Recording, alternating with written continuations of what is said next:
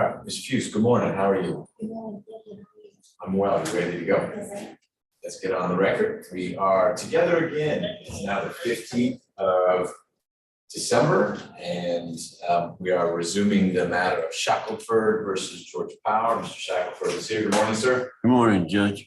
His lawyer, Mr. Ramsey. We've got Mr. Morris back as the corporate representative of Georgia Power. His two lawyers are here, as is their investigator and the two mystery support people who sit further back in the court.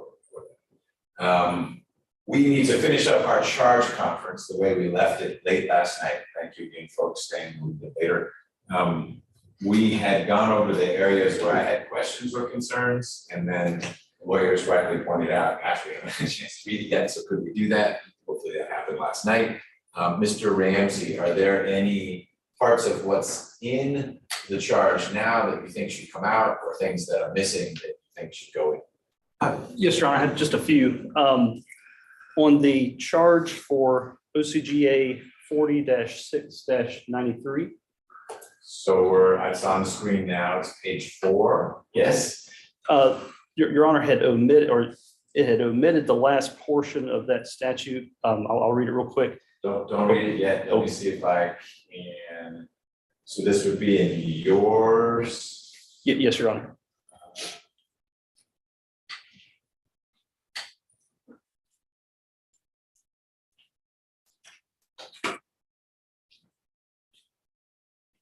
Do you actually have the language in it, or just? At the very end, the part that got excluded says, and is required to exercise proper precautions upon observing any obviously confused, incapacitated, or intoxicated person. Your Honor, certainly it's not going to be my position that Mr. Shackleford was intoxicated, but evidence has been admitted over objection that someone thought he was, and they may be arguing that. So I think it's appropriate to have this in there so that in case the jury does think for some reason he was intoxicated, they can keep that in consideration. Okay, the evidence is that Ms. Huddleston had that perspective, but the driver who struck Mr. Shackleford saw a silhouette only. And I don't recall there being any evidence that Mr. Morris was able to form an opinion of, I don't know that he even thought it was a person. Silhouette suggests a person, but I don't recall there being any evidence that Mr. Morris said, what is this crazy man who's walking erratically doing in the middle of the road? Right. So tell me why you think, I understand your point that Ms. Huddleston has said he must have been drunk. Who, I'm paraphrasing, but who else would be walking with his back to oncoming traffic? And she kept saying in the middle of the road, but we now know that means inside the fog line. And maybe because his gait wasn't her gait as right. This constant workout lady, she thought, well, there's something funny going on. He must be drunk or high or something. Right. I guess it depends on what's being modified. You know, upon observing any obviously confused, incapacitated, or intoxicated person, is that only from the perspective of the driver, or again, like I said, there's going to be some attempt to say that he was intoxicated here. So at least from someone's perspective in this case, they thought he was, and so I thought it might be applicable for that reason. I guess it depends on what's being modified there. So isn't it modifying the driver of the vehicle? It all relates to the driver of the vehicle and the driver's duties and obligations under the rules of the road. And so that driver needs to exercise particular care when she or he observes someone who appears to be intoxicated. In other words, you don't get to run someone over just because they look loose. Right. And you've made that point. Yeah. And you'll make it in your closing. But I don't think there's any evidence in the record that Mr. Morris was able to form an opinion as to what that silhouette, state of mind, frame of reference, degree of intoxication may have been. So that's why I took it out. Now, I also hadn't heard Ms. Huddleston's testimony when I did this draft, because it was 2 nights ago. But having heard it, I don't think it changes my analysis, because she's not the one who hit. She will say, she did say, and you will, I suspect, repeat about 10 times in your closing, she was able to see, being a careful driver, Mr. Shackleford for 45 seconds as she approached him. And even though he seemed drunk, she didn't hit him. So 40-6-93 doesn't apply to her. At least that, you're talking about oh yeah, and the last portion. Because she Well, didn't yeah, hit. she wasn't You're someone. not arguing she is part of the proximate cause of the injury. It's just Mr. Morris and the freight line. Right, so it kind of goes to his see-enter or his knowledge of, I can understand, yeah, Okay, fair enough. all right. What's next? Your Honor, the next one is, this was interesting to me. This takes me back to law school. The assumption of the risk charge seems to conflict with other So page charges. 5. And I'm not saying, I mean, I went and looked up the standard charge. It's the standard charge. It just, and maybe this is just something the jury has to struggle through. It just seems to conflict. My reading of that, I think that could be read to say, if you hold that Mr. Shackleford assumed the risk, then it's a total bar to any of his claims. So it would seem to take the place or supersede comparative negligence. I thought, I had always, again, going back to law school, I thought that there was assumption of risk is something they can kind of take into account, but at the end of the day, they still have to assign comparative negligence. It's not that if he assumes the risk, but you think he was only 1% at fault, that, nope, sorry, you're done. And that's my concern with that charge, the way it's written. Okay, well, the way it's written is the way it's supposed to be written, meaning Right. as you observe, it's the pattern charge. So Right. I guess as I'm understanding your concern / objection is, how can you have comparative negligence and assumption of risk in the same charge? Because Right.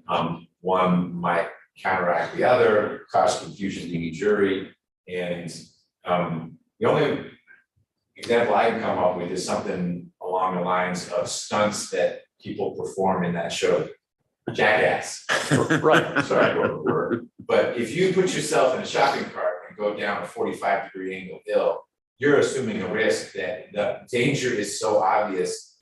There's just, I don't know what would be the comparative negligence, because you're 100% dumb for doing that.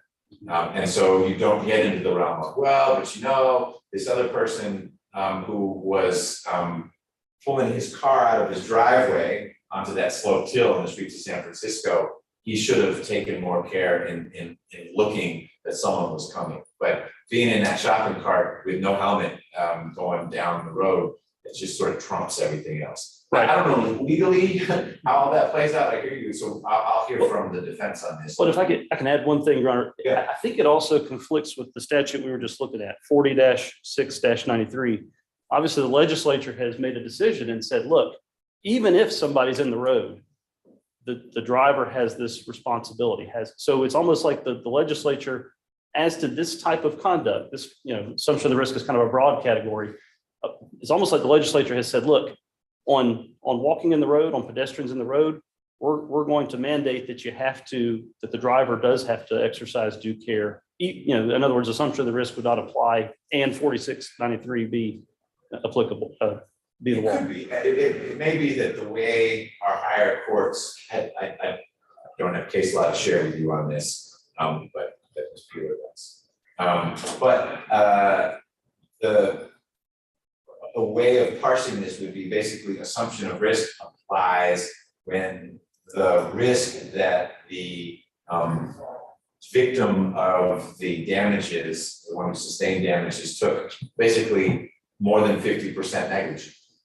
Because that's what happens with comparative negligence. Right. Once the plaintiff gets to 50 or higher, there's no recovery. And assumption of risk is another way of describing that without hanging a 50% on it. Right. It's where the danger is so obvious. And this is where I think the two sides will argue. Was the danger so obvious when Mr. Shackleford chose in the dark of night to walk with his back to traffic, partly on the roadway? Is that so obvious that he assumed the risk? Or should he have rightly assumed that he would be visible far enough in advance, i.e. the way Ms. Huddleston saw him, that either the driver could move out of the way or Mr. Shackleford would be able to move out of the way? I don't know. I don't have an answer for you. If you've got a case for me that says assumption of risk is no longer a valid charge, but if it is a valid charge, it applies here it is in tension with, as it's written, this concept of comparative negligence, but I'm not aware of either a statute or a case from a higher court that has said, because we've embraced the concept of comparative negligence, it's error, it's improper to charge on assumption of risk.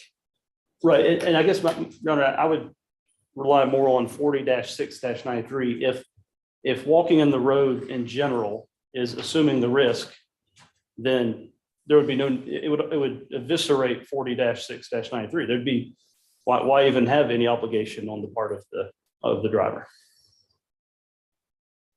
So that's not what assumption of risk says, though. It says that the danger is so obvious that the act of taking such risk amounts to a failure to exercise ordinary care. What we've heard from the jurors during voir dire is there are times when you need to walk on a roadway because there's no sidewalk, but you walk facing traffic. And so then there's a risk, but the danger isn't so obvious because you see what's coming towards you.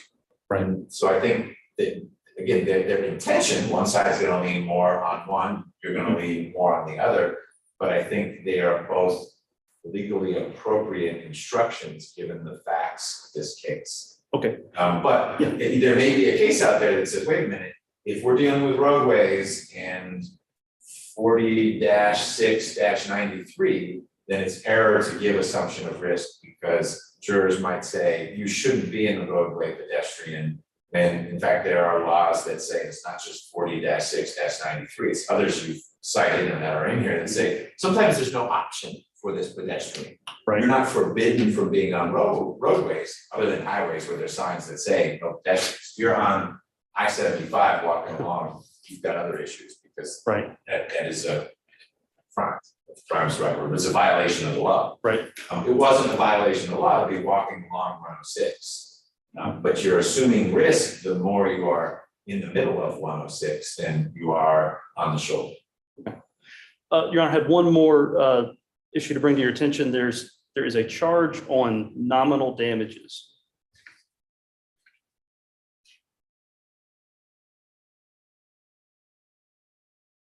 There it is, it's page 9. And Your Honor, we would respectfully object to that because we think the only evidence in this case, they've even stipulated that there was $26,000 of medical expenses. This is not an appropriate case to tell the jury, hey, you could award $1 if you want to.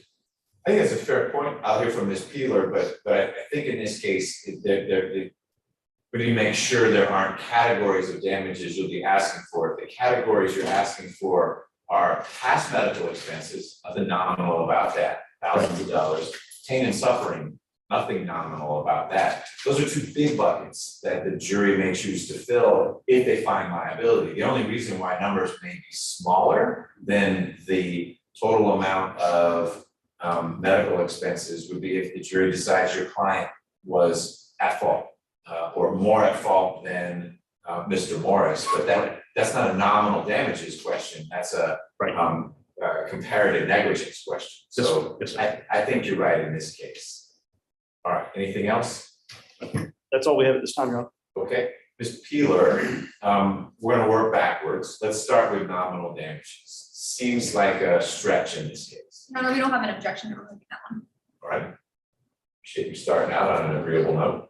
How about this tension between assumption of risk and some of the other charges that I think are appropriate that highlight heightened obligations for people operating motor vehicles on a roadway?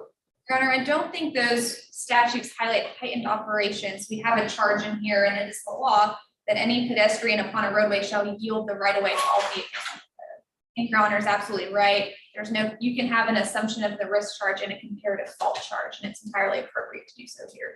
You don't think that the assumption of risk charge kind of swallows up the notion of comparative negligence if the jurors decide, gosh, Mr. Shackleford assumed a risk by walking on that road, and so now we don't even need to worry about how much at fault Mr. Morris might have been for swerving or not reacting in time, whatever they may decide that Mr. Morris did that was negligent if they do.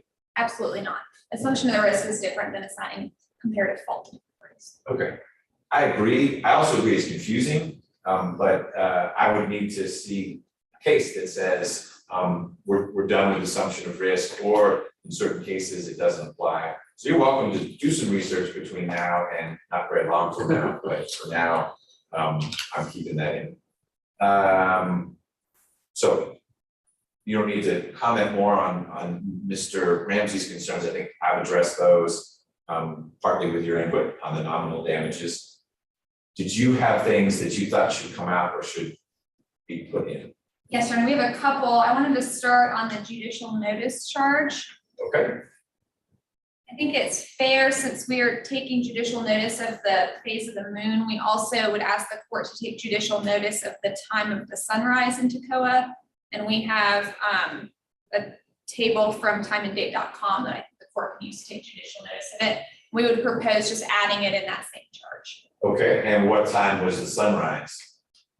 On Monday, August 12th, the sunrise was at 6:50 a.m. in Toccoa, Georgia.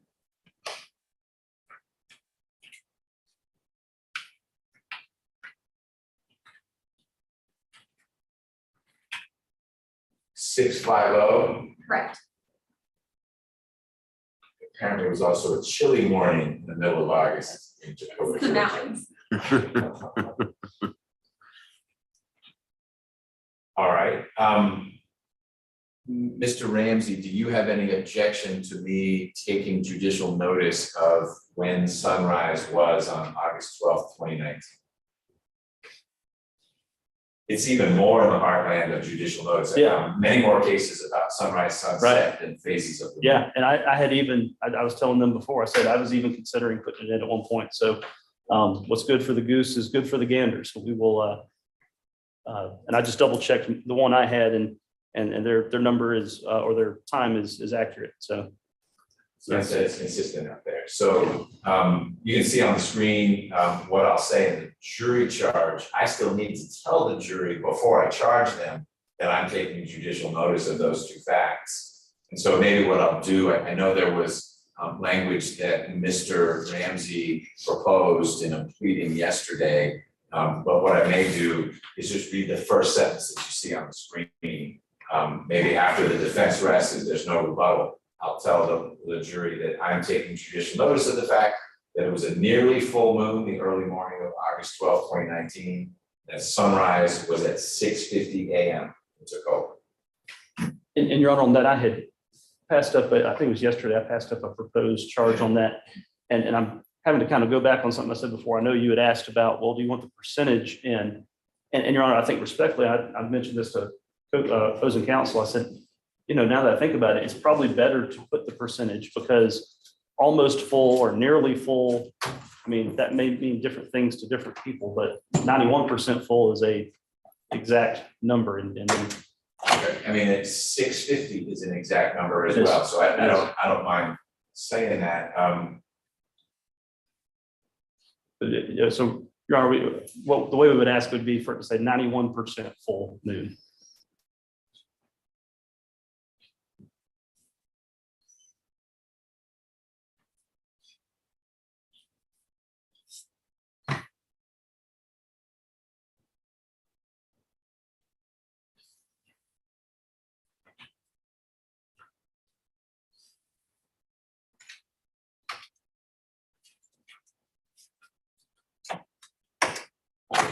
We have all our jurors?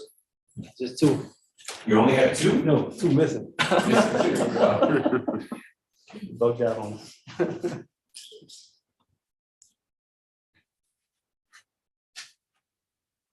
Okay, the language that you see on the screen, any objection, if that's that first sentence, if that's what I read to the jury after both sides rest. Your Honor, we're for the plaintiff, we're good with that language. Okay, now that we've incorporated the sunrise, any issue with that, Ms. Bueller? No objection. Okay, help me remember to do that after the two sides rest, but I will do that. What's next? Your Honor, we had included a proposed pattern charge on sympathy. I think it's pattern charge of 2.550, and I don't know if it was included in the court's charges. We would just ask that the sympathy charge be included. Sure, so here's where I put it. If you look now on the screen is page 10, verdict, the second two sentences, last two sentences of that address that topic, that they're doing this solely based on the evidence and not without sympathy for either party. So it's a distillation of the charge.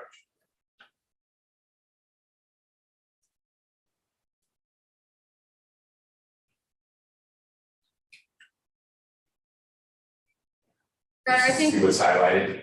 yes, I see Okay. that. I think defendant would just request the pattern charge be included. All right, let me.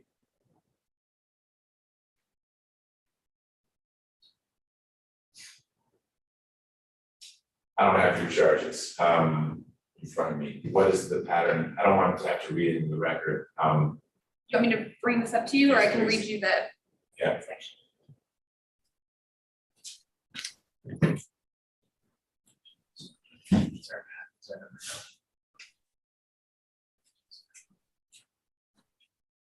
Okay, here you go. Your objection is no. I'm gonna go with what's in there. What's next?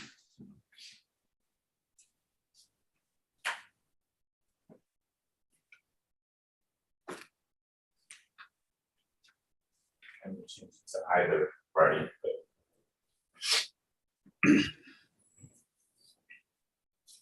Your Honor, next, I'm looking on page 6 of the court's charges, motor vehicle speed and control. yes, I think the second sentence is not applicable to this case. Every person shall drive at a reasonable and prudent speed when traveling upon any narrow or winding roadway. There hasn't been any evidence introduced that this is a narrow or winding roadway where the accident occurred. And when special hazards exist with respect to pedestrians or other traffic or by reason of weather or highway conditions. Again, there's no evidence that there was any weather conditions or special highway conditions. It was simply a dark, clear morning. so it was dark. That makes it different from daylight. Mr. Morris testified, he didn't see Mr. Shackleford until he, I don't remember how he said, made the turn, rounded the corner. So we know that there are turns in this road. It's not a Roman road. At least that's my recollection of what Mr. Morris said, but you guys can correct that. Why are there not special hazards in connection with pedestrians? Because there's no sidewalk on this road. Because the evidence that's been presented is that there's typically not pedestrians on this roadway. The road where the accident occurred was not coming out of a curve. And as Mr. Morris also testified, darkness, he did not consider a special weather condition such as fog. Okay, gotcha. I disagree. I'm gonna leave it in. Next, I'll take exception to that. I will take out the weather. There was no weather. Your Honor, the next thing is it's more of a consistency. I noticed the court cited the statute for OCGA 4693 on page 4. And then on pedestrians on highway on page 6, that also comes from a statute and the statute number wasn't noted. I would just ask that the charges be consistent, whether they are citing the statute or just stating the title. I don't like citing statutes. That's how it was submitted. So if people want to come up with.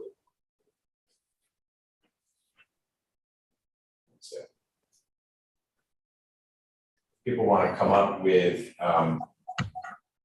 someone must have joined and isn't muted.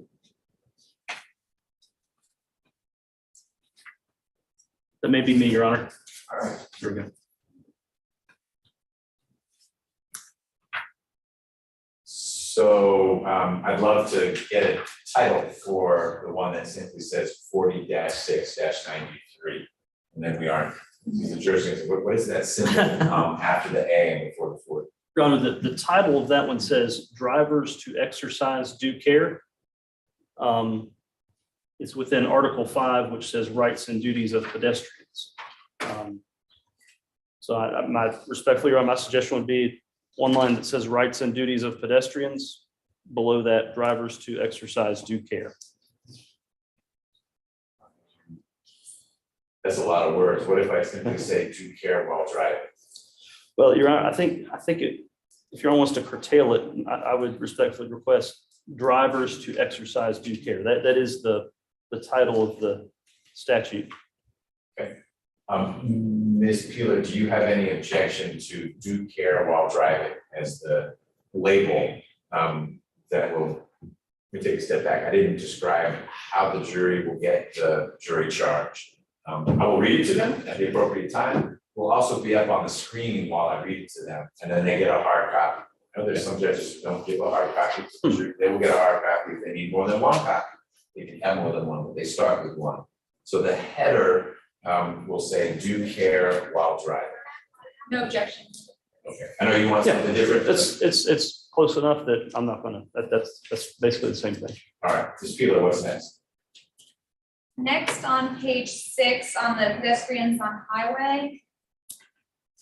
That charge comes from OCGA 4695, and I would propose a portion of OCGA 40-6-95 be included. It was included in our requested charge number 16, but it says a person who is under the influence of intoxicating liquor or any other drug to a degree that renders that person a hazard shall not walk on or be upon any roadway.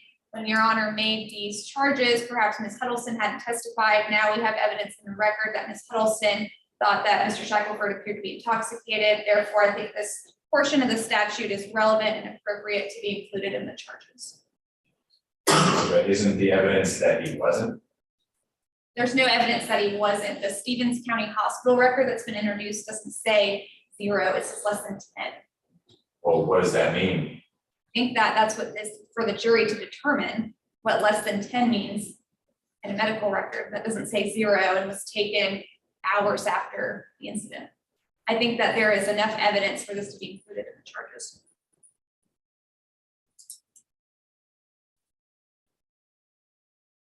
Can you send me their jury charge? All right, I'll think about that. What's next? And Your Honor, if it helps, that is part of a pattern charge too. And if Your Honor's considering it, I'd like to be heard as well. That's needs to see the language. Your Honor, next is something we touched on yesterday on damages. We would just ask that we craft a sentence regarding future medicals under the damages charge. Right, so it's on the screen now. What is that sentence? Craft one? And that was just shorthand to remind us to do it. We did not craft one. Oh, okay. You're happy to do so.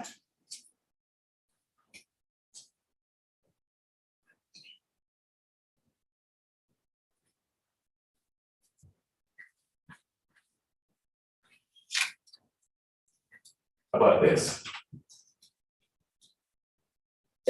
Yes, that's fine. Mr. Ramsey, can you see the highlighted sentence? It's also on the screen in front of you. You can, Oh, sorry, yes. you can look wherever you want. It just may be easier if you look in front of you. Yeah, that's, that looks sufficient. It's on. Oh, there it is. Something wrong there. Okay, next. Nothing further from defendants. All right, I now have your charges. So where would I find? It's 32 pages. Where would I find the one that has this language from the statute? It's requested charge number 16. I think it's a pattern charge, and based on the court's instructions, I'm not sure I included the language for pattern charges. You did right, thank you. All right, so that's not good. All right, well, why don't you tell me, Mr. Ramsey, why you think when we go back to pedestrians on highways, it's on screen now, why that language about an intoxicated pedestrian should not be in there.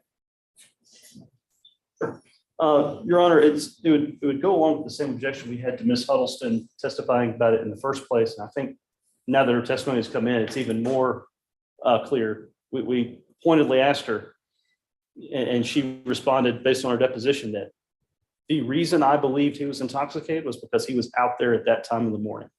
And I think that Your Honor that's literally the only evidence that Mr. Shackleford was intoxicated in any way was this opinion testimony of Ms. Huddleston. We have put in the record as really our best evidence what we think of whether he was intoxicated or not was when he goes to the hospital and gets the test done. We put that in the record so the jury can see what that was. Now they can certainly argue, hey, that was a few hours later, but that's, I mean, we're almost being asked to prove a negative. If they wanted to come. What you needed to prove is have a medical professional come in and say, I've never heard of less than 10. I don't know what that means in the Sure. world of alcohol. I'm used to the 0.8 or 0.08 or whatever. And so Right. less than 10 doesn't mean anything to me. I'm not on the jury, but I suspect some jurors are gonna say, less than 10, okay, more than what? You don't have evidence in the record of a medical professional saying that means that, one, at the time the blood was drawn, no intoxication, but even if there was alcohol in the system, there only could have been X in the system a few hours earlier, 6:15, when he was struck by the truck, and given your client's weight, et cetera, there would have been no way to tell, would smell on his breath, he wouldn't have had an abnormal gait unless he otherwise had one, et cetera. Not in the record. And Your Honor, my issue would be, yes, plaintiff has burden of proof on its case in chief. I don't think we have the burden to prove that he was not intoxicated. I think if they're asserting that as an affirmative defense of some sort, then they're the ones who bear the burden to present that and prove it. And They do, and they've proven it very, very feebly, but there is evidence of someone saying, and a whole lot of opinions about a lot of things, that Mr. Shackleford was drunk. And her primary basis may have been because it was crazy for him to be out there at that time, but she's offered that opinion, so it's out there. There's not no evidence. Right. Bad English, but it's not that there's no evidence. Right. There is scant evidence. Does that rise to the level of a preponderance? I don't think so, but not my call. But right. I think that to get that language in there, there's a reason for it, and it hasn't been blasted out of the water by the medical professional saying this is what it meant. So I don't think you do have an obligation to prove that to meet your burden on negligence and whatnot. You didn't need to prove Mr. Shackleford was not intoxicated. It wouldn't have hurt, but that's not part of it. But part of the equation are the rules of the road for pedestrians as well. And this isn't just a pattern charge, it's from statute. Right. And so I think it would be error for me not to charge that, given that there is some evidence in the record that someone out there thought there was an issue. Now, countervailing that is your client's testimony. I didn't drink that night. I hadn't been smoking anything like that. Yeah, it's just something we'll get to argue. Correct. So, understood. All right. So I need that language. If someone can hand it to me, I guess.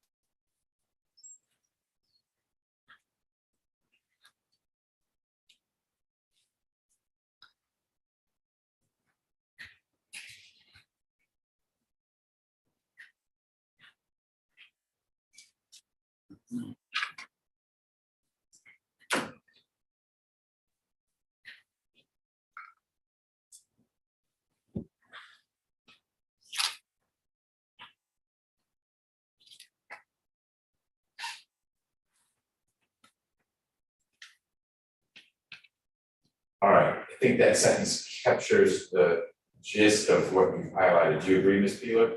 You may not have the language anymore. You can come get it back. I think that does, Your Honor. Okay.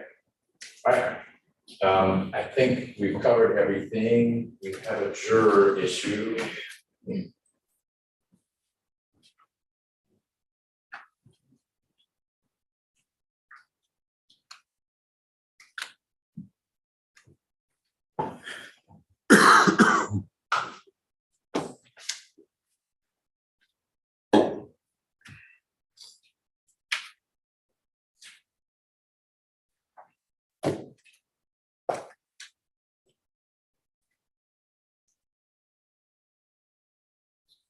One of our alternates, juror 31, Mr. Fisher, is not here. Is he the only one? He's the only one missing. And Ms. Niles spoke with him about 5 minutes ago. He was still at home. He lives in Alpharetta. He just woke up. He works late at night and went to bed late, and that's his deal. I suggest we start and we go forward with only one alternate. If this was gonna happen, the stars are aligned because Mr. Fisher is actually the second alternate. He is the last possible person who could consider the facts of this case. Okay. We're not moving anyone out of order. All the regular jurors that you selected are here and ready to go. And juror 30 is our first alternate, and she is here. We don't have our second alternate. So he still needs to come down, and I will fuss at him at the appropriate time, but it's my recommendation that we move forward with 13 rather than 14. Mr. Ramsey, any objection to that? Your Honor, so to be clear, he'll still be part of the panel. It's just that he may miss some of the, whatever we do before he gets here. No, Oh, okay, he cannot serve anymore he's because he excused. will miss even 1 second of all the things you have to say. So Right. He's done, Okay. but he's coming down here and he will watch from the gallery everything we do today. Okay, All right, fair enough. any objection to that, No, Your Honor. Mr. Archer? No, Your Honor. All right, no objection. No objection. Okay, great. Yeah. All right, excellent. Mr. Ramsey, anything else before we bring the jury in? At Your Honor's request, we had put together a request to charge on respondeat superior.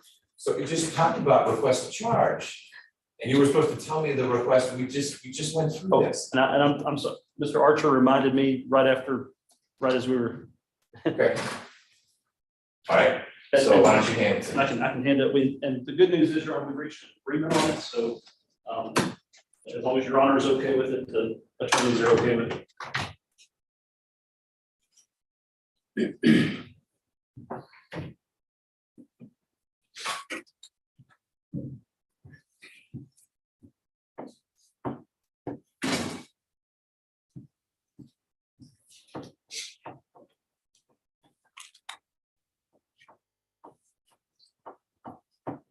Can you email me this language Yes, Your Honor.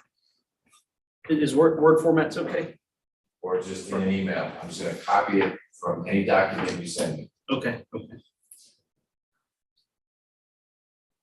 Your Honor, are you okay with me bringing our witness in? I am, that was gonna be, I thought we were done talking about the jury charge, so please bring Mr. Kidd in. Are jurors ready?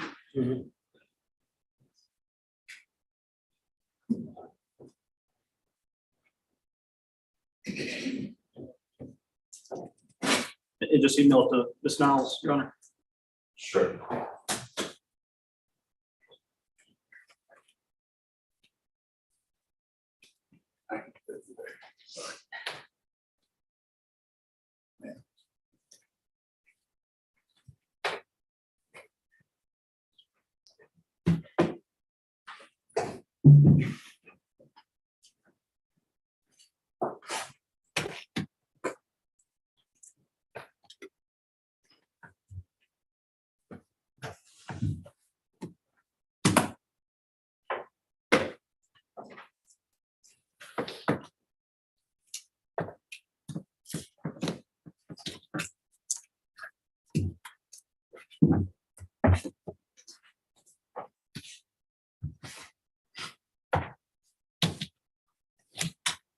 Ms. Peeler, is it correct that you've reviewed the respondeat superior charge and you have no issue with it? Yes, Your Honor.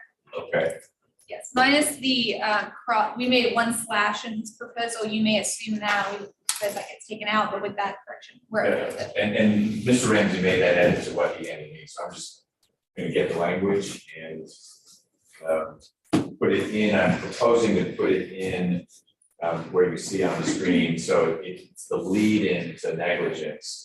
So that as the jurors start hearing about, oh wait, negligence, this isn't about Mr. Morris, it's about George Powell. No objection.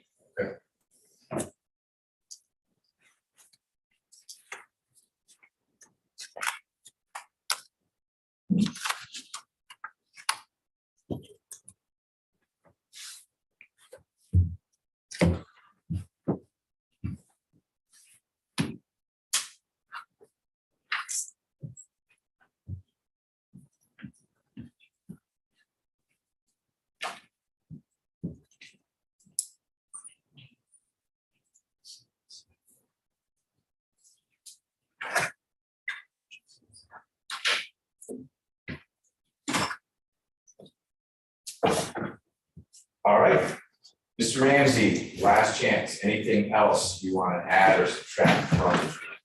That really is all, Your Honor. Sorry for the confusion a moment ago. Okay, Ms. Peeler, I've put respondeat superior in. It reflects the edit you requested. It doesn't say you may assume, it just says at the time, et cetera. Any issue with that? No issue. Okay. Mr. Ramsey, anything else before we bring the jury in? Nothing for plaintiff, Your Honor. Ms. Peeler, are you handling Mr. Kidd? Yes. Anything before the jury comes in? Nothing before the jury comes in. The only evidence he is going to present is a demonstrative CAD that's on the screen. Obviously, that won't go back to the jury. Okay, and you've explained to Mr. Kidd, I'll explain to Mr. Kidd, we're not offering any opinions about this must have been what happened. It's either a variety of options or let me show you what this would be like based on all the physical data I was able to get. Yes, yeah. Great, okay. Let's bring the jury in, please.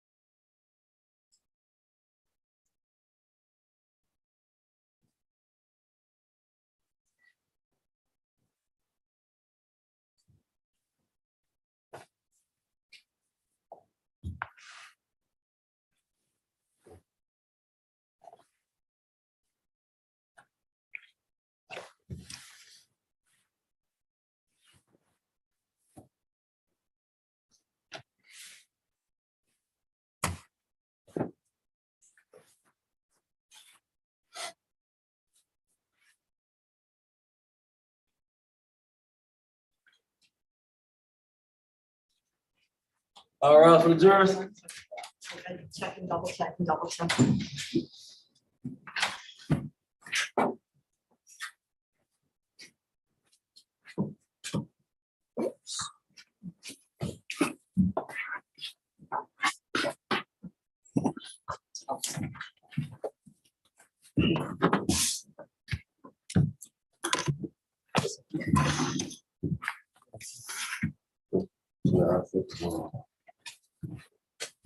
All jurors are present. Thank you, Deputy Gordon. Everyone can be seated. Welcome back, ladies and gentlemen. Happy Thursday.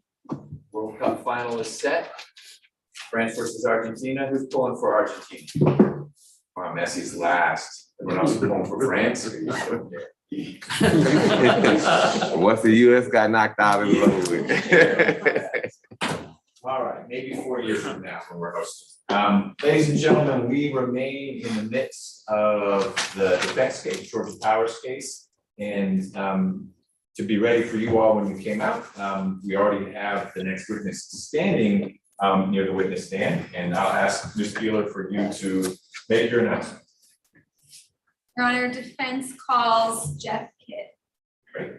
Deputy Gordon, if you could swear Mr. Kidd. Raise your hand. Do you swear affirm that the testimony you will give will be the truth, the whole truth, and nothing but the truth? Welcome. I do. Go ahead and have a seat. Thank you. State and spell your name for the record. Jeffrey Allen Kidd. Jeffrey is R-E-Y, Allen, A-L-A-N-K-I-D-D. Good morning, Mr. Kidd. Can you please tell the jury who you are? I'm Jeff Kidd. I'm the owner of Collision Specialist in Gainesville, Georgia. And what does collision specialist do? We work wrecks, lots of wrecks. That's our primary, really our only business is we investigate traffic collisions. How long has collision specialist been around for? I was able to start the company in 2005, so coming up on our 18th year. What in your background allows you to do the sort of work that you do at collision specialists? So right out of high school, many years ago, my father was a trooper with the Georgia State Patrol. And so I traveled into that field. I started with the patrol in 1988 and later became a trooper, a road trooper. And that period of time, which was from 1988 until I retired in 2009. That 21-year time period. There was some transitions in my career where the latter part of my career was solely focused on investigating, reconstructing traffic collisions. And so that sort of led to the ability to start a company in the private sector while still actually employed with the State Patrol. The primary role of the State Patrol is investigation of collisions. In 1997, the state had started a fatal traffic unit, and I was selected as one of the 20 troopers in the state that got to go through that specialized training on reconstruction. How many accidents would you say you investigated during your time with Georgia State Patrol? Probably close to 3,000 in that time frame, I would say. Have you attended other sorts of training that you use now as the owner of Collision Specialists? Thousands of hours, even as a road trooper, going through trooper school in 1992, knowing that our primary task was working crashes. We had a lot of training in accident reconstruction, accident investigation. As the fatal traffic unit known as the SCRT was developed, then that sole unit, all that we did was work crashes. We kind of took ourselves out of the role of where we had other duties, enforcement. We could still do that if, something had to be addressed, but our primary role was working crashes. During the initial training in 1997, we stayed in Forsyth, Georgia for 7 months, doing nothing but getting additional training that we had as road troopers. And so we had all types of training. We went to facilities, Texas A&M, Northwestern and Chicago. We went to these other facilities to bring in the magnitude of courses that we knew that we were going to be dealing with. So thousands, I don't know if it's 4,000 hours, being in this type of field for 30 years now, but thousands. And as part of your training, when you're looking at an accident to reconstruct the scene? It can be. If there's data available and it was collected significantly enough, then in most cases, we go to the scene, yes. Are you also an instructor? Do you teach folks how to do what you do? I am.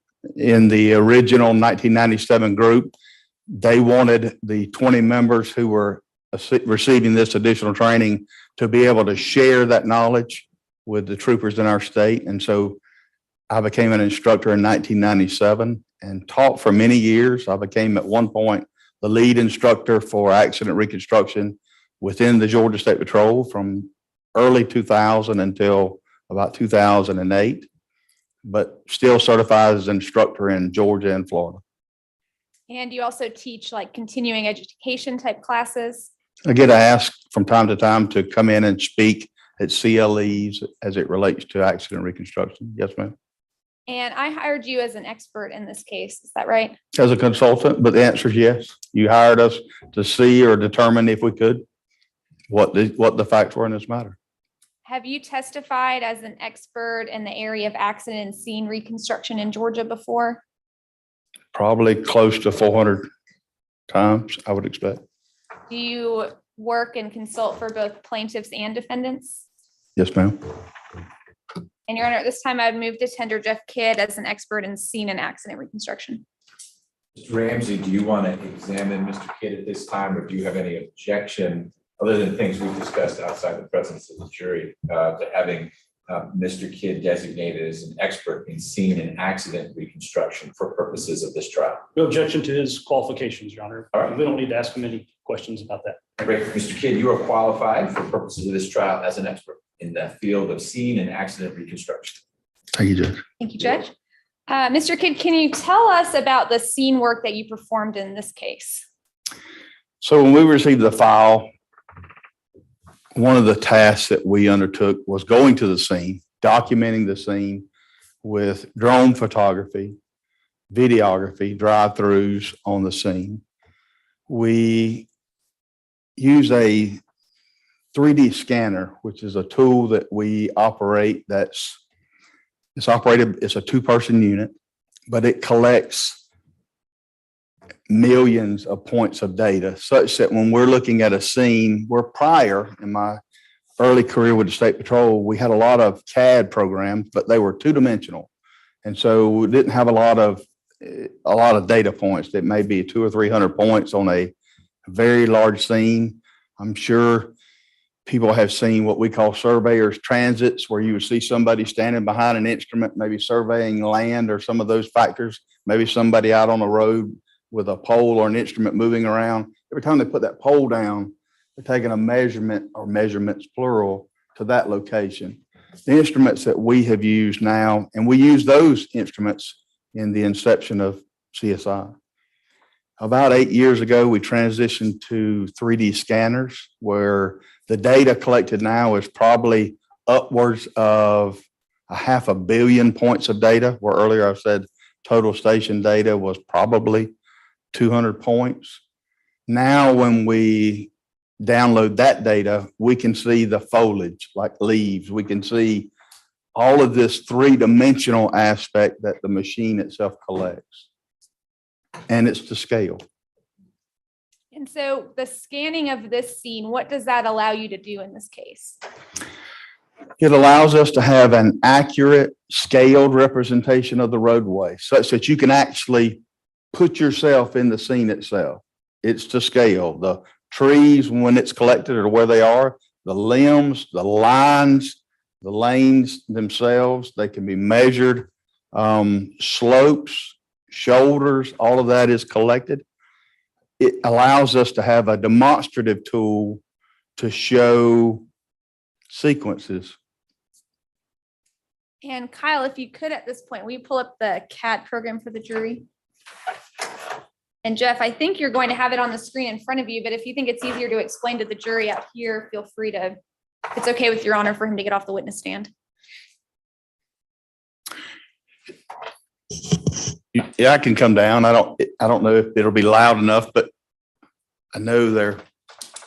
So you tell me how you want to do this. The screen that Mr. Kidd has is a touch screen, so we can mark on that, which will show something there. I don't mind having him step down. You are kind of loud, I think they can hear you, but he won't have a microphone. I don't want it to be a situation where the jurors say they can't hear it. How do you want to do this? Mr. Kidd, if you're comfortable staying there and talking to the jury, and if we want to use the touch screen, I think that'd be okay. Sorry for my being loud. No, not in a bad way. You- Sure. My microphone's not project. You are a projector. That's Understood. good in your line of work. Fair enough. You don't want to get hit by a truck. You yell, I hate you. I'm here. And Jeff, can you tell the jury, what are we looking at right now? And I've got unmute and stay muted. Can I just click this? Yes, let me help you navigate that. So you want to stay muted. Use your finger, and then Got it? got it. And then if you'll tap the screen once in the lower left-hand corner, a little pencil icon will appear, and tap that little pencil icon. And now your finger will mark on the screen if you need. Thank you. So you're looking at the rendering of the scans of the subject area of the collision on Georgia 106 in Stevens County. Mr. Stopek, who is seated at the table, he can navigate and show the power lines, the foliage, as I stated, driveways, buildings or structures that may be collected within the data. You can change the perspective as far as viewabilities, et cetera. But this is all to scale. If we were posed questions as it relates to measurements, this allows us to measure down to the thousandth of an inch if we choose to, because all it is collecting the data. So we're talking about measurements. Can we get a measurement of how wide the southbound lane of travel is where this incident occurred? We can. So I'll advise Mr. Stopek, please, if you will go to that area. And from my understanding, when we say the southbound lane, depending where we measure from, because the southbound lane has the opportunity lane-wise, it's a passing area southbound, if it is safe to do so. So if we measure from the solid line, or what I would probably recommend is from the center of the two line dividers to, if we go roadway or the lane, what was the question? Which one? You forgot the question. No, I just want to make sure I measure to the outside or in. So the lane, if you could measure that, please, Mr. Stope. And on the left side of the screen, it may be hard to see, but this area over here, you will see the measurements that Mr. Stope was.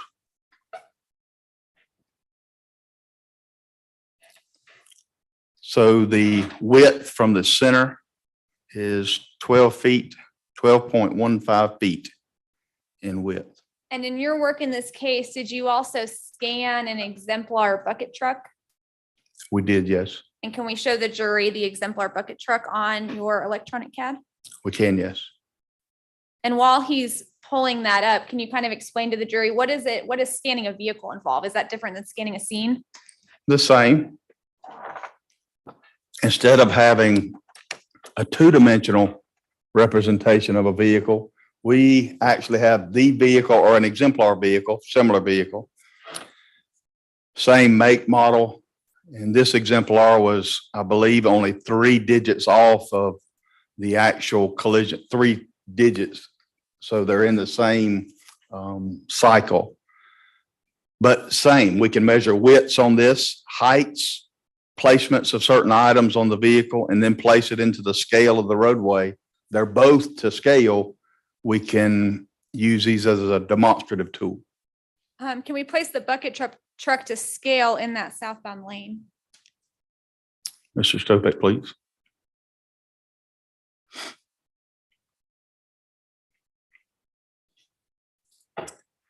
And Jeff, how wide is that bucket truck? I'll let him measure here just to show. Okay. It would be in the area of 8 feet is what it. And while we're talking about measurements, can we also measure the grassy area on the shoulder? Is this scale to allow us to do that? We can. So the width of the truck is 8.07 feet wide. And that appears to be to the wheels, to the outside of the wheels. There's some additional widths, the mirror brackets that would extend a little bit beyond that. But so we can measure grade, rise and run on a slope. It just depends what measurement we need. All right, well, why don't we measure first the grassy shoulder on that southbound lane?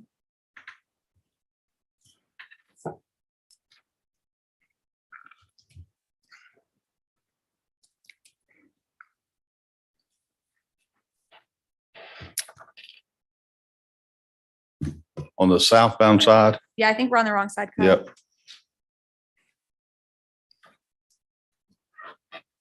How are you gonna be able to get this? Very- The coa snowfall is obscuring. Exactly. How are we gonna estimate how far, whether there's a cliff or a snowbank?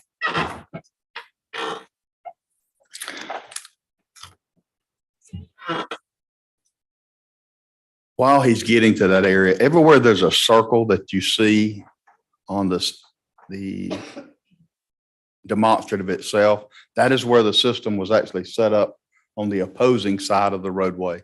So that graininess that occurs, the further that it gets away from the instrument, it is not able to capture as much data as it is close. And so even though we see some white on the screen, this is still a to scaled Absolutely. drawing. Correct.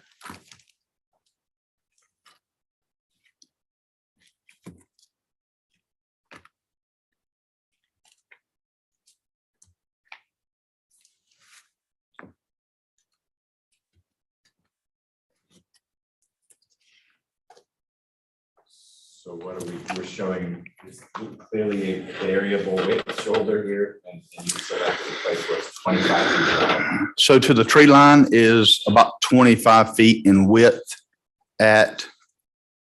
for the southbound side. Yes, sir. And now what about, can we measure on the northbound side, on the opposite side, that grassy area? What's the We width can. of that? And I would even call that extended, but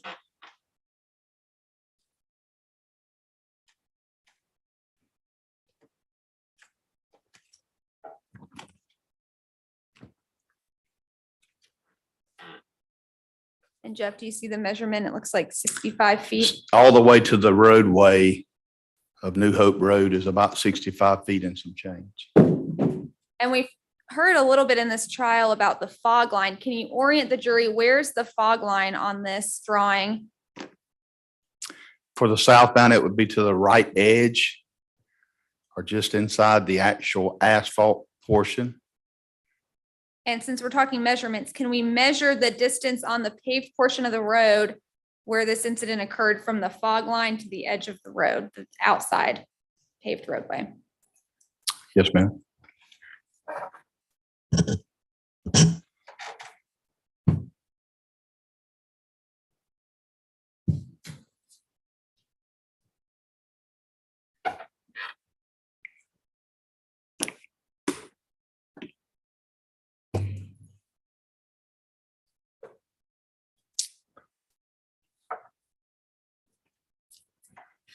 So from the interior of the fog line to the actual edge of the asphalt surface is 1.55 feet. And we've seen an overhead view of this. Did your scans allow you to show the jury where this accident occurred and where that was in relation to New Hope Road?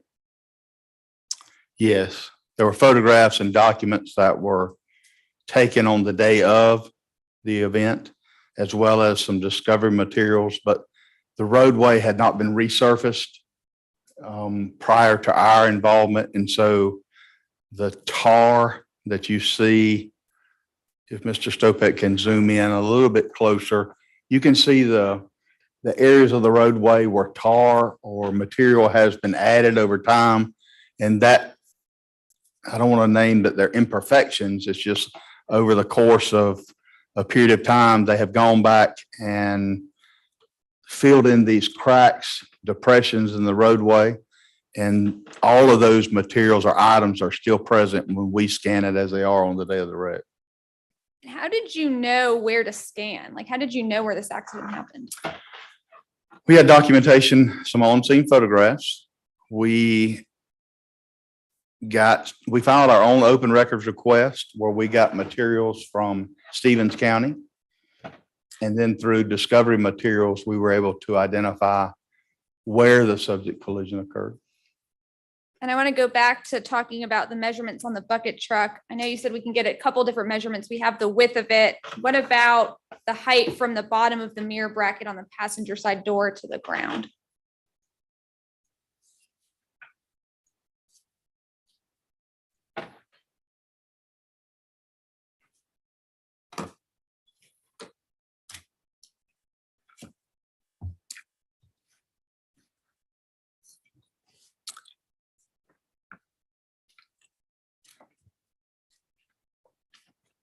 So to the bottom of that bracket, I believe it's 5 feet and some change, but I'll give you the exact.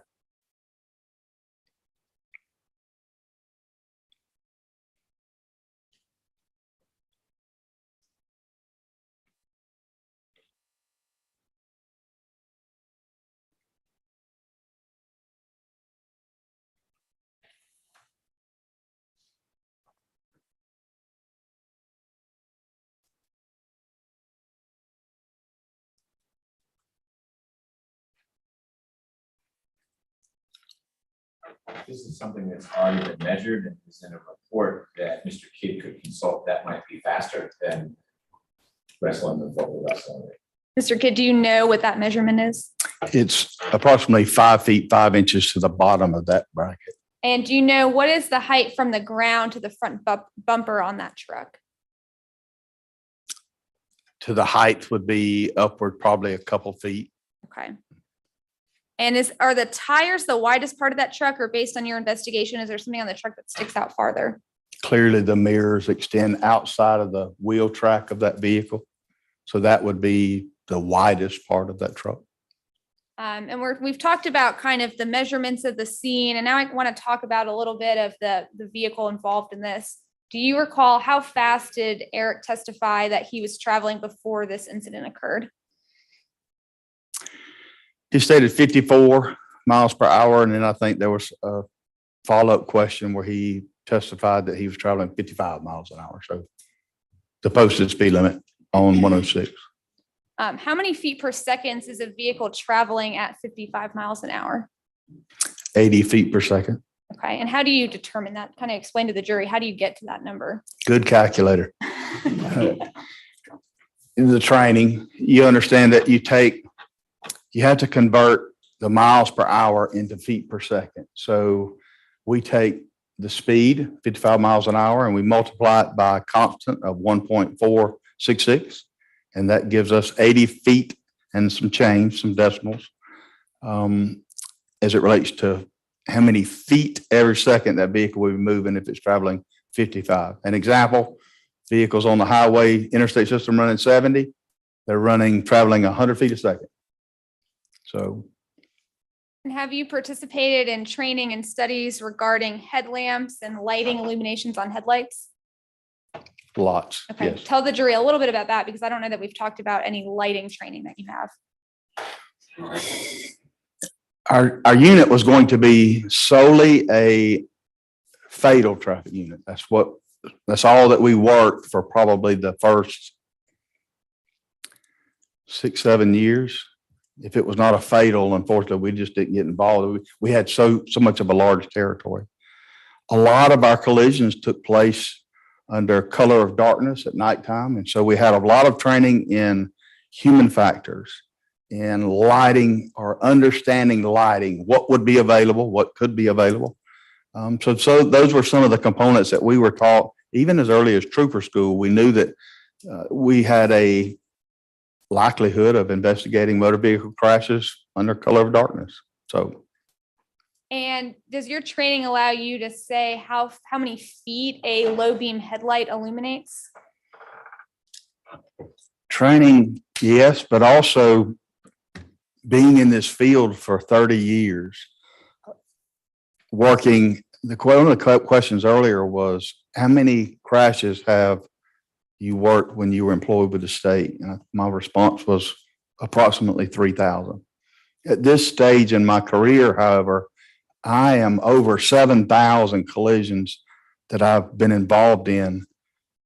And so a lot of lighting testing, studies, courses where there's a $25 word for conspicuity. I'm from South Georgia. Conspicuity means, can you see it? And those are factors that we have to take into account. Expectancy. If an example of that would be, you see a flashing signal at a school zone, your expectancy would be likelihood of children being in this area. You come through that same area at 9 p.m., 10 p.m., and that light is off, lower expectancy for at least children being in an area. But these are all factors that I was instructed as well as instructed when I was teaching. What is the expectancy on a highway like 106? We have a 55 mile an hour highway, 2-lane road. Daylight, dark. Daylight or dark could have a difference. The expectancy changes. The training would advise you that it would be unexpected under color of darkness to encounter a pedestrian on 106 at 5:30, 6 o'clock in the morning. Calls for, he's going straying into an opinion that I understand he's talking about this particular road and whether people walk on it or not, things that are, I don't know that they've laid a foundation for. He's consulted a study that says this many people walk on the road. I don't think there's a basis a factual basis for what he's saying. Your Honor, I think he's testified based on his training and experience in investigating over 7,000 accidents. He's familiar with roadways like this. He's testifying generally what expectancy is on a 2-lane highway such as this. Okay, but as long as it's general, because I heard Yes. 106 and then we're getting specific, so make sure you're framing your questions. If you intend them to be general, if you intend them to be specific, then there may be another objection we need to work through. But as long as you are relying on Mr. Kidd's experience generally in working these accident reconstructions, he can speak generally about 2-lane roadways that are like 106. Yes, Your Honor. So once you ask the question again, we'll tee it back up. Sure. Jeff, based on your training and investigating various accidents, what is the expectancy on a 2-lane highway with a speed limit of 55 miles an hour? It would depend if there's sidewalks that are present that would indicate where pedestrians would be moving through that area. Generally, in a 55 mile per hour area is a lower expectation that pedestrians would be traversing that route. Not as in an urban setting around here at the courthouse where you see a lot of pedestrian traffic. It's expected that there will be traffic moving around these intersections. Coming this morning, we stopped in the travel lane and probably had 20 people cross, but we expected that. And what is perception reaction time? Is that a phrase that you use? Daily, I would expect in calculations, yes. Okay, can you explain to the jury what does that mean?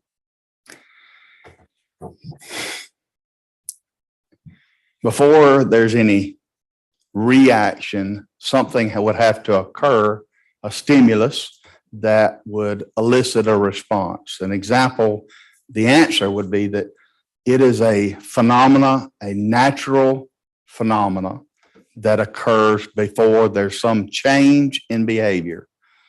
It is a time that we use based on certain criteria.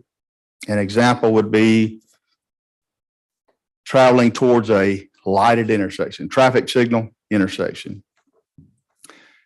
When the light transitions from green to yellow, instead of there being an immediate 1-for-1 movement of the foot from the accelerator to the brake, there's a time component for that phenomena to occur mentally, where one processes that this is a stimulus, just a signaling of the light. Now, do I transition to a brake? Do I transition to a harder acceleration? What do I do? But that time frame needs to be accounted for because it's not 1-for-1.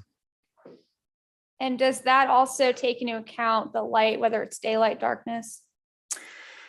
The perception reaction time generally is going to be about 1.5 seconds. What adds to that is when we talked earlier about the expectancy. Certain situations I need to adjust for the lack of expectancy, sort of the questioning you posed earlier on about the subject area of the collision generally. The conspicuity, the conditions of, is it daylight? Is it dark? Is it nighttime where visibility is limited? No ambient lighting. Those are factors that then add to that perception reaction time. It's not a standard 1.5 for a daylight situation, light transition from green to yellow. There has to be an additional account for when something is easily identifiable. And you've touched on lighting. I think we want to go back a little bit toward the lighting. How far, based on your training and experience, do low beam headlights illuminate in the roadway? How many feet? Approximately 200 feet. And how do you know that? Education, experience, and training. As I stated, 7,000 collisions, a lot of nighttime collisions, doing studies and actually attending classes, courses on, particularly in lighting. And how long does it take a vehicle traveling 55 miles per hour to cover 200 feet? 2.5 seconds. And what speed would a vehicle need to be traveling to take you 15 seconds to travel 200 feet? In order to be able to see 15 seconds ahead Mhm. with 200 feet, 9 miles an hour. How do you calculate that? I would take the distance that you At posed distance? through testimony, 200 feet. I would divide that distance by the time that you pose the question, 15 seconds. Jeff, do you want to write it on an easel? Is that easier? Can, certainly.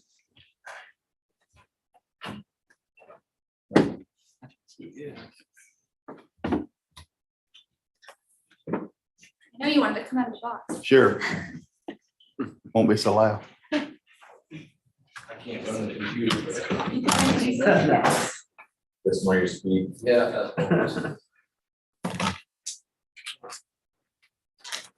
Yeah. And Jeff has a calculator.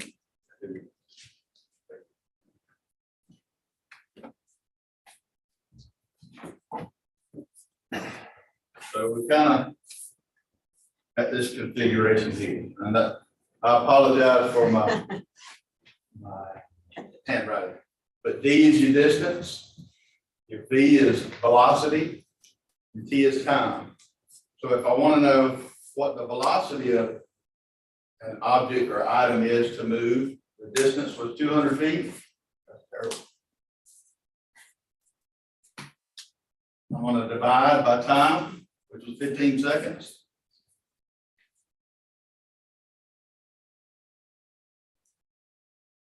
It gives me a velocity of 13.3, and it goes on and on and on. And that is feet per second. That's not miles per hour. Earlier, I had testified that there's a numeric that we use, 1.466. And so if I take this 13.33 and I divide that by 1.466, it gives me the mile per hour speed of 9.09 miles per hour. So in order to see for 15 seconds at 200 feet, the vehicle cannot be traveling faster than 9.9 miles an hour. Jeff, those are all the questions I have for you. But Mr. Ramsey may have some of his questions of his own. Mr. Kidd, I may not ask you to do too much math. I'm not too good at it myself. Mr. Kidd, it's good to meet you. Same. My name is Chris Ramsey. I represent Ron Shackleford, seated here behind me. When were you hired by Georgia Power? In December of 2021. December of 2021. And this accident was back in August of 2019? Correct. Okay. So a little over 2 years later? Correct. Okay. How are you being compensated by Georgia Power? The company submits timesheets to all of our clients and they pay the bills. Okay. And as any professional, you deserve to be compensated for your work. What do you charge per hour for your services? $250 an hour. $50 an hour? Okay.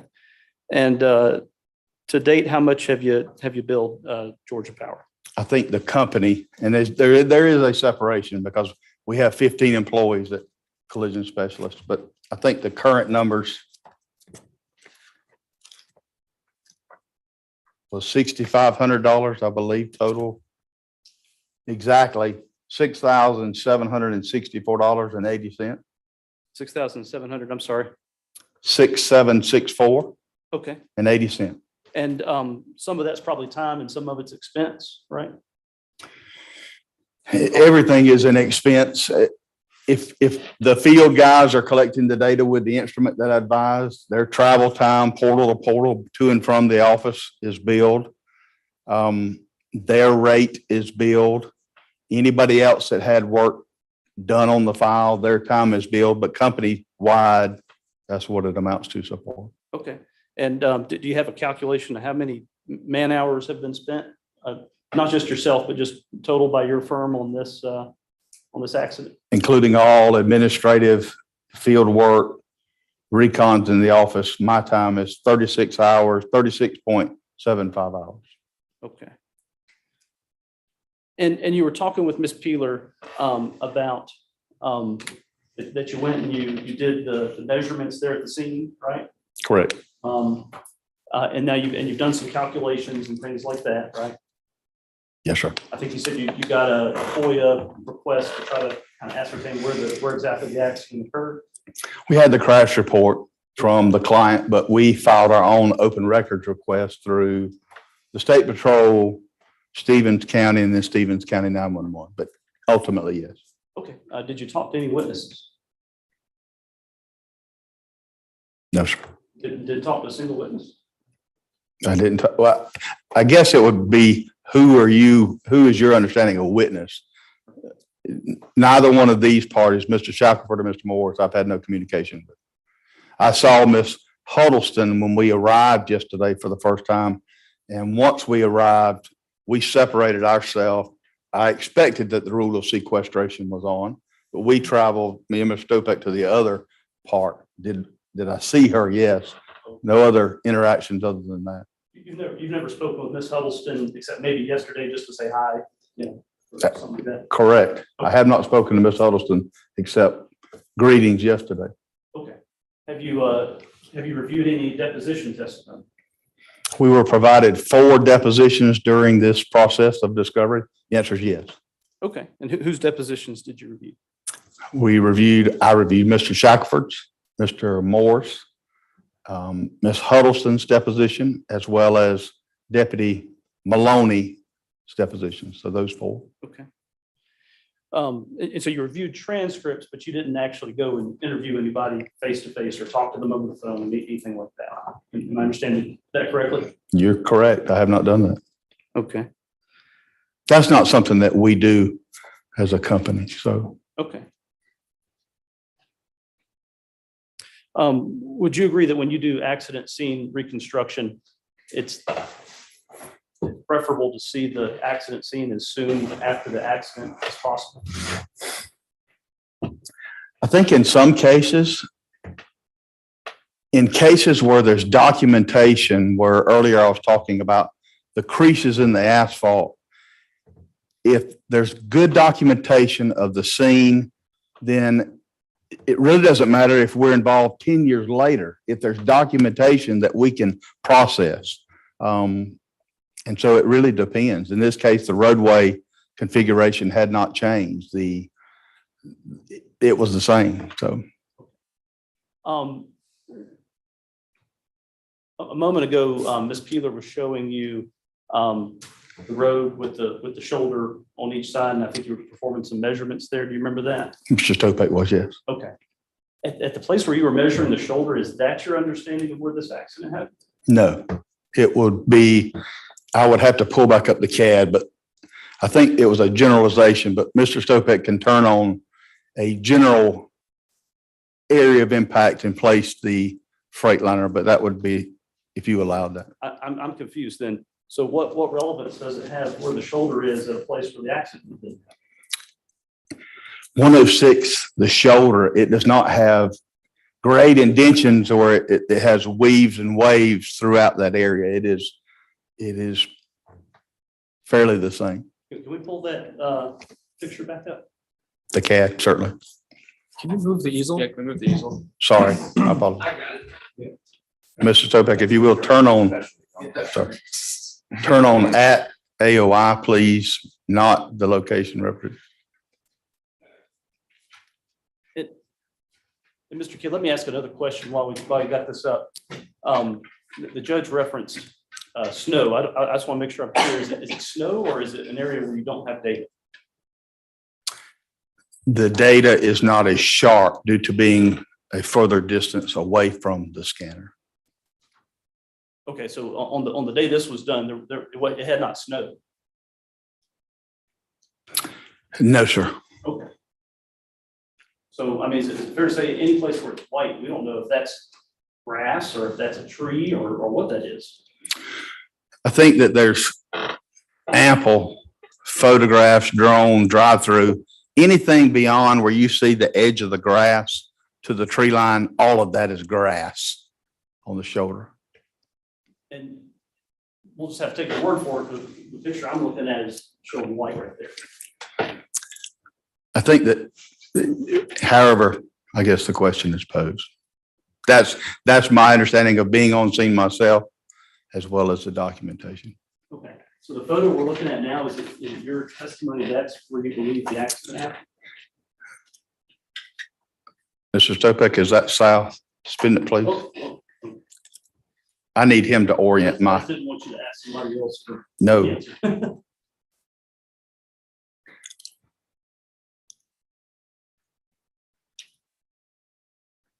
So you are looking at the area of impact as it is zoomed in currently. The previous was just prior to, and for edification, he can measure from the center of mass of this vehicle to the center of mass of the approaching, to give you an understanding of how far that is. I'm not sure I understand what you just said. Mr. Stopek, the gentleman with the computer, can measure from the vehicle that you currently see at the location of the crash back to where we had the discussions prior to the area of the collision. So is it your understanding that the scene of the accident is somewhere within this screen that we're looking at right now? The answer would be yes, with the understanding that where you see the truck illustrated, and if Mr. Stopek will just zoom into that vehicle, that is the location of the collision. That area, it is a very narrow space, not back where that original truck was located. That was more on approach, but it is absolutely in that area. Okay, and is it within any margin of error, or is it like that is precisely where your understanding of where the accident happened? There's some lateral discussions that could be had, but there, to the left or to the right? certainly. I'm sorry, didn't interrupt. That was a good way to reword what I stated, but it could be moved laterally left or right, closer to the yellow, closer to the white. But we have great documentation of where Mr. Shackleford was post-crash, as well as the roadway imperfections as I described earlier. And so when you were talking about lateral, not being sure about lateral, you're not saying they were this close to the yellow line or this close to the fog line. You're not making a representation about where the truck was. Could have been. But what I'm asking, I'm not saying could have been. I need to know within some degree of certainty. Are you saying this is where, I believe what you said a moment ago was, hey, we have some lateral variance here. So the truck could have been closer to the yellow line, or it could have been closer to the fog line. Yes. Right? Okay. Now you're saying what you're fairly certain of is that it wasn't further back here, or it wasn't further up here. Correct. Okay. Can we zoom out a little bit, please?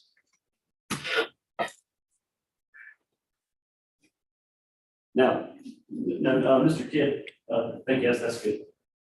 Help orient me is it would be going this direction, correct? It's your question. Am I right? I'm sorry. What would be going in what direction? In the lane of travel, this truck would be going to the right on the screen? South, correct. Okay. Just trying to orient myself here. Now, is this the access road for that church? It is. Yes. Okay.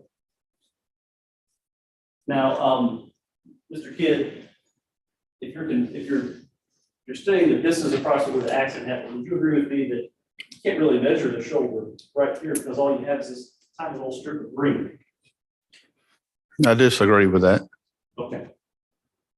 Well, you have white here. You just said a minute ago, white's where we don't have data. I think that was the question. I didn't advise that where the white is, I don't have data. Okay. I testified that I have aerial photography. I have ground photography. I have my own drive-through and investigation of the scene. I've got the on-scene photographs that tell me that everything from the edge of the actual asphalt itself is grass until the tree line. And I guess what I should ask is, this picture doesn't depict the grass in that area. Fair enough? Where there's white from the scanner, correct. I don't see grass.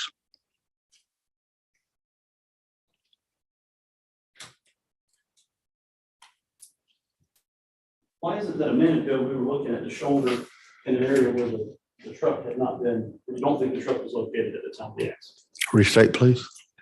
A moment ago, were you measuring here to here?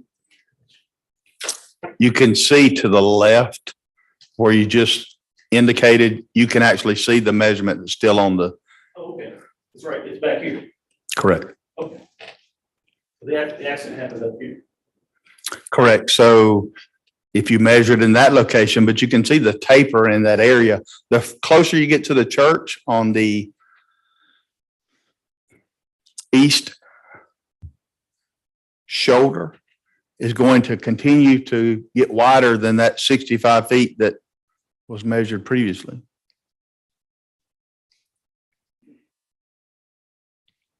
Mr. Kidd, when was this data collected in terms of, do you have a precise date for us of when this was done?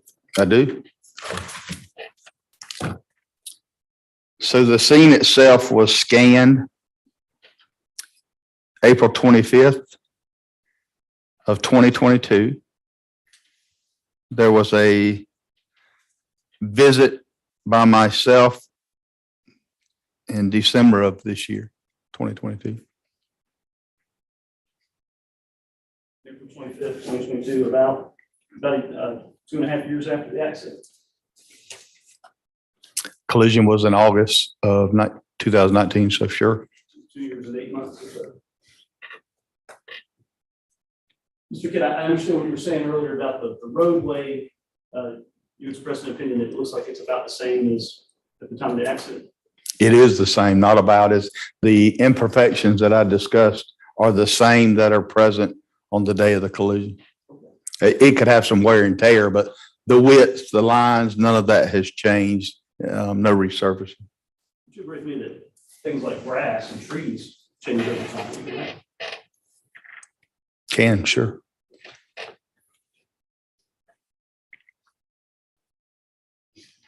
Slopes, however, don't, but grass and trees can.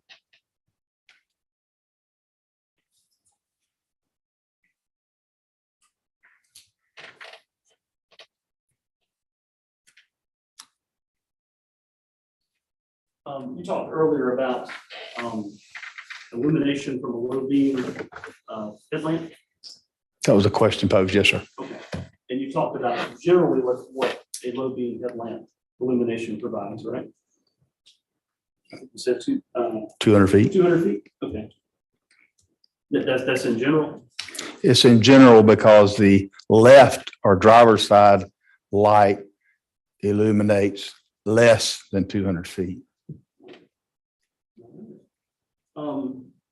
Did you do anything to test the Georgia Power trucks headlamps? The actual truck was not available. However, Motor Carrier Compliance did an inspection on the day of the subject collision, and there was no issues or mechanical issues with the truck when they did their inspection. Right, and I wasn't asking if there was a mechanical issue. I was asking, you said in general it's 200 feet. Have you done anything to ascertain what this Georgia Power truck, what its illumination power was? I have no information that would tell me that it somehow exceeds those numbers from my education, experience, and training beyond that. I was completely satisfied with those numbers. But you haven't checked.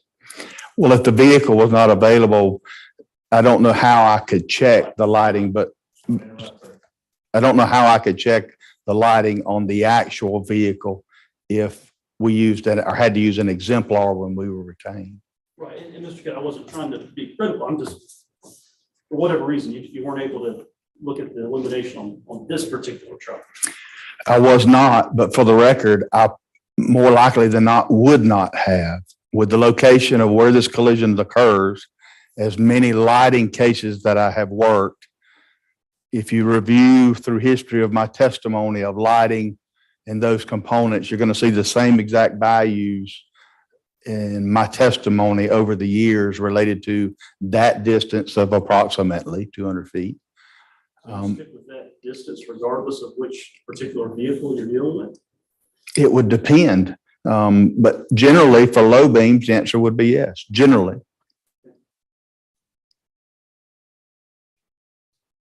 The publication, I didn't interrupt the question. The publications would actually support that as well, as far as lighting in general. If you have a European-made vehicle, which this was a Freightliner, you may have a little bit different or more, slightly more, but this being a Freightliner, it fell within those domestic numerics.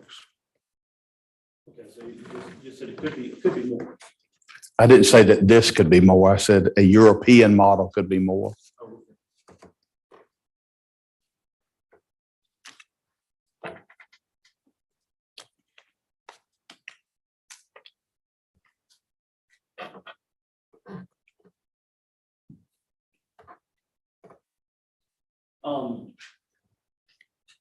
Mr. Kidd, you talked about you looked at the 4 deposition transcripts. Is there any other document you looked at or reference you made?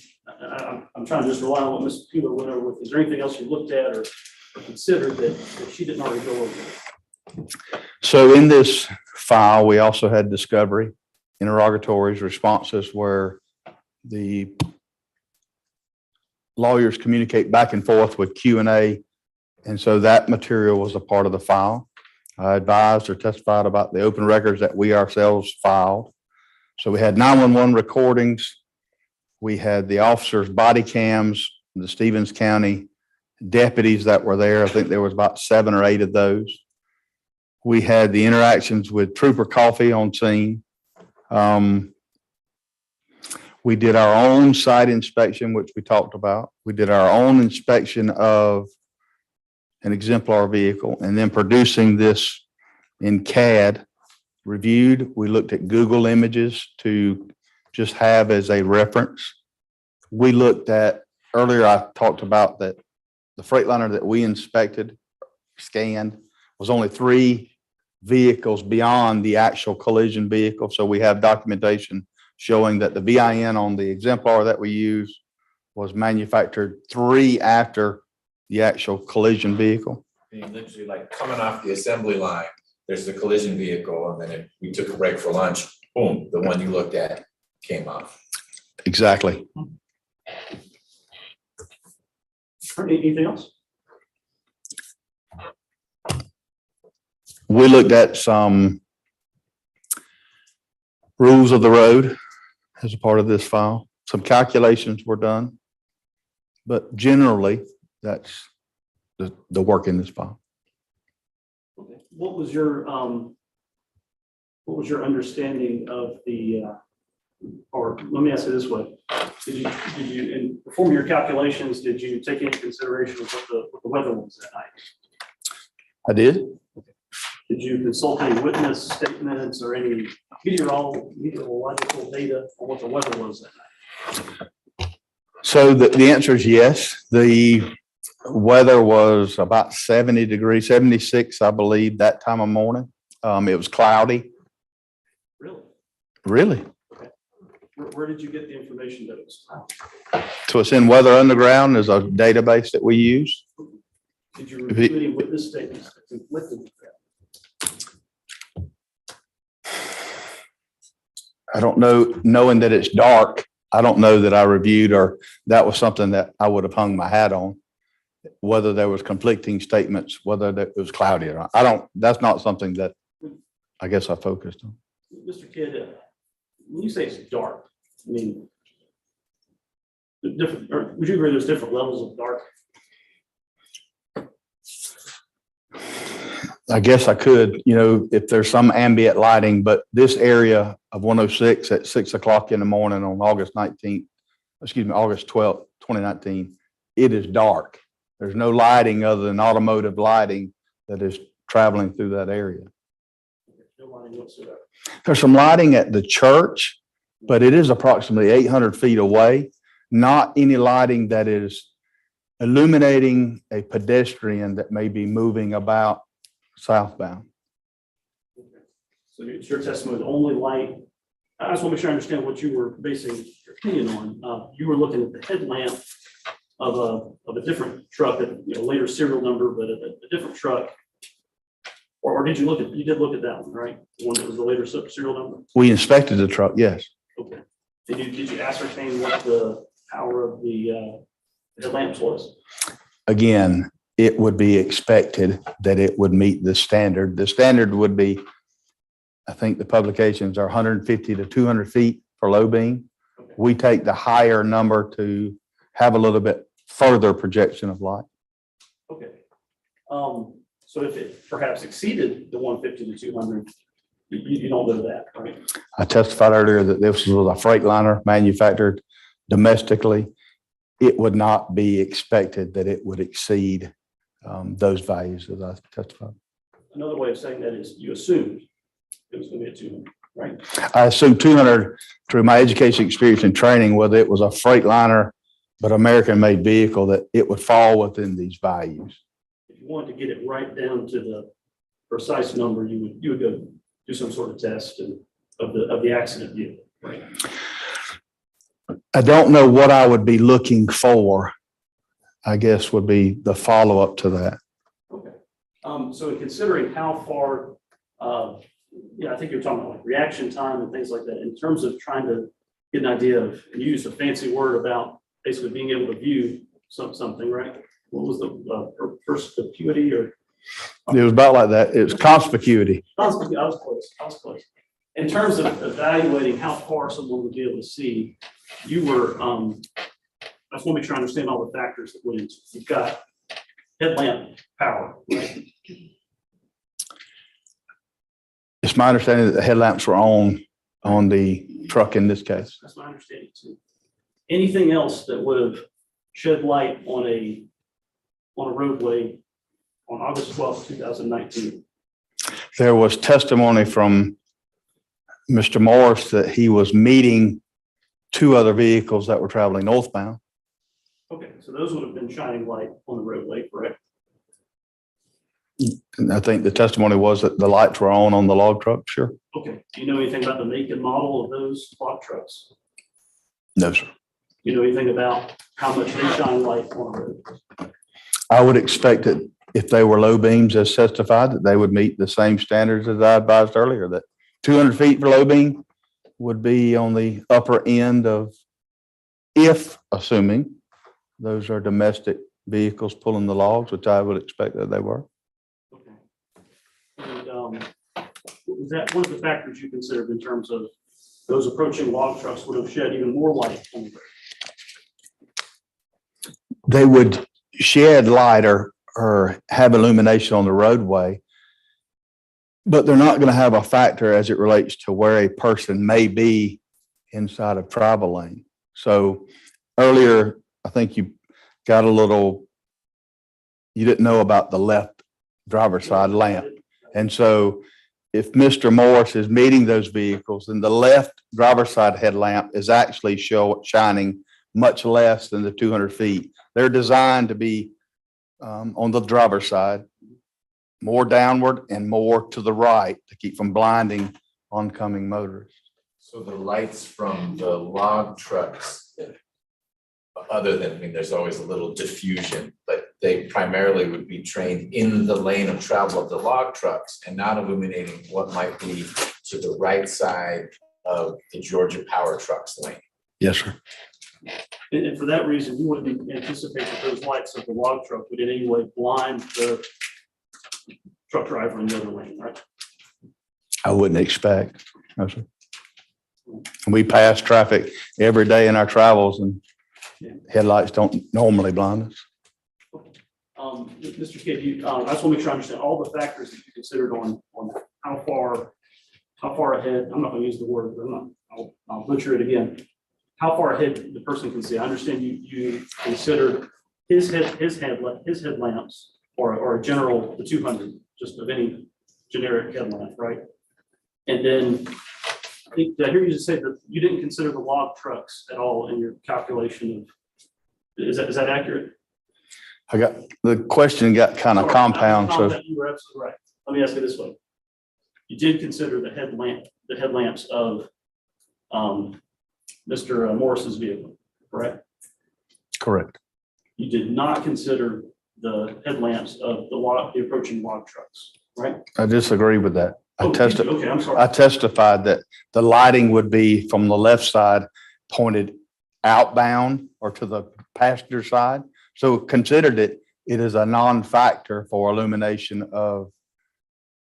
I misspoke. I apologize. So you did consider it. You considered it and you said, it's not going to be relevant in terms of how far. It's not going to make a difference. It's not going to make a difference. I'm sorry. That's a good distinction. Anything else that you considered in determining whether someone was visible or how far someone would have to view someone on that road? The questions sort of geared around the headlights. I know that if you move from the location of the collision to the north, there's a curve back to the north, and the question sort of asks about what someone could see. I know that if one was to turn around and visually look back to the north, assuming there was a pedestrian, they could see almost 1,300 feet back to the curve. That's one visual aspect. Yeah, I'm trying to understand. Are you saying help me connect how that relates to this scene? So the question was about vision, what one could see. Okay. The headlights have a limitation on low beams on what they are going to illuminate. Okay, I'm sorry. I think I picked up what you're saying. So you're saying there was a curve back behind where the power truck was coming from, and as you come around that curve, you have 1,300 feet of straight vision. Is that? And tell me if I'm misrepresenting what you said. I don't know that you are, but I'm going to fill in the gap a little bit. If a pedestrian hypothetically turned around and looked back to the curve, their vision, they would be able to see 1,300 feet back to the curve because they would be able to see the lighting of the truck. I see. And I think the counter would also be true, right? Whoever comes around that curve is going to have 1,300 feet of unimpeded vision, right? Maybe in the daylight, but not at dark. Clearly not in a dark situation is I guess a vehicle coming around the curve 1,300 feet away is not going to see 1,300 feet away in color of darkness situation. You're applying the darkness aspect of it too. I'm just talking about with respect to, because you just mentioned about a pedestrian. In terms of the curve of the road and whether it's straight or not, you're saying that there was 1,300 feet of unimpeded vision, taking away the darkness aspect. In a perfect daylight, it would have been 1,300 feet. Is that fair? For a pedestrian looking back to assuming where they had previously been. And so if one was to turn around and look back at the curve who was walking, you could see 1,300 feet back with the approaching headlamps of a vehicle. Someone driving a vehicle in a color of darkness is not going to have the same distance or luxury. Okay, I see what you're saying. In terms of illumination, we talked about headlamps of the Georgia Power vehicle. You considered that's where you got the 200 feet. Log truck you considered, but you said no, that's not a factor on illumination. You mentioned curve of the road, straightness of the road. We just talked about that. Anything else that you considered in your calculations of?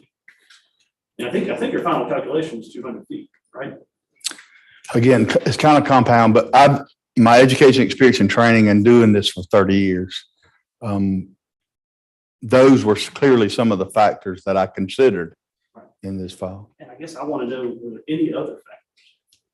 The discovery materials in this case. What specifically from the discovered materials did you say, okay, it's not 200 feet now it needs to be maybe 150, or it's not 200, it needs to be 250. You see what I'm saying? I don't guess I need to know about non-factors. I just want to know about factors. So in this case, you had asked about who was deposed or whose depositions had we received. in Ms. Huddleston's deposition, she testified that she observed Mr. Shackleford earlier that morning. And that her first observance of Mr. Shackleford was when he was approximately 25 feet from her vehicle, understanding that she is traveling north. But when she was approximately 25 feet from Mr. Shackleford, she observed his presence within the travel lane southbound. Okay, so how did that affect your illumination calculation? It coincides with the numerics that I advised earlier that you sort of posed 150 and then put in 250. The numbers are generally 200. I advised was going to be on the higher or upper end for the illumination of light. Even in her instance, she only has visual acuity for about 25 feet. It illustrates just how dark and non-conspicuous Mr. Shackleford was when she traversed that area. You were sequestered yesterday. You weren't here for Ms. Huddleston's deposition, or not for her testimony, were you? In the lobby, yes, Right. but not in here, no. Right, I'm just asking, you didn't hear what she said to the jury yesterday, did you? No, sir. Okay. So you didn't hear what she said yesterday about how far she was from. He said he didn't hear her testimony. Let me ask the same thing. Sorry. Okay, and again, I hate to keep revisiting. Any other factors that you consider?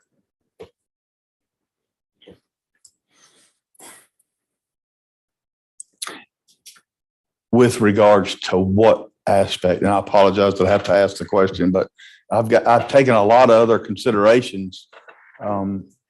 And if you considered it, I want to know, and I'm sure the jury wants to. But you need to tailor your question. Your question was, anything else you considered? And the understandable response was, about what? Okay, yeah, we'll get into specifics. We talked a minute ago about weather. You said it was your understanding that it's cloudy from weatherunderground.com? Correct. Okay. Did you review any witness statements that said, or depositions that said, no, actually it was clear that night? I don't recall. Again, that was not if it's dark, no lighting, to me, it doesn't matter if it's cloudy. The moon phase is going to be a non-issue with that regard, but I'm going to rely on the data for that type of, I guess, response. What was the moon phase then? To me, it really wouldn't matter if it was full moon, if it's cloudy at the time of, but if you give me just a moment, please.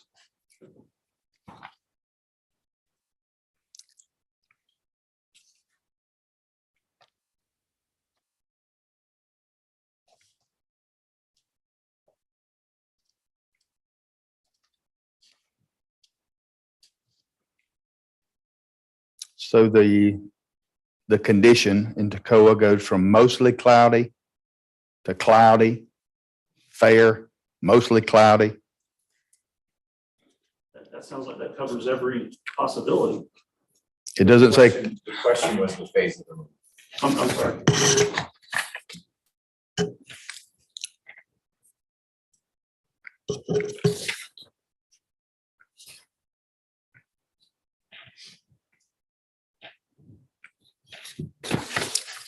I don't know that I see the moon phase on this document. I apologize. And that's okay. But, Mr. Kevin Curtis, you didn't think that was a factor anyway. Correct. Do you believe that you looked at it, or you just determined it wasn't a factor? It was clearly not a factor.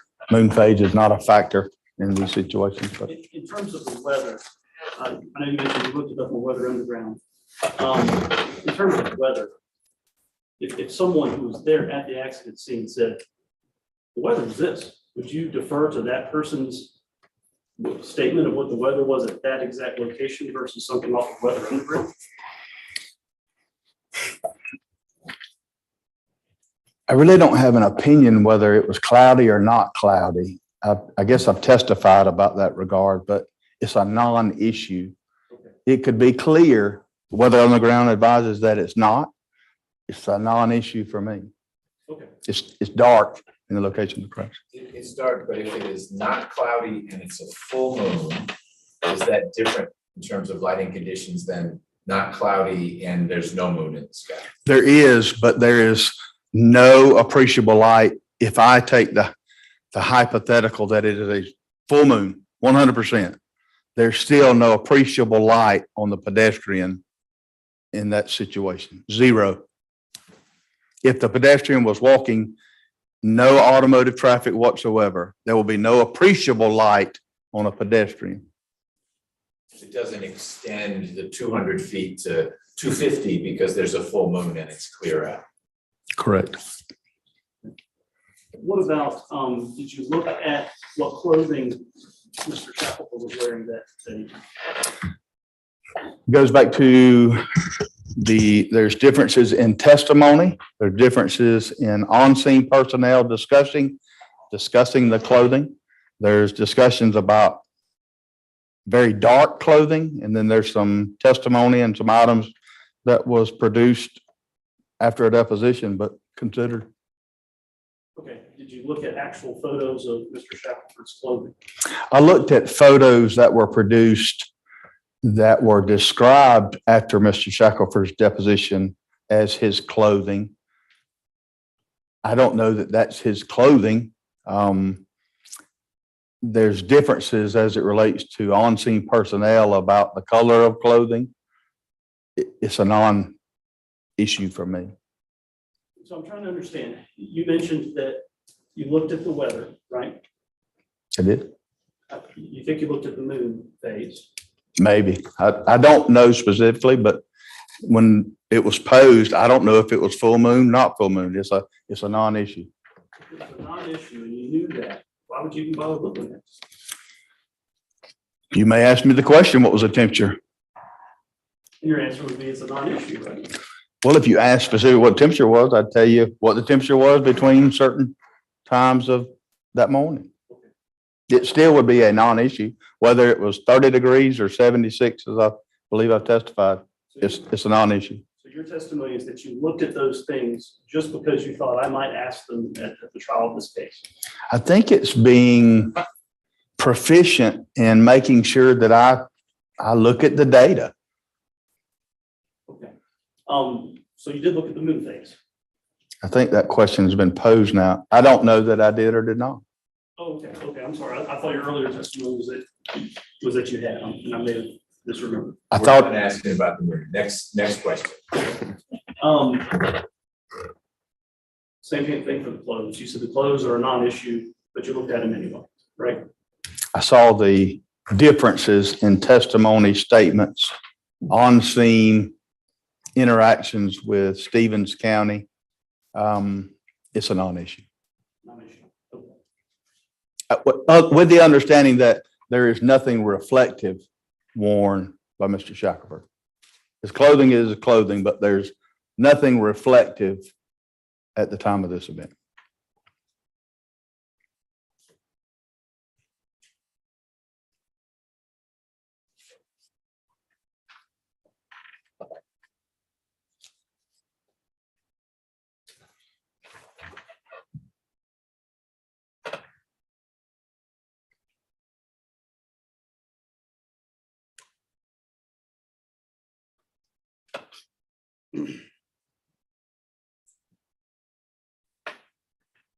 But that's all I have at this time. Thank you, Mr. Kidd, for your time. Thank you. Thank you, Mr. Ramsey. Ms. Peeler, any redirect of Mr. Kidd? I think just 2 quick points on redirect. Mr. Kidd, just so we're clear for the jury, what is the measurement of the southbound shoulder at the scene where this accident, the area of impact occurred? 26 feet and some change. I think he got it measured to the tree, which is 26 even, but 26 feet. And what is the measurement on the northbound side of the shoulder in the area of impact where this accident occurred? 78 feet and some change. Again, as it goes closer to the church, that taper gets wider and wider. So I think the previous was 65. At the location where the collision occurs, it's 78 feet and some change. And how quickly does a vehicle travel 200 feet if they're going 55 miles an hour? 2.5 seconds. No further questions. Can you zoom in a little lower altitude, please, on the truck? Mr. Kidd, are we able to tell, I see that says 25 feet or something roughly, the 26. shoulder on the right. Are we able to tell whether there's slope there? I understand that's 25 feet in distance, but do we know if it's level for a little, we've seen pictures as opposed to this recreation, and pictures suggest that it was level, and there's actually a fairly meaningful drop off. So when you say shoulder, how are you accounting for, if you are, whether there's a couple of feet of shoulder and then it drops 3 feet kind of steeply, so that you really couldn't walk in that intermediate phase, you'd actually be horizontal if you were walking. So that is specifically just a horizontal measurement. There is clearly more of a slope on the west shoulder or to the right of the truck. It is more significant and more of a downgrade on that side of the shoulder than it is on the east side, which is a lot more, I don't want to use the word flat because it's certainly not flat even on the east side, but it does not have the slope that is seen on the west. Okay. And that's maybe why we see what I've been calling the snow, because your devices can't, their line of sight doesn't bend downward. So they'll see a tree if it's going across the road, but if there's a slope down from the shoulder, it won't be gathering data, and so it's going to show up as white. Absolutely. And you can see where the instrument was just forward of the truck on the left. Yeah. But the answer is yes. Okay. That makes sense. Thank you. Yes, sir. Jeff, one follow-up question on this. You went out to the scene, right? I did, yes. Could you walk on that southbound shoulder in the area of impact where we're talking about right now? Absolutely. No further questions. Certainly. Do you have anything else, Mr. Rams? Probably just a brief one. There was one thing. Mr. Kidd, did you look at when the sunrise was that particular morning? Did When was that? 6:47, I believe. What's your understanding of approximately when this accident happened? 6:00 a.m. approximately. I think the first 911 call was approximately 6:10, 6:11. Did that play into your calculations whatsoever? It does, as it relates to the understanding of just how dark it is in this area. Outside of that, no. Okay. Was it, I mean, is there a measurement that you're using there? You're saying, hey, it's this dark versus this dark? If it is before civil twilight, before the sun is actually getting to come up below the horizon, 12 degrees, it's even before that time. So it's still dark. It's not even gotten to the point where the sun is starting to break below the horizon. So there's not even that twilight effect in the early mornings that one can sometimes see if it's not cloudy, where the sun is coming up. It's not even in that phase. It's dark. And if you equate, when you say dark, in other words, the only illumination I'm going to get is from my headlamps. Is that fair? If one chooses that is the only the illumination that they're going to receive. If they don't have some other type of reflective material, their own lamp or light, but ultimately, yes, in that area. Okay, thank you. You're welcome. Any questions from the jurors? Right. Deputy Gordon?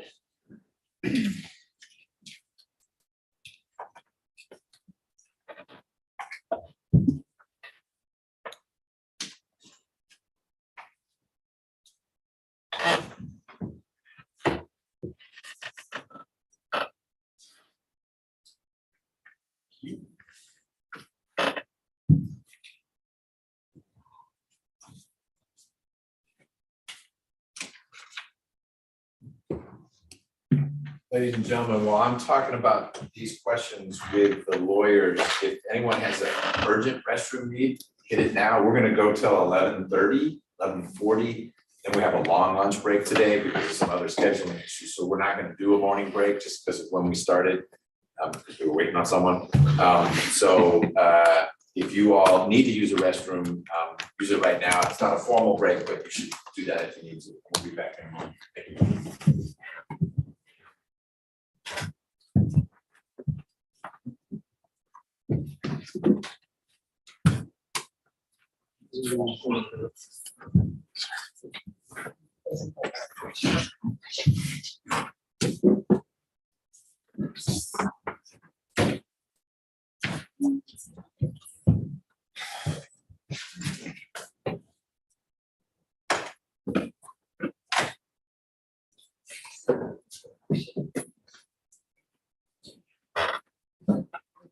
Too much. Okay, yeah.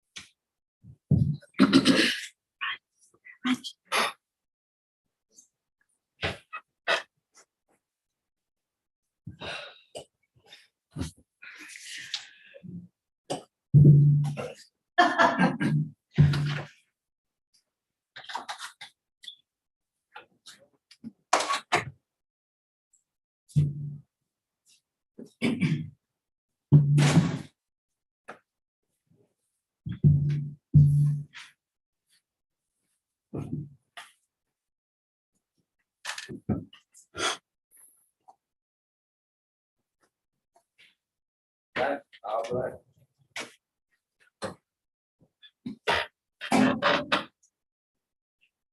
Yeah, I had a problem.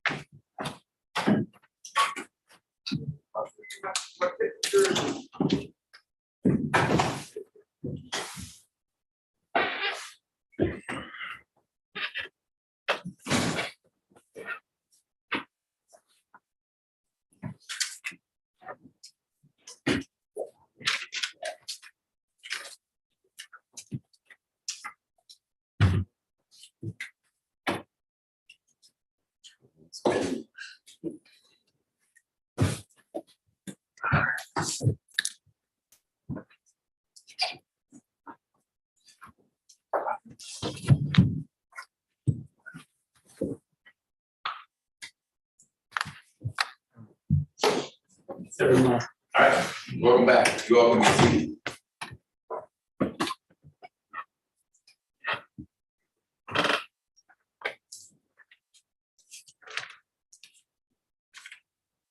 A couple measurement questions for you. So we'll need to get your associate back in action as well. First is a math problem for you. How long would it take a vehicle traveling at 55 miles an hour to cover 250 feet? You told us 2.5 seconds at 200 feet. It's 250 feet. How long does it take a vehicle to traverse that? And you're welcome to use a calculator. Thank you.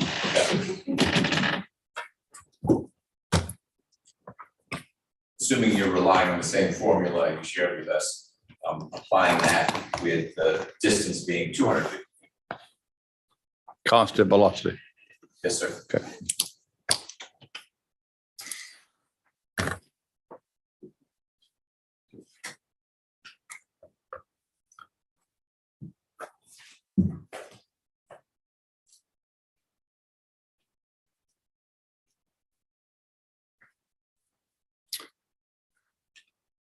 .125 seconds or 3.12 seconds.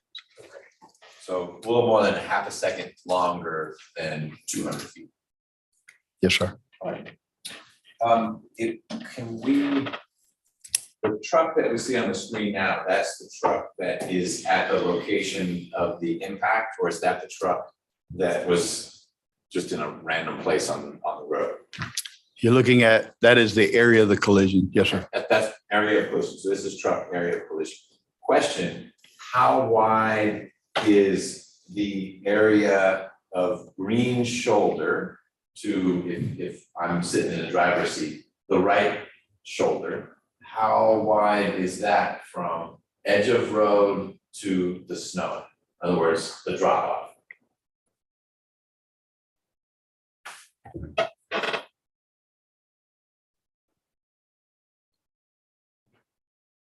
By edge of road, I mean actual, like the edge of the concrete.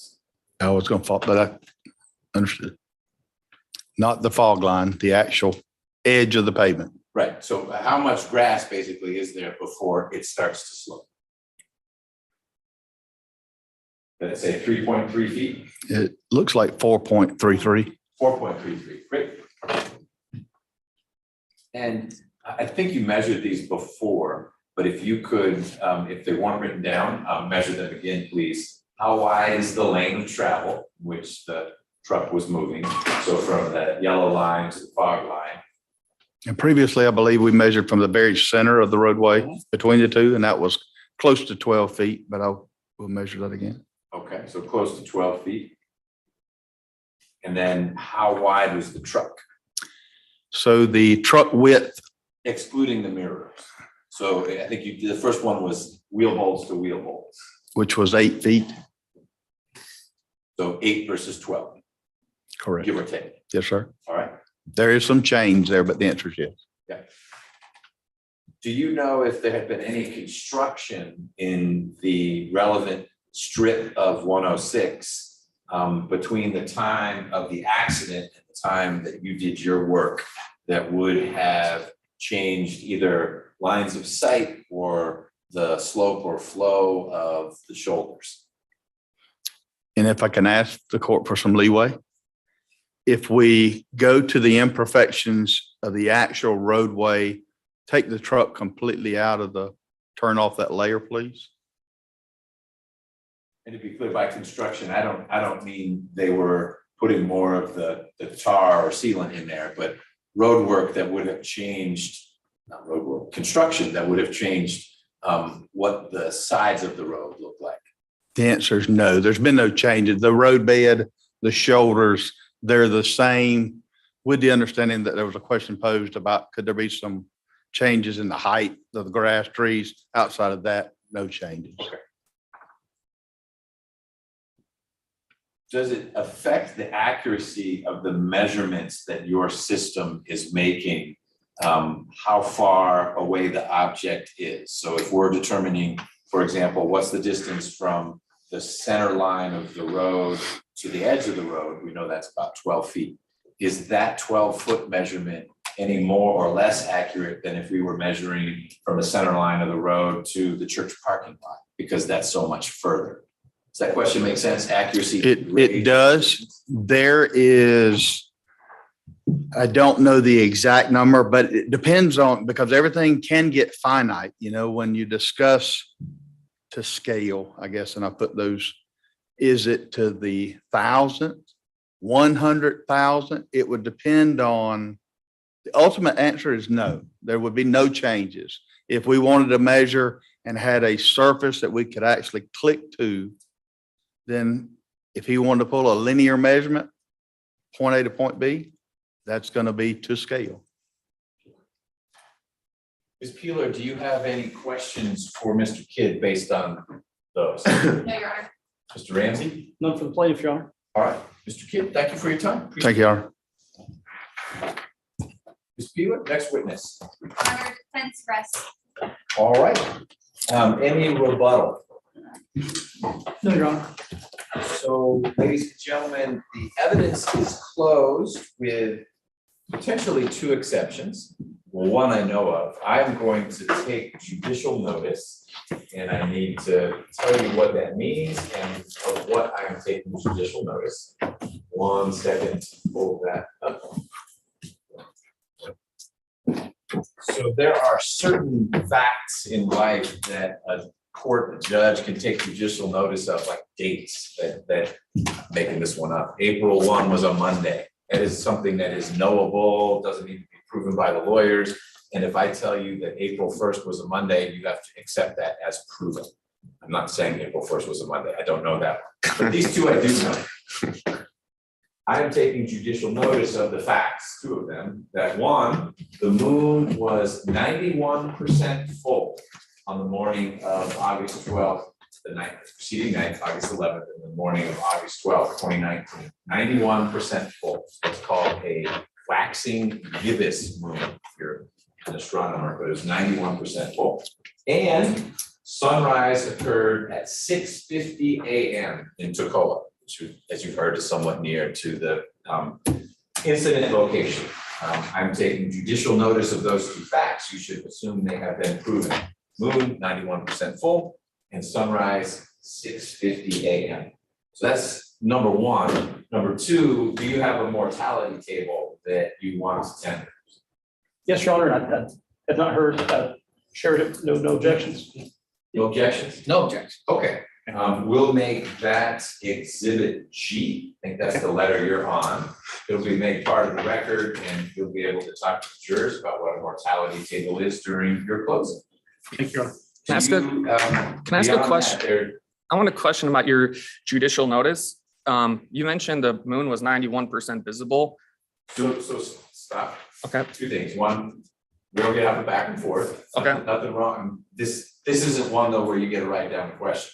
I didn't say the moon was 91% visible.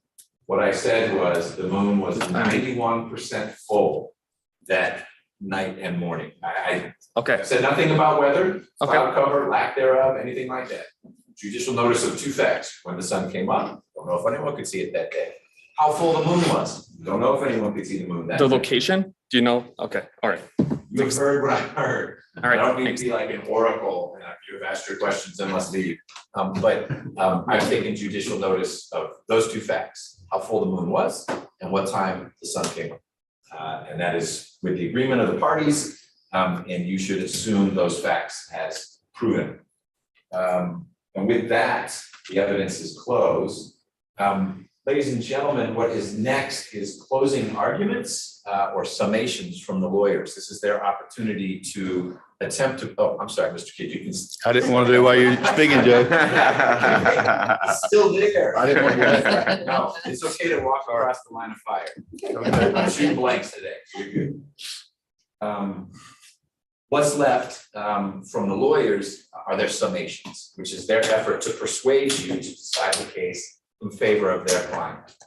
And it's perfectly appropriate for these lawyers to argue to you, this is what the evidence showed, this is what you need to do, and you may feel persuaded by it. But remember what I told you at the outset, Nothing the lawyers say is evidence. So if lawyer X gets up and says, it's been proven by a preponderance that you could see the moon that morning, and the other side gets up and says, no, it hasn't, you're deciding whether the moon was visible, if that even matters in this case. But just because the lawyers say it so doesn't make it so. It's your recollection and determination of what the witnesses said and resolving any conflict in witness testimony that is the evidence in this case. But it is fine for the lawyers to pitch it in the direction that they want. That's their job. That's what they're supposed to do. Because the plaintiff has the burden of proof here, proving by a preponderance of the evidence that he was injured and that the damages were caused by the negligence of Georgia Power, Mr. Ramsey has the ability to go first and last with closings, and he's elected to do that. So I'm going to give him an opportunity in a minute to get up and address you all. We do have a little bit of a time constraint. I'm curious, Mr. Ramsey, do you think your opening of your closing will be 30 minutes or less, or is it going to be longer? To be honest, Your Honor, I had not really timed it. I'm open to whatever, Your Honor. I don't think I was going to go beyond 30 minutes on the opening, but Why don't you get started? And as we approach 11:45, I may ask if you're at a natural break point, knowing that you will get to get back up anyway and give sort of a rebuttal or the close to your close. When we start your. We got a one quick procedural thing that we would like to raise before the closing starts. Okay. Outside the presence. Are you renewing something that you want to renew? You've renewed it. I will rule on that, but you have preserved renewing the motion you made after the defense rested. And we will certainly handle that. You've waived nothing. That is doubly preserved. Thank you. But I'd love to use this half hour for the start of your closing, Mr. Ramsey, when you're ready. thank you, Your Honor.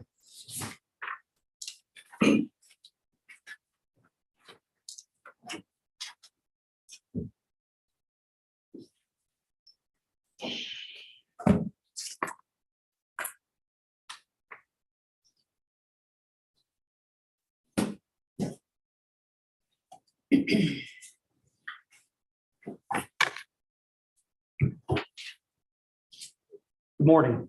It's been a long week. Thank you so much for your attention, for being here again. I thank you at the outset. I just want to thank you again. I apologize to the extent we've gone on and on about, for instance, the Smith system. Right? Everybody starts throwing rotten vegetables at me when we start talking about the Smith system. But I think it was important because you got to understand, driving a bucket truck, as I'm sure the other stuff, it's different from just driving a little sedan. And there's special, with driving such a large vehicle comes a lot of responsibility. So that's why with all the emphasis that we did on things like that. It's been my honor to represent Ron at the trial of this case. If nothing else, he has gotten his day in court. With Mr. Morris, the Georgia Power, they got their day in court too. And it's a long time coming. It's been 3 years of living through this case. And it's finally time to submit it to someone to decide what happened and who's at fault and what damages may apply. I think this case, I was trying to think about it last night. I think a lot of this case has to do with first appearances. You know, there's some studies out there that say when you meet somebody, you already have formed some sort of opinion about them within 7 seconds when you meet them. You know, so if you're on that first date with farmersonly.com, young lady, and you got some stuff in your teeth, man, you may have already blown your first impression. And as we know, sometimes that first impression can be really tough to overcome, right? Someone gets a bad impression of you, you just can't shake it. They're always going to have that bad impression. And I think that's a lot of what's going on here today, or for this case. And let me give you an example. Ron's laying there on the side of the road in the grass shoulder in pain. His foot's just been run over. And you heard testimony that Mr. Morris came to check on him and said, his foot doesn't look that bad. You heard testimony that Officer Maloney said something much the same. He said, I didn't see any blood spurting out or anything like that. It must have been okay. But you also got to hear testimony from Dr. Barito, who took several appointments with Ron and said, man, you've got several broken bones, you've got torn tendons. You're always going to walk with a limp. You're always going to have these issues. On the surface, it looks fine. The blood's spurting out, nothing to be worried about. But when you dig a little bit deeper, you find out what's going on inside. There's real damage that's been done. So first impressions can be misleading sometimes. So as part of this case, what I'm going to be asking you to do is look beyond the surface, right? When we went through voir dire, you heard, hey, this gentleman was walking on the right-hand side of the road with traffic and arguably had a foot up on the pavement. And I'm sure you formed a kind of a first impression of that, whether good or bad. And what I'm going to ask you to do is you've had a chance to get beyond just that first impression. And you've had a chance to hear the better part of 4 days of testimony and evidence, exhibits about what was really going on there. So what I want to challenge you to is don't just make that snap impression. Oh, well, okay, he was doing that. Instead, let's look a little bit deeper. Okay. Now let's start with the most obvious thing. And you may be surprised to hear me say this. At the time of this accident, Ron Shackleford was not in the safest place he could be. Okay, we're not disagreeing with that. I don't think anything Ron said on the stand disagreed with that. He had some reasons. He had some reasons why he was where he was. First of all, he had gotten abandoned on the other side of town. He had to get home somehow. Didn't have a phone that was working. Didn't have anybody he could reach out to that he trusted to get him from one side of the town to the other. He generally knew where he was, so he starts walking. He testified that there were times when there was a sidewalk, he used the sidewalk. There were times when he did walk on the left-hand side of the road. Okay. But then as he got closer, as he was getting closer to his house, y'all seen the photos of what that area looks like. As he got closer, I don't know, maybe he got a little bit excited. He said, man, I'm finally there. I'm almost home. It's just a right turn right up here, then I'll be home. But you're not going to hear me say that he shouldn't, that ideally he'd be walking on the right-hand side of the road. That's just not the case. It is an explanation, but he still has to own up to that. And he takes responsibility for that. He also takes responsibility for the fact, you heard what he said was that at the time of the accident, at the moment of impact, if you remember, we asked him, hey, where was your left foot at the time of the accident? And he said it was right up he said that at or over on the right-hand side of the file. Okay. So that's technically that his right foot was over on the shoulder, but that left foot was on the roadway, right? He admits that. It'd be the easiest thing in the world for Ron Shackleford to come in here and say, oh no, I was way over on the shoulder of the road. Y'all saw where that orange paint was? That's where I was. And this guy came off the road and hit me. He didn't say that. He owned up to his mistake. He said, look, I did have that one foot up on the road. Okay. He did. And so we're gonna, I'll talk some more with you about this, but we expect, he's got some responsibility here for sure. Okay. He explained why he did what he did. He said, look, I was worried about being way off the road and getting bit by a snake in the grass. You heard him testify that a copperhead had bit him previously when he was walking on the side of the road like this. And he was scared. He had to decide how far this tall grass do I go so that I don't get bit by a copperhead. He did testify that, at this time of the morning, 6 a.m. and before, as you might imagine, not a whole lot of traffic on the road. So he was walking with the one foot up on the road, and when he sensed traffic was coming, he moved over. Okay, that's what he testified he was doing. But you're not going to hear me say that he was perfect that night. I began this whole case by telling you I'm imperfect. Ron will certainly be the first to tell you he's imperfect. He definitely wasn't perfect that night. Okay, he takes responsibility for that.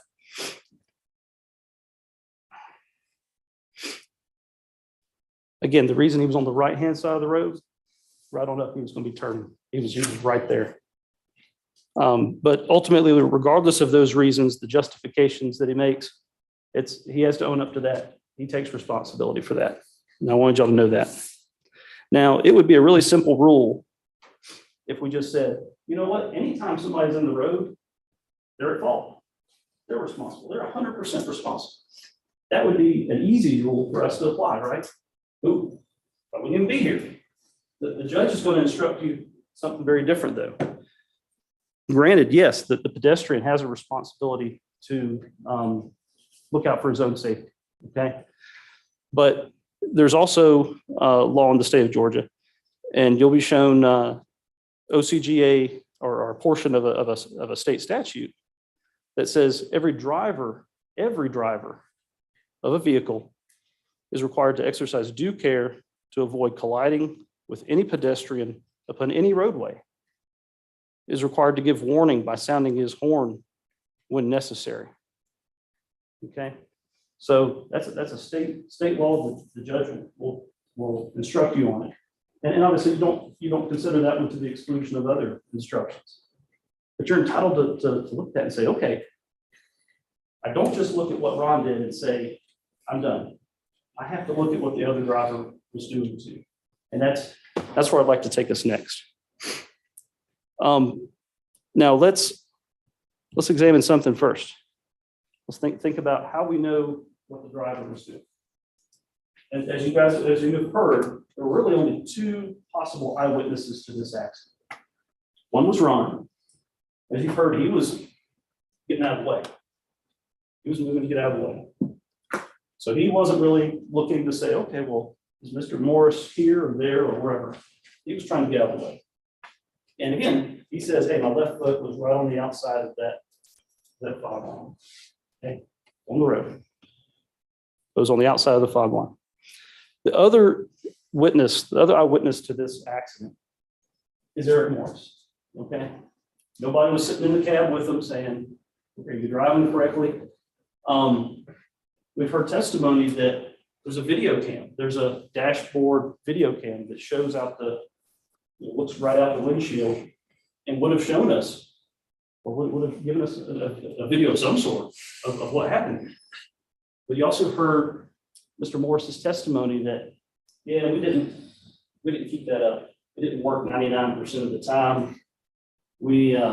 I'd given up on it. He even said that you can look at it and see if it's working. And his testimony was, I didn't even look to see if it was working. I just, before he headed out that day, because he just assumed it wasn't going to be working. It would be wonderful. It would be very helpful if we had that video, but we don't. So what that means is the only person that can tell us what Mr. Morris was doing, how he was operating his vehicle leading up to the accident, the 45 seconds or so before the accident. The only person that can tell us what he was doing during that stretch of time is Mr. Morris himself. Okay? We don't have anybody else that can corroborate it or not an actual person. Anyway, all we have is the physical evidence. And sometimes somebody will say one thing, but you say, well, wait, physical evidence says this.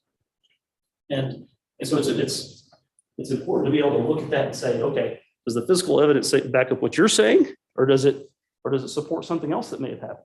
And then if there's a difference there, you have to look and say, well, okay, well, what else might you not be telling us quite the straight truth?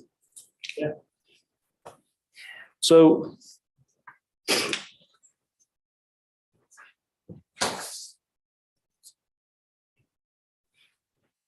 again, just because Mr. Morris says it doesn't mean you have to accept that without qualification or without thinking about other things that are going on in the case. We're going to go through some of those now.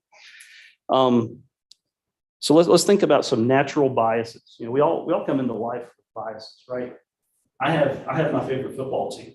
All right, I'm going to always root for them.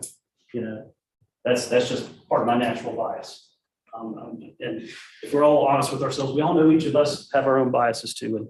And Mr. Morris is no different. That doesn't make him a bad person. I'm not saying he's a bad person or anything. He just has his own biases that are going to shade how he sees reality. Okay. Now, needless to say, Eric Morris works for Georgia Power. Like anybody who works for a big company, He's got bosses he has to report to. He's got bosses who he has to say, hey, here's kind of what happened. You know, here's what I remember happening. And he knows there's no other eyewitnesses to this accident. Here's my version. Here's what I remember happening. Okay. Obviously his bosses, just hypothetically, they wouldn't be too happy if he came in and said, gee, I hit a pedestrian today and looking back when I made this mistake or that mistake. I did this wrong. Boy, I wish I had a do-over on that. That wouldn't go over too well with the boss. Mr. Morris also testified he's got a commercial driver's license. You also heard him say, and I was very impressed, he's worked really hard to get where he is. He's worked really hard to get where he is. He's got his CDL, he's got a good job with the company. He's doing well for himself. He also testified that on a commercial driver's license, just the smallest of infractions could mean it's gone. You're out, you're done. So something like an incident where you're found to have not done everything by the book or not to, you made certain mistakes. That might be this type of situation where that CDL might be in jeopardy. So it's important for you to consider that. That's one of his natural biases. Not to mention, nobody likes to be responsible. Nobody likes to be told he did this wrong or that wrong, or he could have done this better. Okay. Nobody likes that. Finally, I'm sure Mr. Moore, and he alluded to it, Mr. Morris feels, just on a personal level, I'm sure he feels bad that he hit Ron. He mentioned, he said, oh man, I was a nervous wreck that. Ron said, hey, he came over to the ambulance. I'm sorry. And now obviously he's involved in a lawsuit. So just, more reasons to just kind of feel like, as you're looking back on, man, I must have done it. I'm sure I did everything right. In fact, we would be shocked if Mr. Morris came in here and said, oh yeah, let me tell you all the things I could have done better than that. You didn't hear anything like that. You heard him say, yeah, I did everything right. I'm not responsible at all. Did everything right. Did everything the way by the book, everything the way I should have done. Right? That's what you'd expect him to say. That's not shocking at all. There's no eyewitness who's going to come through that door and say, wait, Mr. Morris, I saw you do this. I was right there at the scene. I saw you do this. No one's going to do that. We know that. So we have to rely on the physical evidence. We also have to rely on things that Mr. Morris said at different times that were maybe a little bit different, and trying to understand why might that be? Why might that be? So let's start off by looking at some objective facts. Up until when Mr. Kidd took the stand, every witness in this case who was asked said that the weather was clear that morning. Absolutely clear. There was no rain. There was no fog. Mr. Morris testified to all this. The court has taken judicial notice that the moon that night was a waxing gibbous moon, which means it's 91% full. And you heard what Mr. Kidd said about the moon. You heard what he said about the weather being clear. Oh, that doesn't matter. That doesn't matter. This is where common sense comes into play a little bit. This is why it's good that we have juries, because it was an August early morning, warm. I think he said it was fairly warm. And he says, well, I looked at weather underground. I mean, the people who were there say it was clear. Again, let's consider what the biases were. Mr. Morris would have every reason to say, oh, I didn't see anything. It was like pea soup out. He didn't say that. He said it was clear. Everybody in this case has said it was clear, no fog, no rain. You know that it's an almost full moon. You're allowed to use your personal experience here. On a summer night when it's a 91% full moon, no clouds, no rain, no fog, you go outside. How well can you see? Don't take Mr. Kidd's word for it. You can obviously consider his testimony, but you have your own. You don't need your personal experience at the door. Is what I'm saying. Now, also, everybody who has been asked, including Mr. Morris, has said that this stretch of Highway 106 is a straight road. Mr. Kidd testified some about, I think it was 1,300 feet or something. There was, you know, even he agreed. You know, even he agreed. Yeah, it's a fairly straight road for at least 1,300 feet here. You've seen the photos. You know, there's no sudden curve. There's no big hill. There's no big hill where you come up to the crest of it and you're like, oh man, none of that was happening here. Straight road. Even Mr. Kidd agrees it's straight road. There's nothing there that's going to, no impediments that are going to block a driver's vision until he gets up to the top of the hill. And at this time, let me show you guys a picture of the accident scene.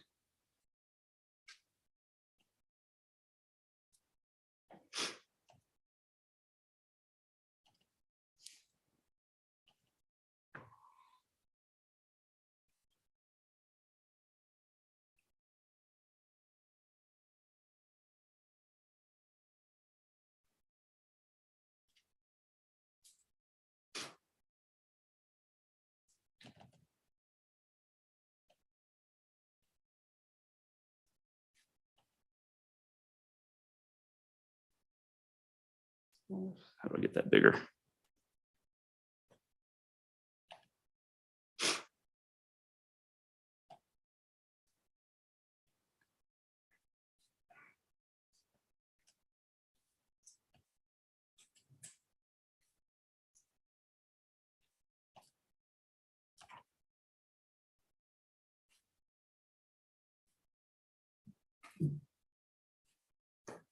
Or it's not as big as I would like, but y'all see that okay? You guys have seen the accident scene. It's a straight road, no impediments. I know we saw the AutoCAD version of this, the digitized version of this, but it reflects the same thing. It's a straight road. There's no impediments to anybody being able to see anything. You've also seen photos of what Ron was wearing that night.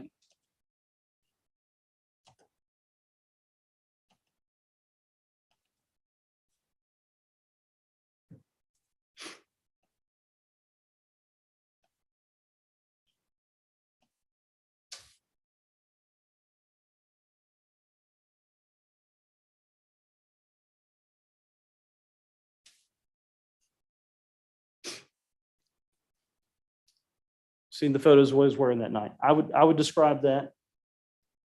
He was wearing the light blue coveralls, the light gray shirt. Okay, we talked about if Ron had known what he was getting into that night, he was going to get abandoned on the other side of town. He should have worn a reflective vest or something like that. There was no opportunity for a wardrobe change. He just had the clothes he had on. Now, fortunately, it wasn't a black t-shirt, black pants. It was a light gray shirt, light blue pants. Okay. If you're sitting at the other table, maybe you say, oh, a dark gray shirt and dark blue pants. But that's the great thing. You as the jury can decide, was this generally light colored clothing? Was it fairly, that something that would be more visible than not?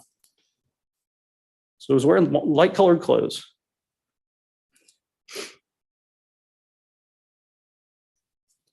And then finally, as we're trying to think about, man, how visible would a person? That's what we were discussing. Yeah. And how visible would somebody be under these conditions? There were certain conditions. He said, no, those aren't important. I didn't even consider those. I don't think those are a factor. But again, you as a jury can say, no, I think those are important. Fortunately, we do have some idea how visible a person would be on that night wearing Ron's clothes, 91% full moon, roughly that time of the morning, about an hour early. We have an idea of how visible somebody would be under almost these exact same conditions. And it came from a strange source. It came from Jeannie Huddleston yesterday. Now, Jeannie Huddleston is a fascinating person to me. I hope you thought so too. Ms. Huddleston was excited to be here. She could not wait to come here from over an hour away, drove over an hour to be here, braved Atlanta traffic, drove an hour back. She could not wait to be here. I mean, you could just tell by her mannerisms. And she even said that to the judge. Yeah, I'm excited to be here. And that's great. Why was she so excited to be here? Anybody think about that? Why was she so excited to be here? Well, let's think about this. She testified that she saw Ron out on the road that morning at about 4:45 a.m. And she said very clearly, well, anybody that's out at that time of the morning must be intoxicated. They must be drunk. Right? She forgot the irony that she was out that time of the morning. She wasn't walking on the road, but she was out that time of the morning too. She said she was concerned. She saw Ron walking out on the road with traffic. And Ms. Huddleston was so concerned about Ron and his welfare. What did she do? She went to her fitness class. That's how much she cared about Ron. She didn't get involved until she finds out later, oh, there was some kind of wreck. I remember that intoxicated guy that's on the road. The guy that I don't want walking down my street, down my neighborhood, with my daughter. That's who that was. This guy. Remember we talked about first impressions? She got a very bad first impression of Ron. And what was it based on? Seeing this poor man trying to get home that night, trying to get back to his house, to his family. That's what she based it on. Not being close to him and smelling alcohol in his breath or slurred speech or anything like that most of us would say, oh yeah, that's somebody intoxicated. Now she just made a snap judgment about him based on seeing him that time of the morning and walking a little bit out on the road because she testified, hey, no other cars coming.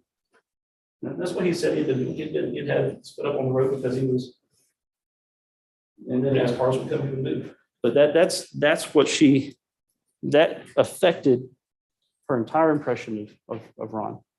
So much so that she wasn't involved at all before. She didn't call 911. She didn't even just like stop and roll the window down and say, hey, buddy, are you okay? Do you need to get somewhere? I make a phone call for you. She didn't do any of that. She said she didn't do any of that.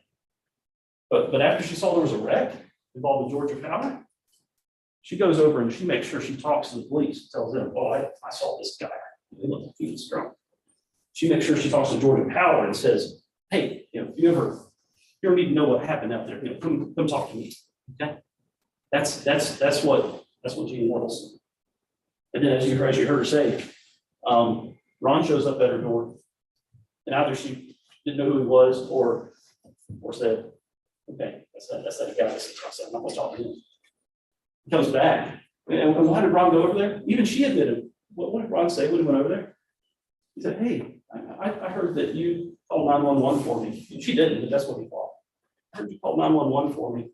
I just want to say thank you for looking out for me. That's what Ron thought had happened. That's not what happened at all. Ms. Huddleston was only interested because she thought, here's this intoxicated guy. This guy I don't want to be around. And let me try to do what I need to do to keep him, people like him off the street near my house. That's what she was all about. He goes and says that she admits he said nothing threatening, nothing intimidating of any sort, but she felt uncomfortable. She went back inside. She said, Ron is his dear wife on the way. That's where Jeannie Huddleston, and again, and I want to be clear, I'm not saying Jeannie Huddleston's a bad person. I'm saying she got a bad first impression of Ron. And that carried over into everything she did afterwards. When I, as the attorney, tried to reach out to her and couldn't get a hold of her, said, oh, you're a professional. You sent me that Facebook message. I want to find out what she has to say. I want to know what she's going to say about Ron. She thought she was drunk. I want to know that. And what should be basing that on? By the way, yes, sir. I'm sorry to interrupt you. We're going to need to stop in a couple minutes. That you are not over time in any way. Okay. If you see a natural break point coming, we could pause and you can then let me know. I'm not done with my opening to my closing, in which case we'll pick up with that when we reconvene. I don't know where you are in the flow. And I apologize for interrupting it. Well, it's not fine, but this is the schedule. I understand. Yeah, we want to be useful with our time. Thank you, Judge.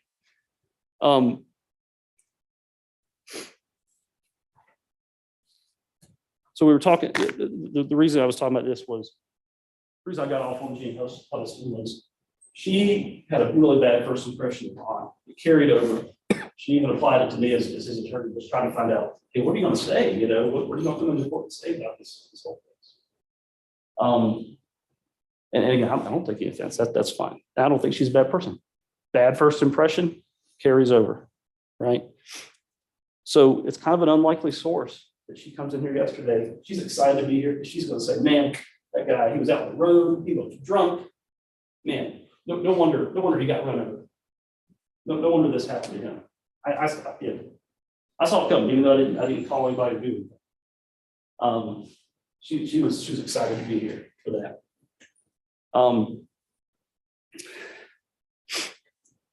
So it's very interesting to me. She knew, she said, look, I get to be the star witness. You know, I get to be a part of the judicial, you know, good for her. She, you know, want witnesses to come in and testify what they know about. I get to be the star witness here. And she was, but not for the reason she thought. Did you hear what else she said? I saw Ron. Boy, I saw that guy 45 seconds coming.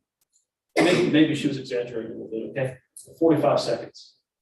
She saw Ron 45 seconds away. And it wasn't the exact same stretch of road.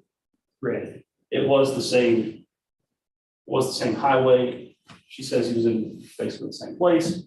She was in the other lane of traffic. And she says she had no trouble seeing him. So like Mr. Kidd said, hey, these beams are focused in here. She sees him over here 45 seconds ahead of time. 45 seconds. That's why I was asking Mr. Kidd, like, hey, did you get a chance to talk with Ms. Huddleston? He said, well, I read her deposition transcript. You know, she didn't, that's not what she said, but the deposition transcript. So I want to make sure, see if he had learned what she said yesterday. He said he hadn't talked to her. So that was almost a perfect plan. You're in lots of trouble, Ms. Silver, for having. It's 11:45 and she's not in lots. Do not take her phone. I'll take a break. From time to time. Don't have to ring again, please. But you need to pause. And I'm going to make the executive decision. You're not done with your opening, and you're going to have more. Thank you, Rob. Same amount of time to do what you need to do.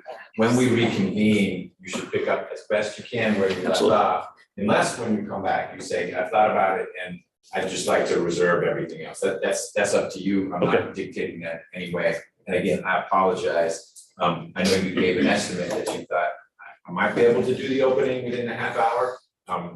But you were guessing, and it didn't fit, and I hate interrupting folks at all during their openings or their closings. So my apologies, but schedule dictates. Sure. Ladies and gentlemen, we are going to break for lunch. I need you back here by 1:30. 1:30, so it's a longer lunch.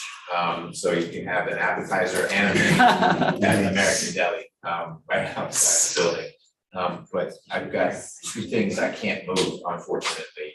And so it's going to be a little bit longer. You're welcome to be up here the whole time if you want, but please be back by then. Don't talk about the case. The case is not closed yet. You've heard all the evidence. You're hearing the closings, but you don't have what I've got up on my screen here in the law that I have to give you, which you'll get after lunch, after you've heard the rest of the closing arguments. Any logistical questions? All right, please go enjoy your lunch, and we will see you at 1:30. All up, good.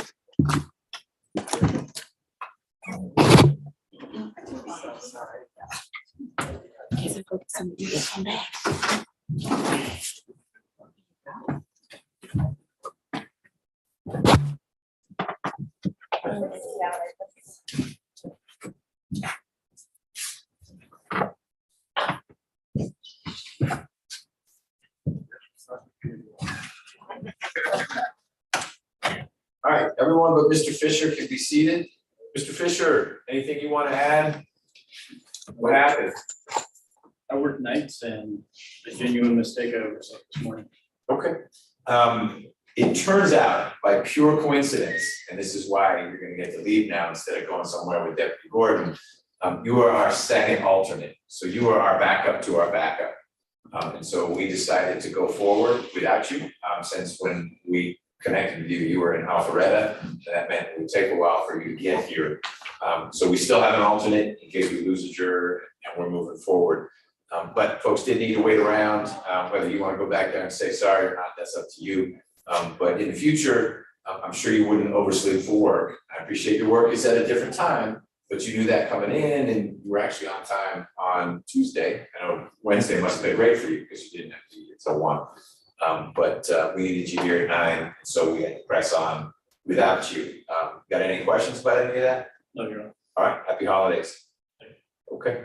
Mr. Ramsey, anything else beyond accepting my apology for interrupting your closing? No apology necessary, and we're good to break. We'll see you at 1:30. Mr. Archer, anything? Nothing for, the one question I had is, do we have, you mentioned time limits. Did you set a time limit for closing? I don't. Statutorily, I have to give you 2 hours. I don't ever recommend that in a case like this. You are disturbing your client. So no, I just meant that I am keeping time. And so if for whatever reason, Mr. Ramsey's gonna punish us and go full 2 hours, he's used up 25% of his time. He's spoken for a half hour. That's all I meant. I'd love to impose tighter timeframes, but I tried that once in a trial, a civil trial. And boy, you would have thought I said you have to give your closing naked. It's like, you will not take away my 2 hours. Yeah. You don't want 2 hours. You trust me, you don't want, but he did. The jury didn't. The jury did not want his 2 hours. You got a note saying, can we impose damages against the lawyer? Answer's no. So we'll see you guys at 1:30. Thank you. Thank you.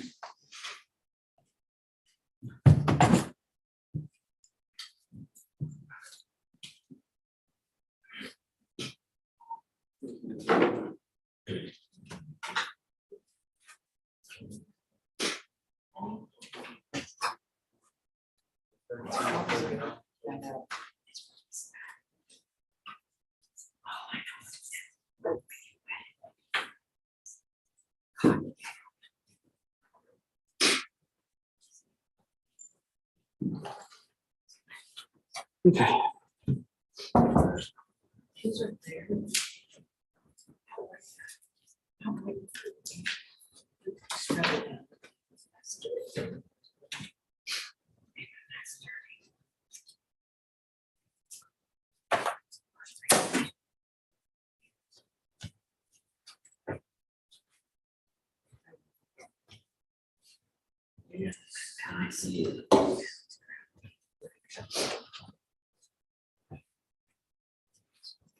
Is that Coke's in there? Yeah.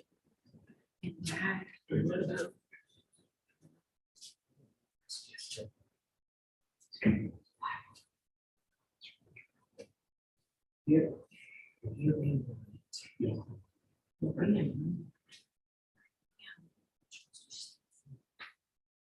You can't see the faces as good as I can. Oh, I can see. Okay. You. Look, brother. I love you. That's what I was thinking about. It's I was emotional. like, I mean, it's not just that you got hurt, it's that people like Ms. Huddleston come in here and look down on you. Yes, And that no, is, you know, thank you, yeah. because it does me too. And I can't come right out, I'm trying not to come right out and say that, but I hope they're getting.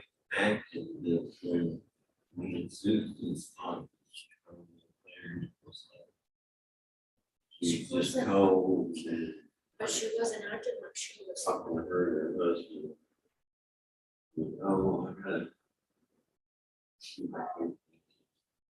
But she didn't act like she was. That's what I'm saying. She wasn't.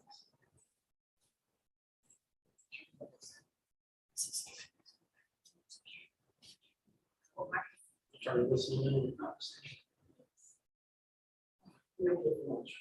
Yeah. Full time? What's this?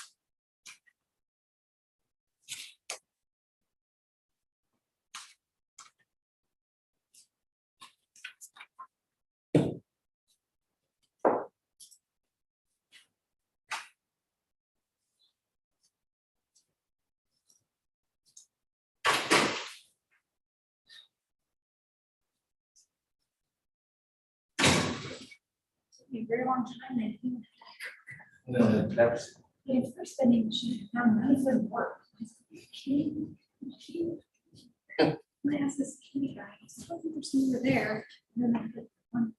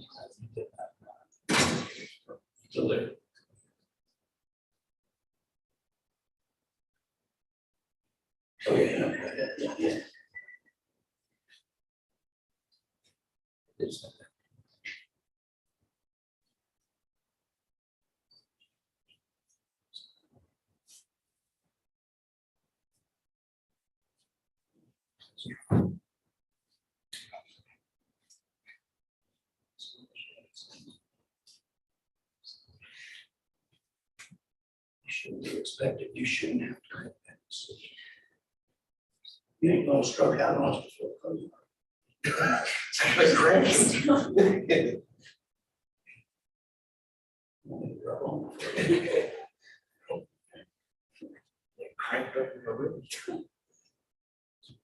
the standard in my training is that guy right there, go for it. He wants. I can't.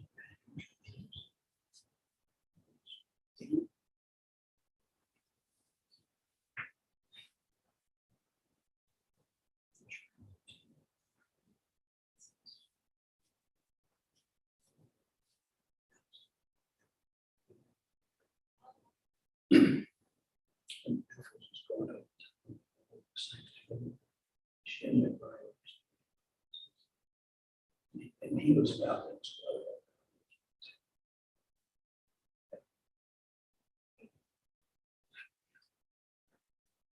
Want some Tylenol? No, it's just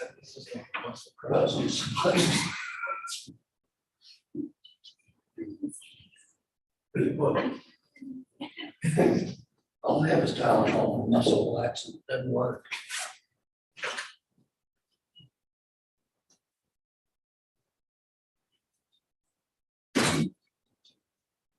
Yeah. It bogged down.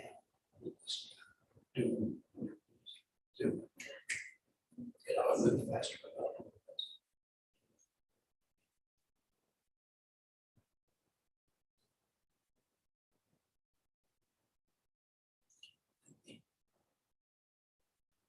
You know, like snow.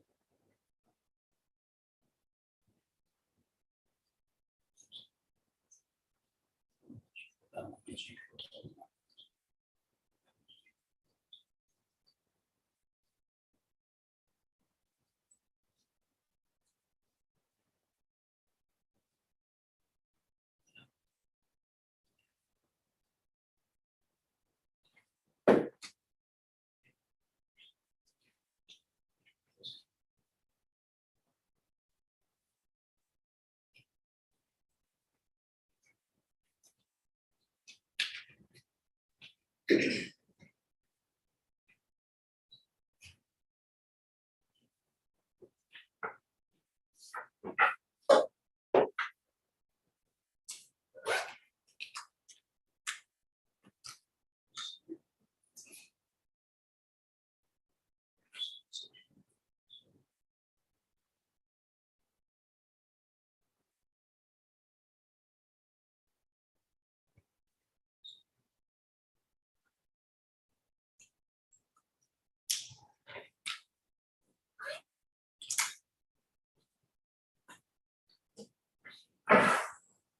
you hear what I said?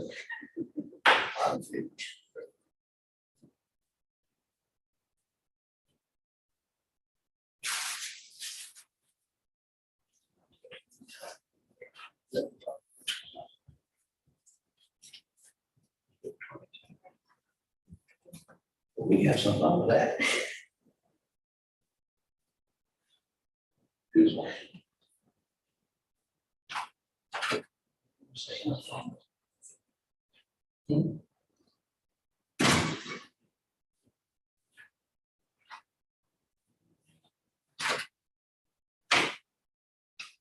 See.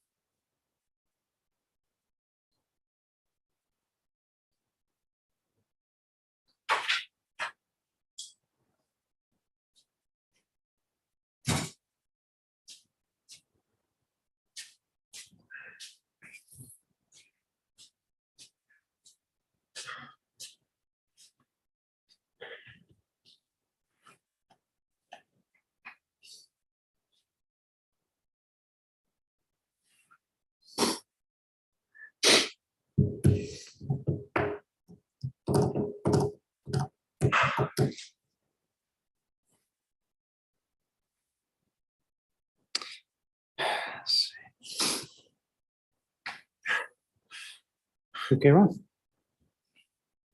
He's out of breath. Calm, take some deep breaths, man. It'll be okay.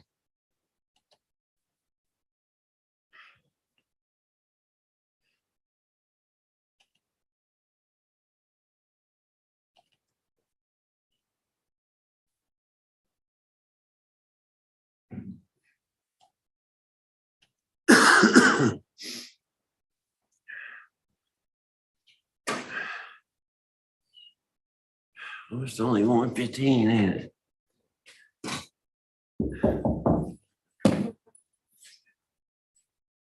Yeah, we got a few minutes.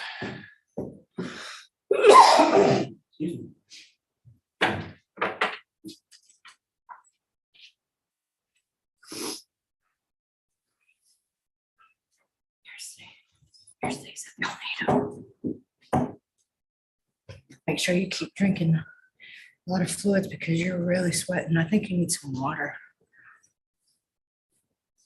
You're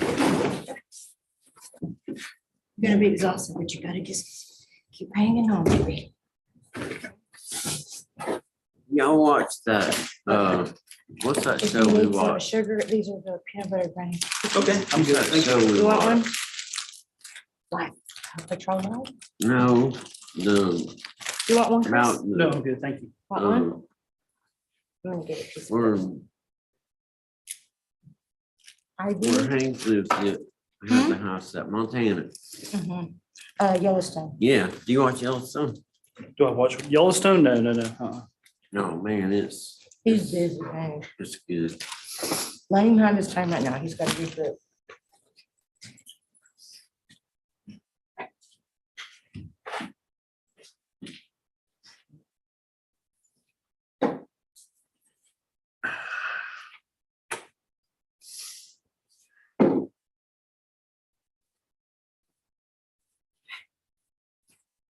Got some of your mom's luscious.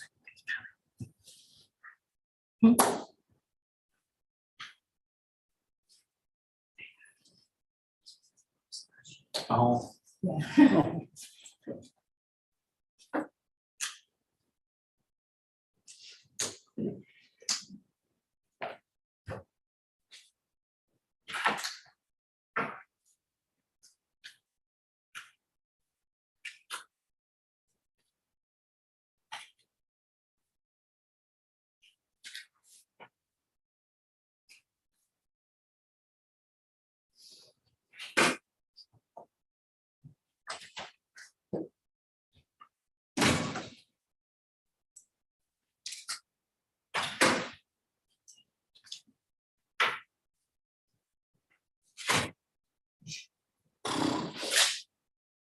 Indiana Jones. Is that Stetson? Yeah. Yes, that's a long time, it's been through a lot. It got, Hunting, and because it's, it got lint on it from this morning. they go by the uh, by the X's on it, Yeah. and Oh, that's goodness. like the You're gonna make me run to the bathroom. Yeah. All that. the waterproofing on it, the beaver held in it.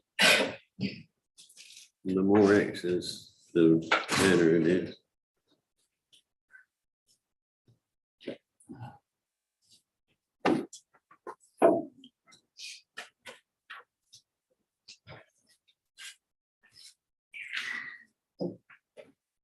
Here's a copy of the charge too.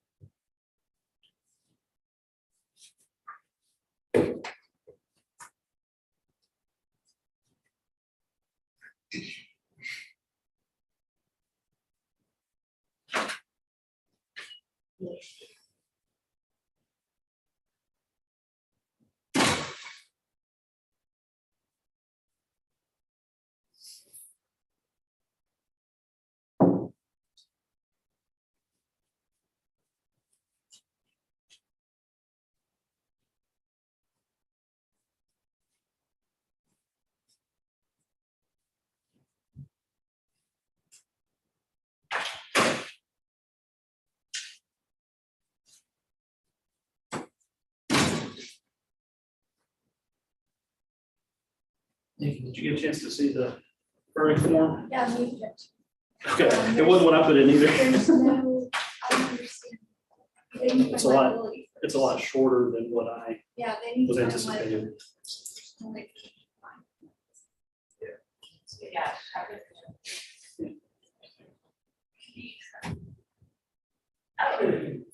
Yeah, I remember, I think mine and yours were pretty similar. The only difference was I said, was the plaintiff negligent? And you said no, the fault was sufficient, which probably might be interchangeable. I don't know. Yeah, I don't think we necessarily had an issue with your proposed form, other than the fault negligence thing, which. Yeah, I think it was just that one word. Yeah, But I we mean, definitely have an issue. with he this certainly one. has his way of. That's what I was telling his. Like a wordsmith, like Yeah. very concise seems to be the. But sometimes you lose something with being concise.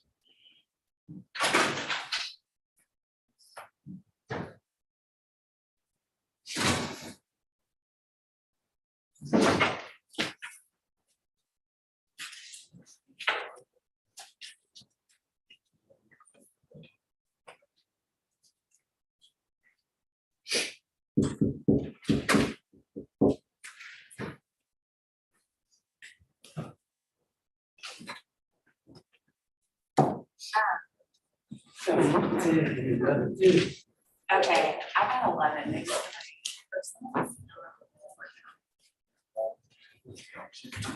they still have.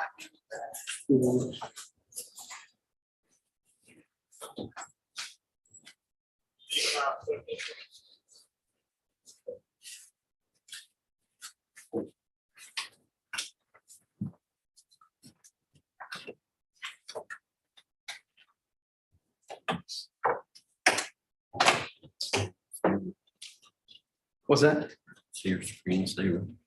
Which one? I'm sorry. Oh, yeah, you been there? No, I like me. Yeah, that's a cool little place. Was it Netherlands probably, or? Looks like it gets by the fish too. Yeah.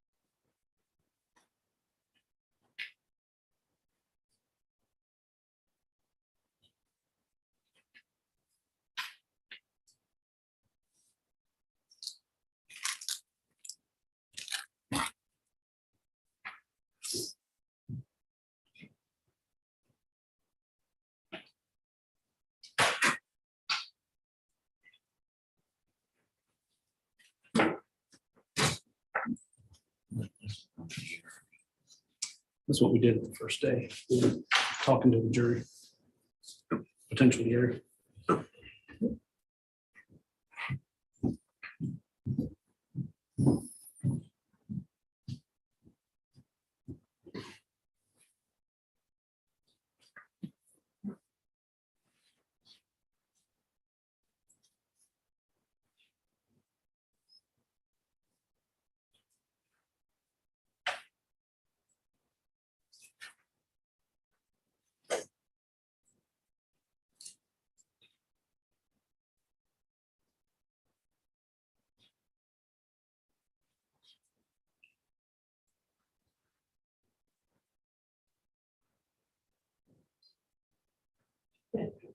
Yeah, I like the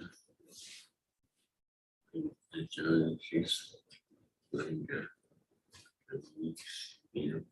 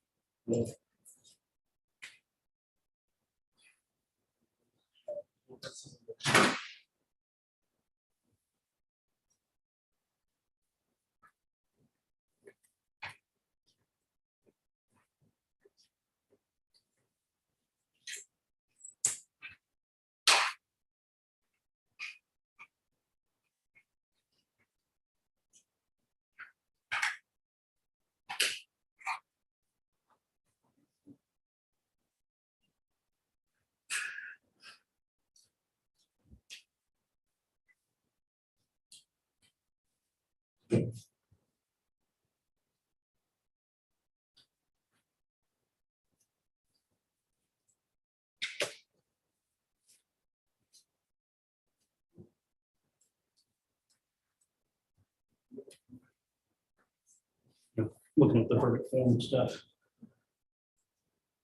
Yeah. Mhm.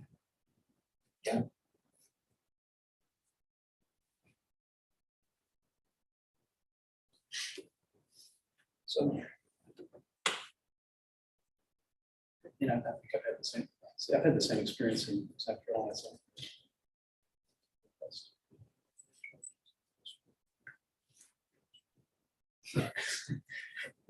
Let's just skip ahead to just. Right. Give me your standard charge or your standard verdict form and then we'll check if there's an issue. I know you guys worked real hard on putting some stuff together. I did too.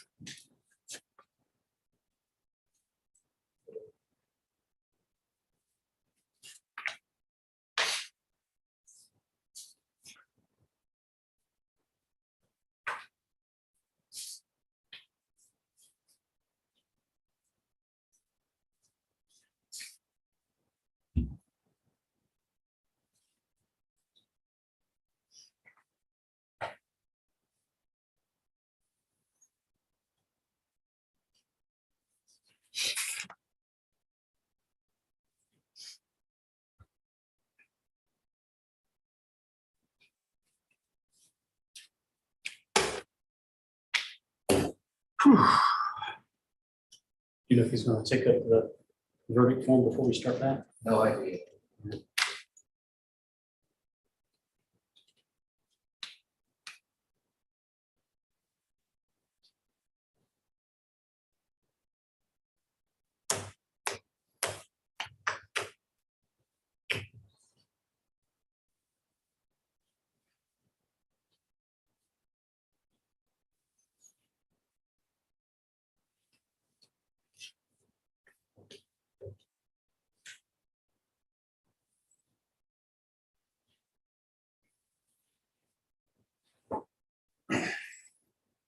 So we've been here this whole time. I introduced myself, Chris Ramsey. Richard, hi. Hi, are you with Balch and David? I am. Okay, great, great. I'll let you, well, thank you. Thank you.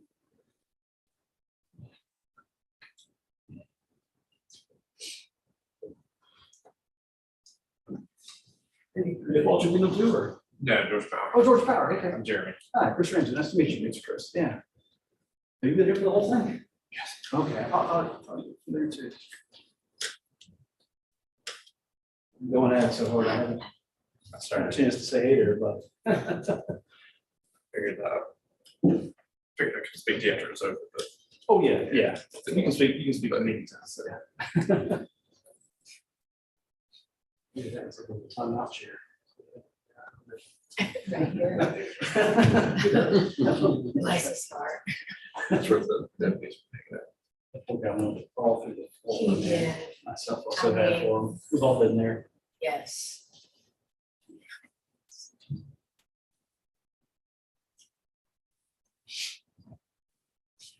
Just glad he wasn't one of the main 12, so we didn't have to have that kind of discussion.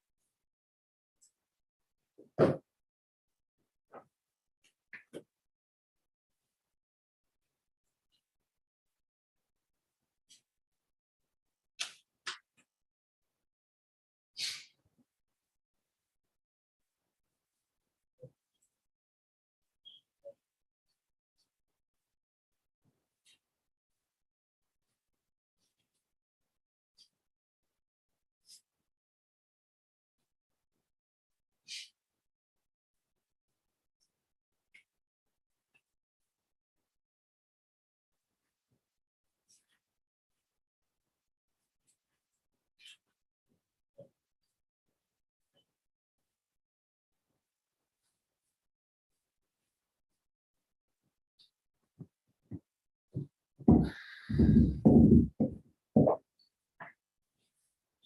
you guys have your proposed verdict form ready to hand up, or is, remember ours were just a little bit different? Actually, it's in the control. We should get all three of ours out in the.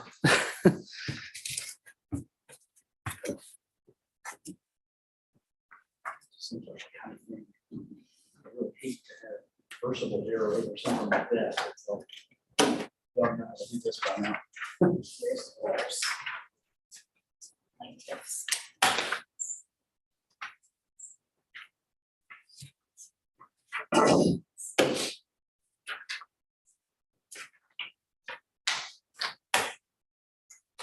This is mine, okay, that's your. That's your.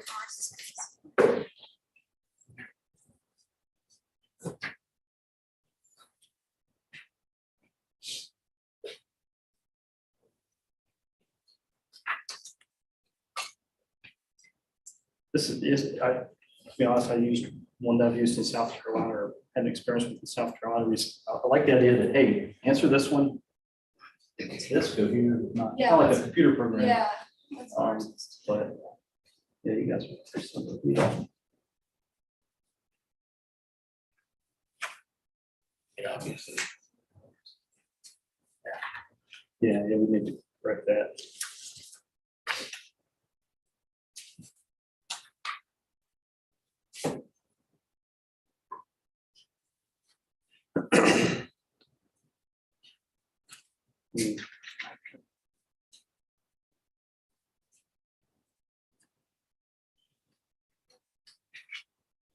I'd rather use one we can agree on.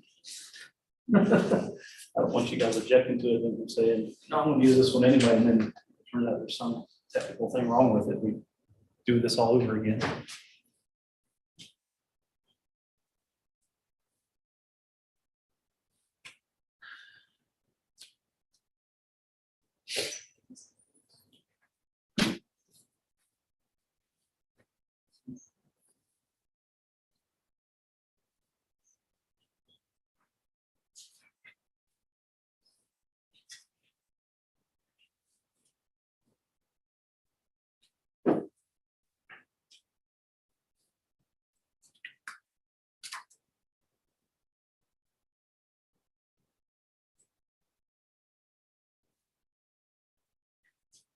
Obviously, I like mine the best. I like y'all's the second best.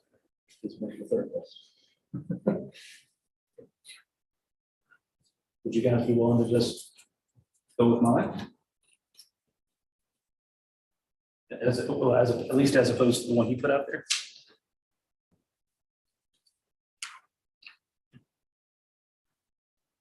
I think we're both in agreement. We don't like that one as much.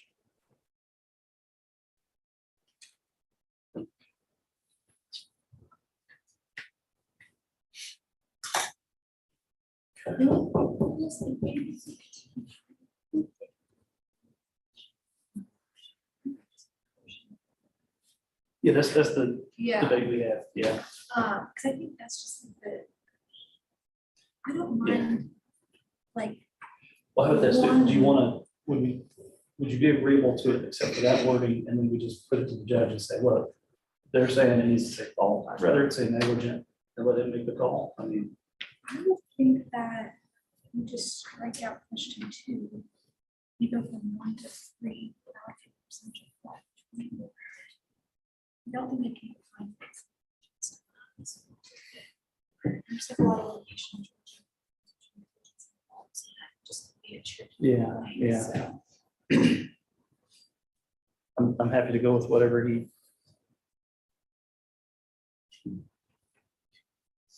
I'd see your point that this is, with it condensing it, it possibly could possibly cause a problem.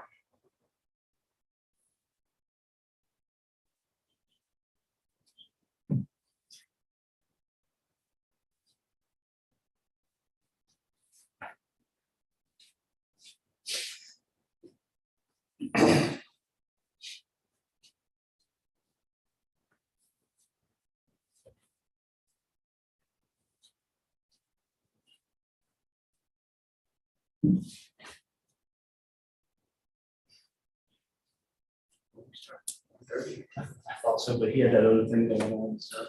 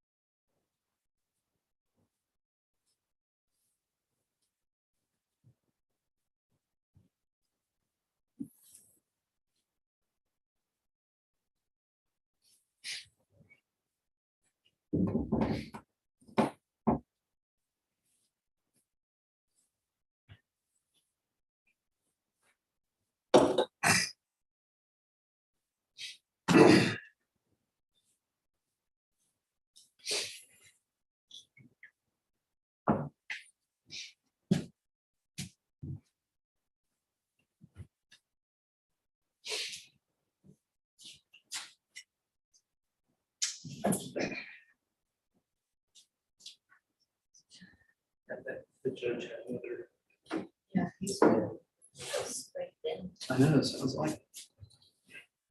Did you know it?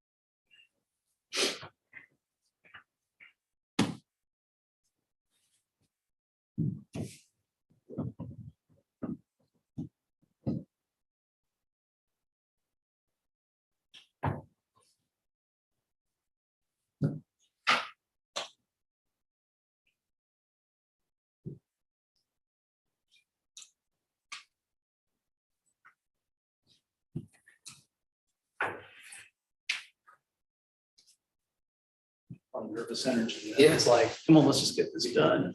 I always worry about giving it to the jury at the very end of the day, because I want to go home. And whichever way that cuts, I mean, I don't want them to make like a quick decision, well, you know, regardless of which side I'm on. I don't want them to be like, I don't want them to be more motivated by, I'm ready to go home than, you know, that's what I think everything is.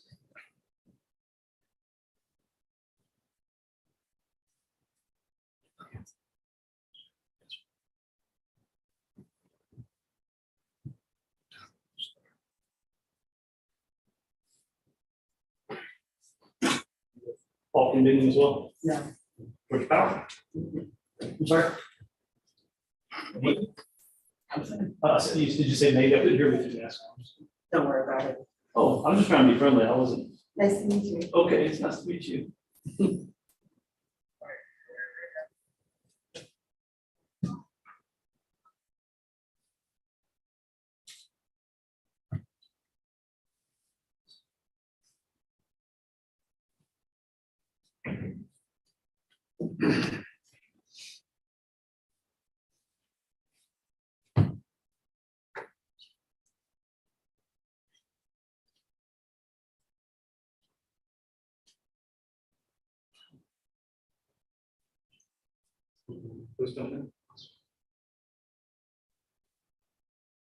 Security officer said the judge is coming.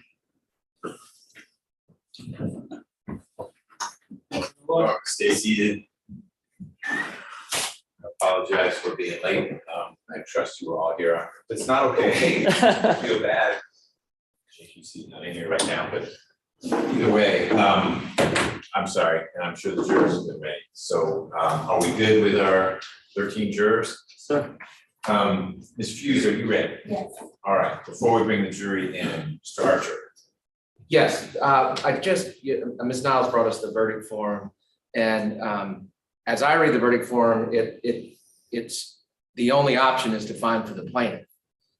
We, the jury, find for the plaintiff in the amount of zero of blank, even an amount of zero is still a finding of fault with the defendant, even though there's zero damages. And I think both parties proposed a question of finding for Georgia Power. And I think that needs to be on the verdict. Okay, so one would be, well, do you have a replacement version? Our proposed version is what we would propose. I would only say the difference is it had Eric Morris on it, but the first box is. Fairness, here's ours as well.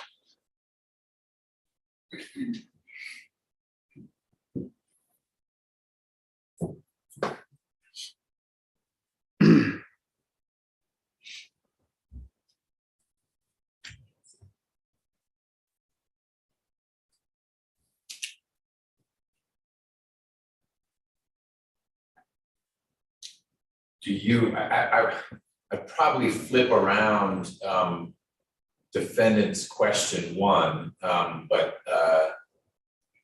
we find for the defendants first, or we find in favor of plaintiff.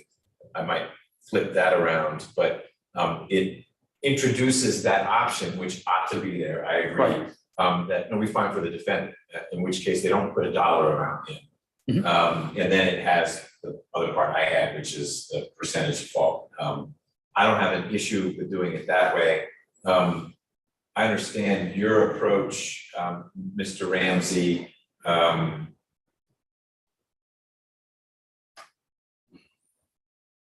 don't know that we need to get that specific about was, it would just be Georgia Power or Georgia Power negligent.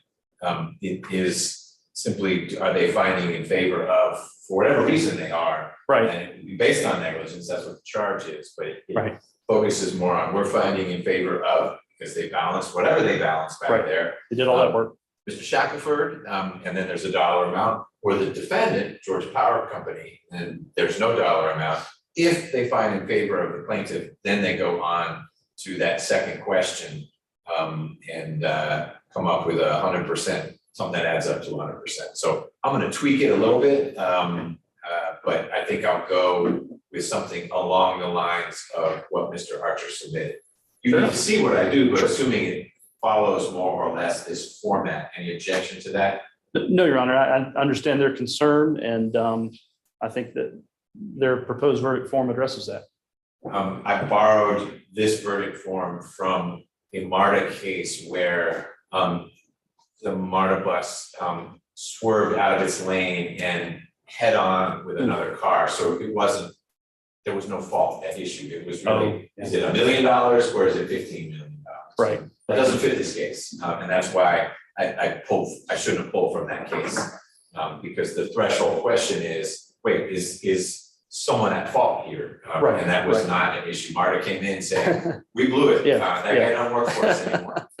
And that's clearly not this case. All Right. right, anything else, Mr. Archer? Two more issues. One we sort of addressed, I just want to make sure the record is clear. We sort of made our motion anonymous because our conversation was outside the presence of the jury.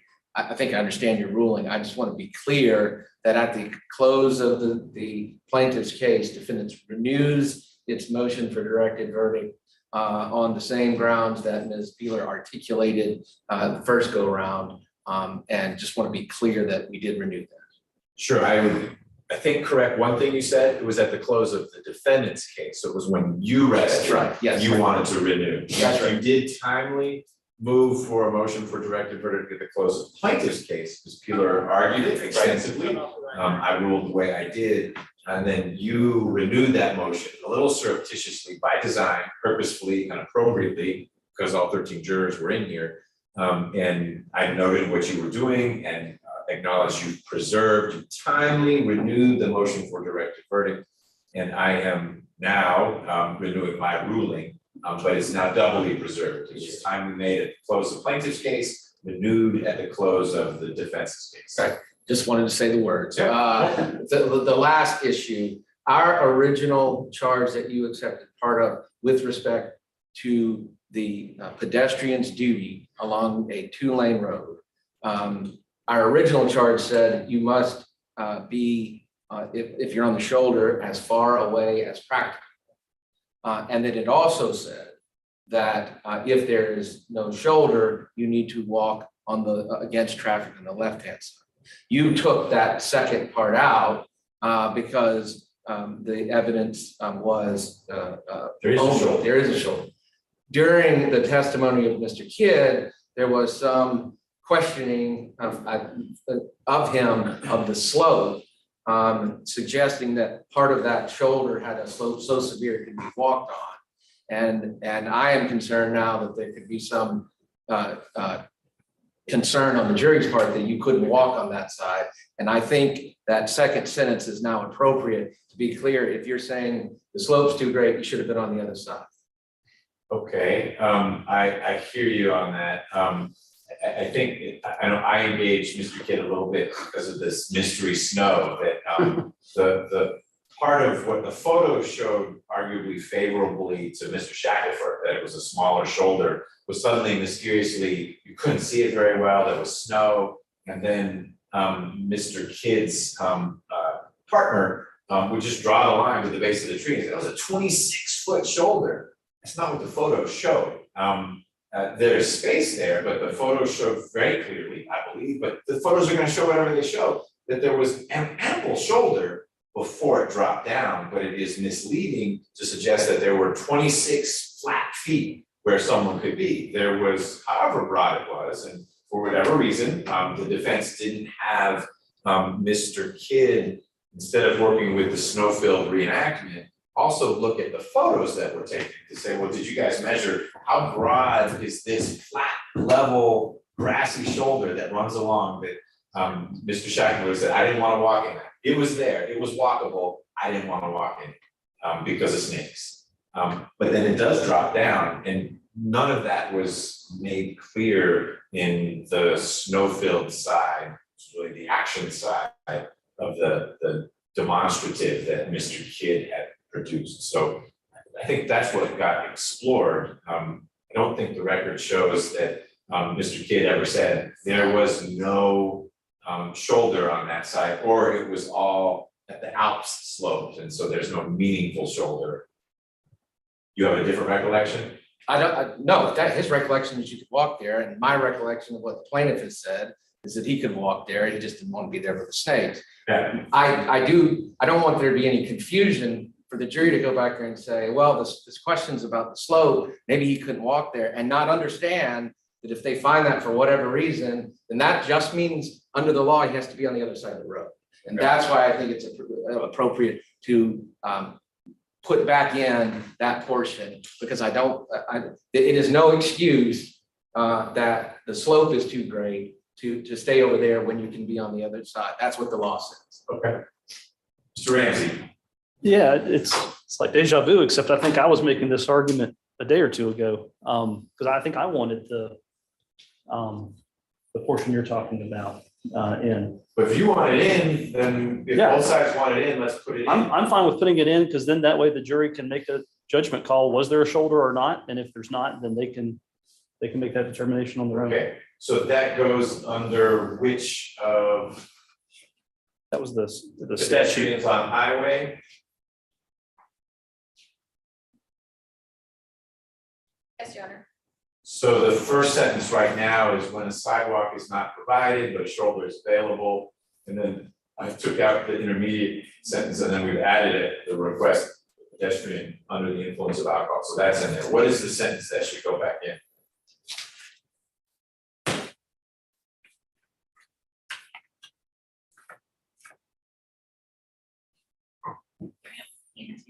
That'd be great.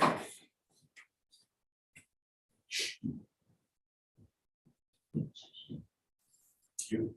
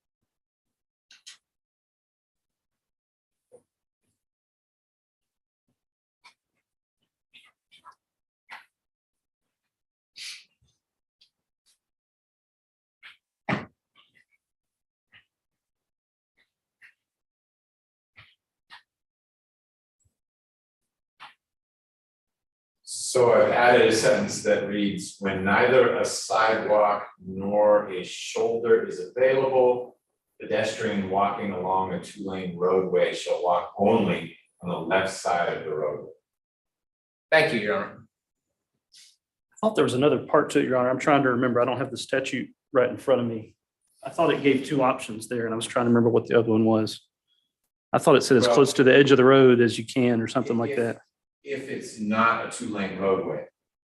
So what it says verbatim, the statute 4696B, when neither a sidewalk nor a shoulder is available, any pedestrian walking along and upon a highway shall walk as near as practicable to an outside edge of the roadway. And if on a two-lane roadway, shall walk only on the left side of the roadway. We've got a two-way roadway, so I don't need to put that middle part in. It's not applicable. Okay, I was just trying to remember what it, Yeah, you were remembering correctly, Yeah. there was more verbiage in there. right, But that would apply Doesn't to apply. a one-lane road, okay, which we don't have, fair enough. right? Yep. That changes in the hard copy you have, doesn't have that. I'll need to get from Ms. Niles a new hard copy, and it'll be on the PowerPoint that goes up. Anything else from the defense? Nothing else from the defense. Okay, are you ready to pick up where you left off? Yes, sir. Let's get the jurors back out here, please.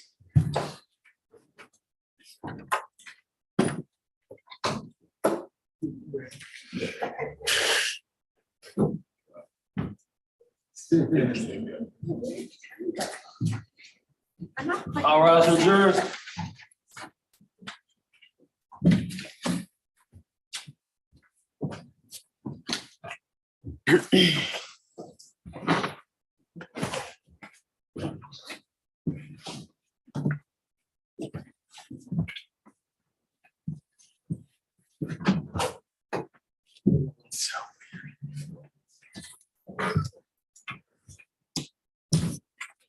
Here's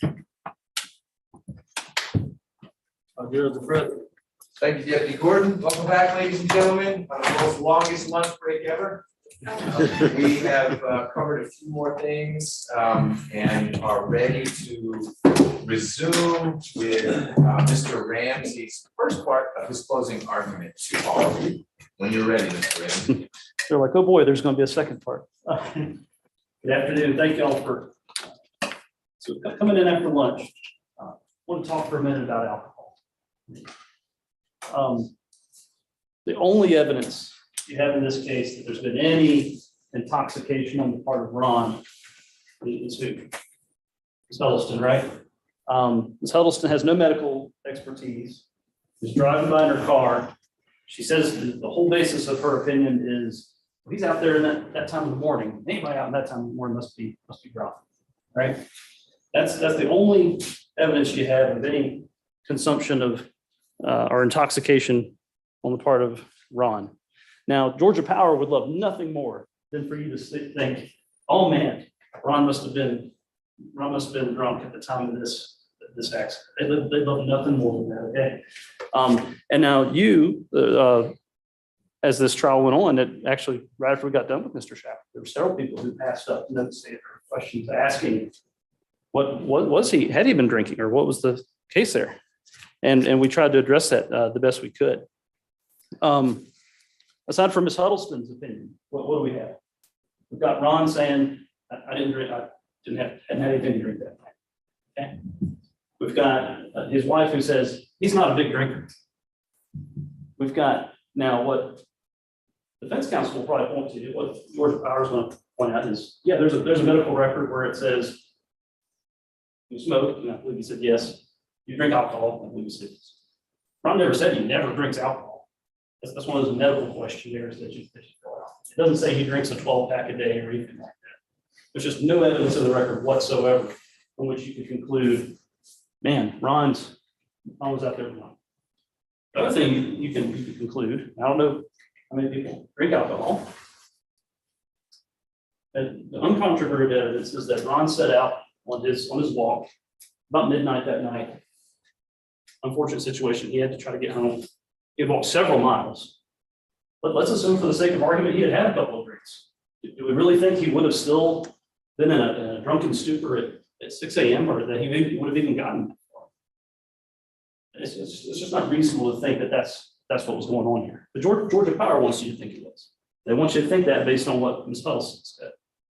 And remember what her assumptions were, how she felt so negative toward Ron just right out of the gate.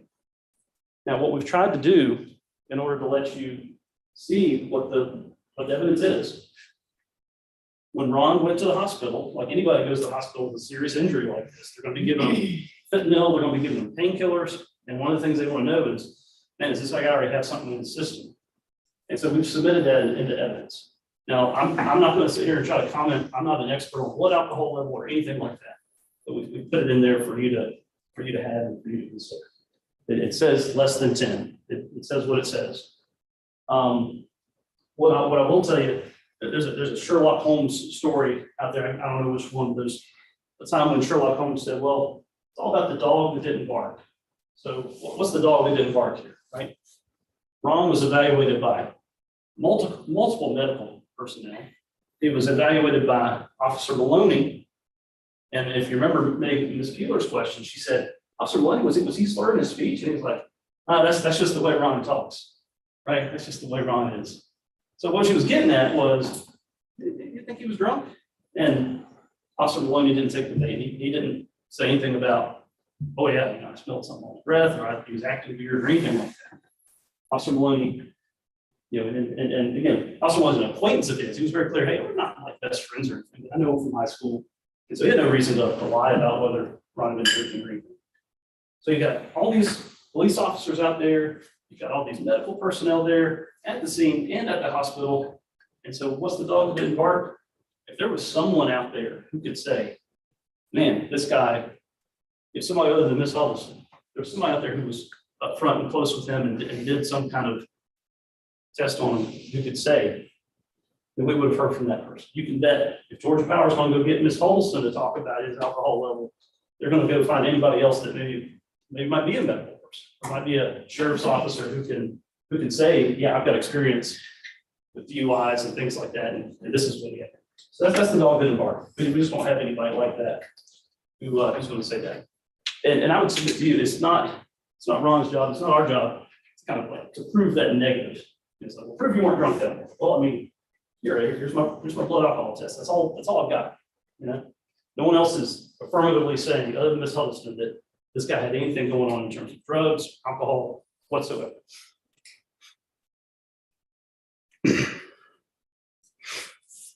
Now, I digressed a little bit. We were talking about Ms. Huddleston. Again, she was so excited to be here yesterday. And Ms. Huddleston was as certain as she could be of a few things, a couple of them in particular. But yeah, she saw Ron on the road that morning, certain as she could be, no doubt. And that she saw him at least 45 seconds before her vehicle got to him. And that's so important because the defense will very quickly tell you, well, remember in our opening, I was talking about, well, she has some bias, let's be careful about her. They were like, no, she has no bias whatsoever. She volunteered her time. She wants to come in here and just be an objective witness to what went on. No bias whatsoever. She's the true neutral party here. I think as you saw yesterday, based on her responses and how she treated Ron, how she treated me, yeah, she's got some bias. And so what does that tell you? She's the one who comes in here and says, 45 seconds is how long I had to see him. And granted, maybe she was exaggerating a little bit, but you didn't hear any redirection of, wait a minute, Ms. Huddleston, are you sure it was really 45 seconds? She had several opportunities. Every time she said 45 seconds. I do believe one time she said 30 to 40 seconds. Okay, that's what Ms. Huddleston said.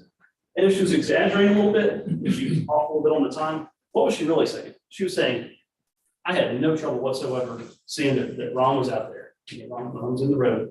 I saw him plenty of time to, assumedly, plenty of time to do something if she had chosen to do so.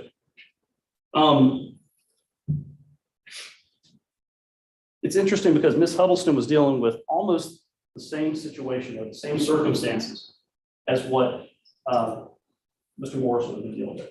Same moon, it's about an hour earlier, granted. Same moon though, same weather conditions, no rain, no fog. I don't know what the power of her headlights were. She said she was driving a Jeep. Mr. Morris was driving a Georgia power truck. So you think a Georgia power truck would have stronger headlights than a Jeep? I don't know. That's fair for you to consider. She also said she spotted him in the opposite lane. Remember what Mr. Kim was saying? You have headlights going in your lane. Actually harder to see in that other lane. So even though it's harder for her to see in that other lane, she said she saw him plenty of those. Plenty. No problem whatsoever. How much more so? If Ms. Huddleston was able to see him that easily, how much more so should Mr. Morris have seen him with his headlights pointing in that same line of traffic? So let's be clear. I'm not saying that Mr. Morris saw Ron for 45 seconds and said, oh man, here's my chance. I've always been wanting to hit a pedestrian. Here we go. We're not suggesting that or saying there's any ill intent whatsoever. What we are saying is that Mr. Morris should have seen Ron under all those conditions, should have seen this man on the edge of the road. Ms. Huddleston's established that would have been visible 45 seconds away. Let's say she was exaggerating. Let's cut that in half. 22 seconds. What all can you do? What evasive maneuvers could Mr. Morris have performed in 22 seconds? Sounding the horn, hitting the brakes, all sorts of things, flashing lights if necessary. You talk about swerving, all sorts of things that could have been done that he's claiming were not able to be done because he's saying it was an instantaneous type of event. So we've talked about 45 seconds before the accident. Let's consider just a few seconds before the accident, okay? Mr. Morris testified he looked over to the left. He sees these two log trucks coming in the opposite lane, and they have about a log truck length in between them. So we didn't hear anything from Mr. Kidd about a workup of that, but picture your mind. Log truck, length of another log truck has a space, then another log truck. Okay. His testimony is his testimony here was first log truck passes. That's when I see this silhouette off to the right. I jerked it to the left. I crossed over that yellow line. Man, I see this other log truck coming. Oh, I jerked it back to the right to avoid that second log truck. Okay. He said he did all this at 54 miles an hour. Didn't hit the brake. Didn't sound his horn. He says he did that. All at 54 miles an hour. While this second truck is coming at whatever speed. I don't know if they were going 55 or maybe a little bit less. And he says there was only however long the log truck is. That's how long the length was between these two log trucks. That's what he said in here. Doesn't sound his horn, doesn't hit the brakes until after he hears a thud. And importantly, he hears the thud after he swings his wheel to the right in the direction of this silhouette that might be a person. Okay. Doesn't stop right away, goes on down the road, turns around in the church parking lot. Now that's what Mr. Morris testified that you heard in here. I think it's fair, again, we're having to rely on Mr. Morris he's our only source. He's the only one who can tell us, only eyewitness is going to say, this is how I was driving, this is how the truck was being operated. Right after the accident, he spoke to 911. He said something different. You got to hear about that. He said, oh, there was a guy in the middle of the road. And I asked him, was he in the middle of the road? He said, at first we had a little confusion. Was it the yellow line? No, not yellow line, middle of your lane. Was he in the middle of your lane? He's like, well, no, he was off to the right. Okay. We told immediately after the accident, we told 911 something different. Was he concerned about being found responsible in some way? And that's why he told 911, oh, he's in the middle of the road. Couldn't have done anything. He was right there in the middle of the road. Couldn't have avoided it. That's why he told 911. And he's admitted that that's not true. It's not actually that he was in the middle of the road. You got to hear about this statement that Mr. Morris wrote up.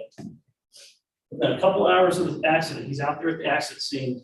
He mentions that he had written up a statement. I handed him the typewritten statement that I had. And he looked at that and he said, no, I don't think that's my statement.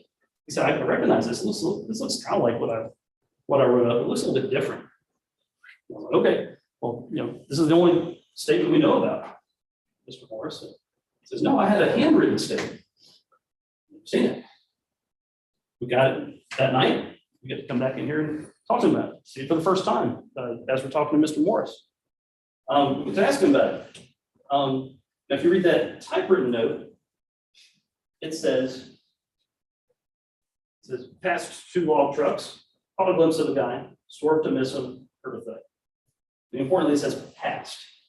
So if you just read that little blurb that says driver's statement, you would think, and we talked to Mr. Morris about this, and he agreed. He said, yeah, based on that, you would think that these log trucks had already passed me, and that's when I saw Mr. Shackleford. And he said, but no, that's not the way it happened. He said, now on my handwritten note, it was more detailed. I put more details in there about this dodging through the log trucks, and I put that in there. Okay. We find the handwritten note, and it's almost identical to the typewritten note. So I asked Mr. Morris about that. He says, well, yeah, the only difference here between this typewritten note and my handwritten note is handwritten note I wrote passing two log trucks. So, okay. And that changes the meaning significantly, right? Because it makes it sound like you're in the process of passing instead of that you'd already passed at the time you saw Ron off to the right. So here's the concern. We've got the one guy who can tell us what happened. And I know memories change, things like that. We've got three different stories about what happened. And I'm a trusting guy, I'm a believing guy. I want to give people the benefit of the doubt, but when I'm hearing three different stories, I don't know which one is right. I don't know if any of them are right. And that's the problem I have, and I would say that's the problem you as the jury have to consider as well.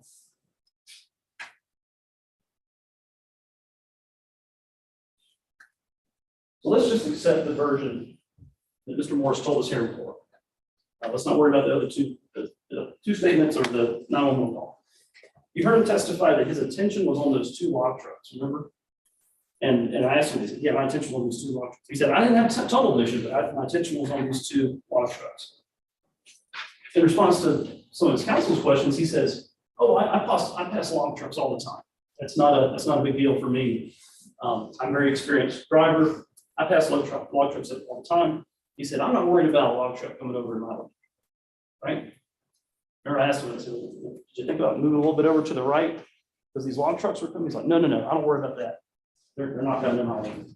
But it does say, that's where my attention was, right? Attention was on that oncoming lane of traffic instead of the lane of traffic that he was in. And what's his testimony? I was looking over at these log trucks, and I scanned back to the right. That's when I saw a person off to my right, or the silhouette off to my right. It turned out to be a person. Now you heard, while we're on the subject of the log trucks, you heard Jeff Kidd say, I was asking him about these log trucks. He said that those log trucks and their headlights would not have impaired Mr.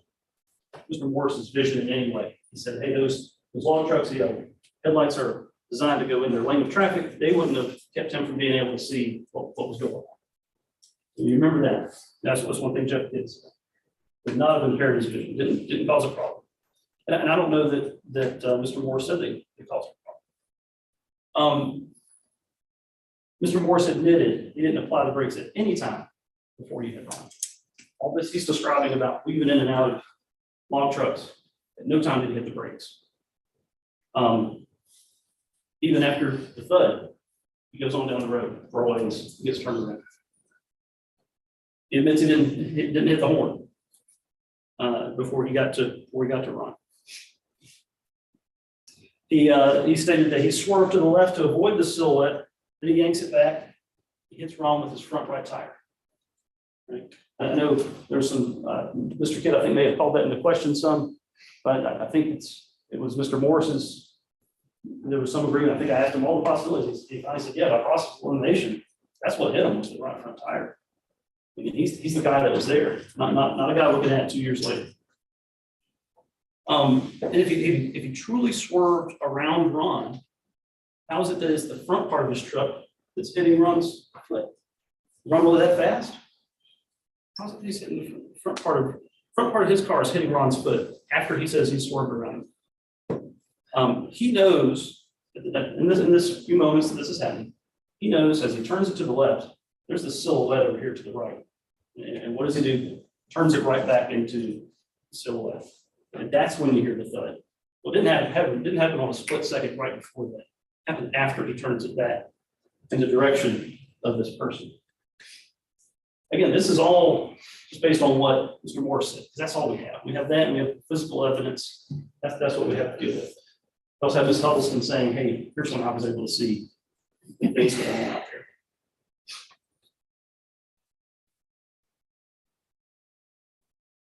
Now, you heard testimony from Ron that, he was asked, we talked about this. I said, hey, it'd been the easiest thing in the world for him to just say, oh yeah, I was way off the road. That's where he hit me. And that's not what the testimony is. You heard testimony from Officer Maloney talking about where he was looking for tire tracks going in and off the road, whether there's anybody going off the road. We're not here to tell you that we believe the truck went off the road. What Ron says is, hey, it hit me right here on this side of the fog line. That's where it hit. That's where it's going to be. Now, like we talked about earlier, pedestrians, not supposed to be in the roadway. But the legislature also recognizes there will be times when there is a pedestrian in the roadway, and the driver also has a duty to avoid it. Like I talked to Officer Maloney about. So, well, in the roadways, that just means you run them over. He said, no, of course, you got to try to avoid this stuff. So now there's a little bit of an even bigger problem if you go outside the fog line. So obviously you got to weigh Mr. Morris's conduct either way, but you've heard testimony that the fog line is the drivable portion of the road. Even Mr. Morris admitted, I'm not supposed to go outside the fog line. So if you determine that he went outside the fog line, obviously there's a little bit more fault. Again, we still have our level, whatever our level of fault is. Ron has his level of fault. But if you determine that the driver went over the fog line, even more applies to Mr. Morris, because that's not your drivable portion of the road. That would be yet another mistake for Mr. Morris. And I want to be real clear. I had a chance to meet Mr. Morris as a deposition. Again, at your trial, I'm not saying he's a bad person. I don't want anybody to misunderstand me. I'm not even saying he's a bad driver. He has a CDL, he has a ton of training, sounds like he's generally a good driver, no issue there. I don't think you have to conclude that Mr. Morris is a bad driver or a bad person to say, you know what, that morning, under those circumstances and everything that happened, he made some mistakes. He really did. And it doesn't make him a bad person, doesn't make him overall a bad driver. People make mistakes. People make mistakes. I told you, Ron made mistakes. He's owning up to them. He's saying, look, yeah, I shouldn't have been where I was. What's Mr. Morris's response? No, I didn't do anything wrong. No, nothing wrong whatsoever. Mr. Morris our contention is he made a mistake in the long term, in the 45-second range, he made a mistake. Comparing what he did with what Ms. Huddleston did. He made a mistake there because you should have seen this guy coming. There was the same circumstances she had. Clear sky, full moon, no rain, no fog, straight shot on the road. You should have seen this guy well in advance. Plenty of time to do whatever you need to do. Honk a horn, flash lights, slow down, whatever you need to do. That's in the short term, or in the long term rather. And then our contention is right before, like in the 5-second range, right before and during the collision, he doesn't hit the brakes, doesn't hit the horn, he turns into a known pedestrian, and our contention is he drove outside the fog line. That's all for you. All different things he did that he should not have done, and all that's based on what he says he did. We're not just making this up. This is what he says he did. Except, of course, he doesn't say he went outside the fog line. I'll correct myself. The judge is also going to instruct you on something called the last clear chance doctrine. Okay, we think it's especially applicable here. What last clear chance doctrine says is a person's under an obligation to use ordinary care to avoid injuring another after finding him in a dangerous place, regardless of how he got there. And he's liable for the failure to do so. And of course, we have to prove that by burden of proof is still on us. We have to prove that by preponderance of the evidence that Ron placed himself in danger because of his own negligence. That Mr. Morris knew of Ron's danger. He had the opportunity to take action to avoid injury to Ron by use of ordinary care under the conditions that existed at that time, but he failed to do so. That's a whole mouthful. The judge is going to give you jury instructions to look at. Basically, what we're saying is, hey, we admit Ron was in the wrong spot that morning. Okay, we admit it. But Mr. Morris had the opportunity here, both in the long term and in the short term, to take evasive maneuvers and didn't do it. Now, there's a couple of doctrines that you'll hear from, or a couple of arguments I'm anticipating you'll hear from the defense. I want to make sure I try to kind of touch on those. They're going to say, oh, well, this wouldn't have happened if he had been on the left side of the road, or he'd been way off on the shoulder. Yeah, it wouldn't have happened. And that's, fair enough. That's what they're saying. But here's what, last clear chance, it anticipates that. It says, look, yeah, we're taking into consideration the fact that he's in the wrong spot. That's all I'm given. The Georgia duty of drivers that applies to all drivers, again, with respect to all pedestrians. It acknowledges that there are going to be times when pedestrians happens to be in the road. And if we're going to get into this about saying, well, what happened? I mean, you can go way back and say, well, if Ron hadn't gone out with his brother that night, this would have happened. You can just play that game forever. We kind of take Ron the way we find him. He made a mistake and he was in the road. And it was the duty of a driver in that situation to take evasive maneuvers to see him in the long term and to do things in the short term as well, try to avoid that accident.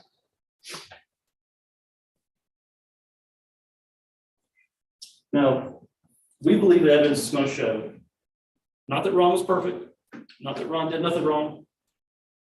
We believe, we contend it shows that Georgia Power, through Mr. Morris's conduct, was more negligent than Ron. Again, go back to last clear chance. Who had the last opportunity to do something? Was it Ron? As he's diving out of attempting to dive out of the road, get out of the way, or was it the bucket truck, which we've had testimony that it had up to 45 seconds to have seen him. Maybe a little bit less, still good amount of time to have seen him and done something. Who had the last opportunity to get out of the way? Now, it's not enough though for us to say, okay, look, Georgia Power, just a little bit more responsible for this than Ron, given how things played out. What the judge will tell you is you also have to find that negligence was a cause of Ron's damages. Now, we think some of that is kind of, some of the fact causation and damages is kind of a given in this case, right? Get your foot run over by a bucket truck, it's going to cause damage. And I don't think, even though some people initially saw him and said, yeah, don't look at that. I don't think anybody's saying that Ron's foot wasn't really badly damaged. You saw the testimony of the summary of the past bills that were submitted. I'd like to show you just real quick some of those, or the summary.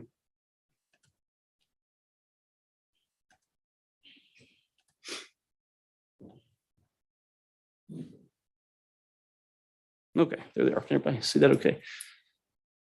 So there you have it. These are the past due medical, or past medical bills that Ron incurred. If you remember, we started kind of going into them in detail, and defense stipulated, said, yeah, we'll stipulate those are the damages from, those are his past medical bills.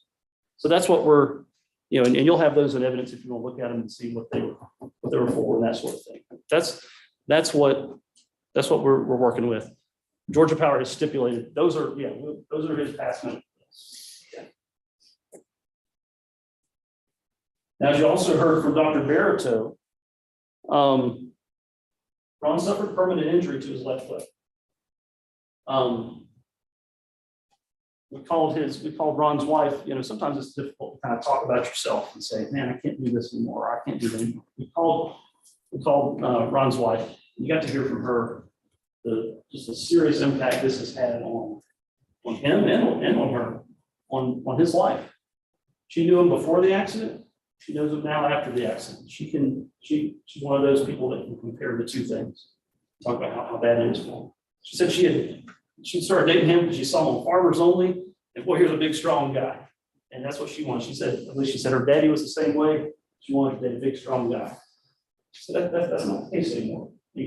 Ron's not able to walk for distances. He's not able to stand for periods of time. He enjoyed hunting and fishing. I believe they still do those things, but it's not as easy as it used to. She said the schedule used to be, hey, at 9 a.m. we're doing this. Now it's just all kind of obliterated ever since this accident.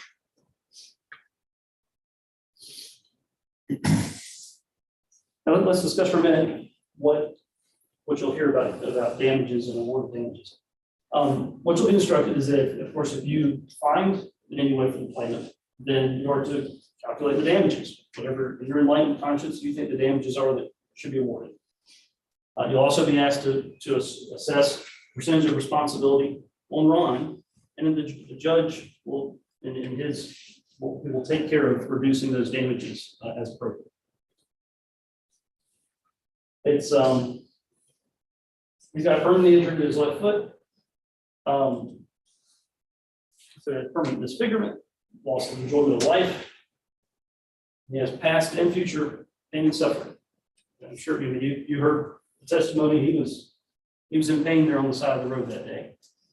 And you heard the testimony from Barito that pain's going to continue. I think the last appointment he had, it was a 9 out of 10. Like he said, hey, pain's kind of a subjective thing. We asked, but he did say, look, he's always going to know that's his bad foot. He's always going to have some arthritis in that foot. He's going to have a permanent limp. It's not getting better. It's not going to get better. We talked about the possibility of some future surgery, and that's out. And we're not seeking any damages for any kind of future medical expenses whatsoever, and the judge will tell you that. Not asking for any future medical expenses whatsoever. But what that leaves us with is the foot's not going to get any better. He's not the future surgery or anything on plan. If you remember what Ron said, he said, He said, no, I've heard that I might lose my foot. If this doesn't go well, I might lose my foot. So not gonna have it done. You know, the defense is gonna make a good point fair point that, hey, you know, the reason you can't get this surgery is, or the reason things aren't gonna get better is you were a smoker. You've got this peripheral artery disease that keeps you from, you know, from getting that surgery. Fair point. But you know what? Ron was already a smoker when he got hit that day. He already had that peripheral artery disease when he got hit that day. We kind of take Ron as we find him. He didn't just suddenly pick up smoking, you know, in an effort to avoid doing what was best for his health or anything like that. Okay, he didn't do that. So we would ask you, don't. It's difficult for people to stop smoking. He tried, was unsuccessful. Don't punish him for being a smoker. Okay.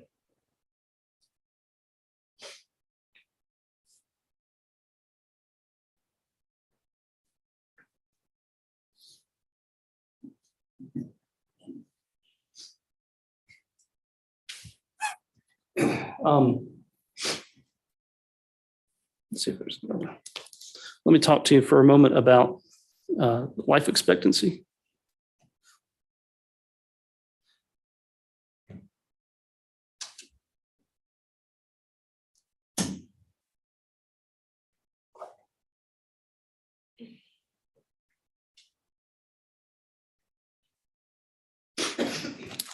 So there it is. So in the state of Georgia, because Ron has a permanent injury, if you find these entitled to damages, then you're entitled to consider the fact that this is a permanent injury. It's going to be dealing with it, you know, the rest of his life, right?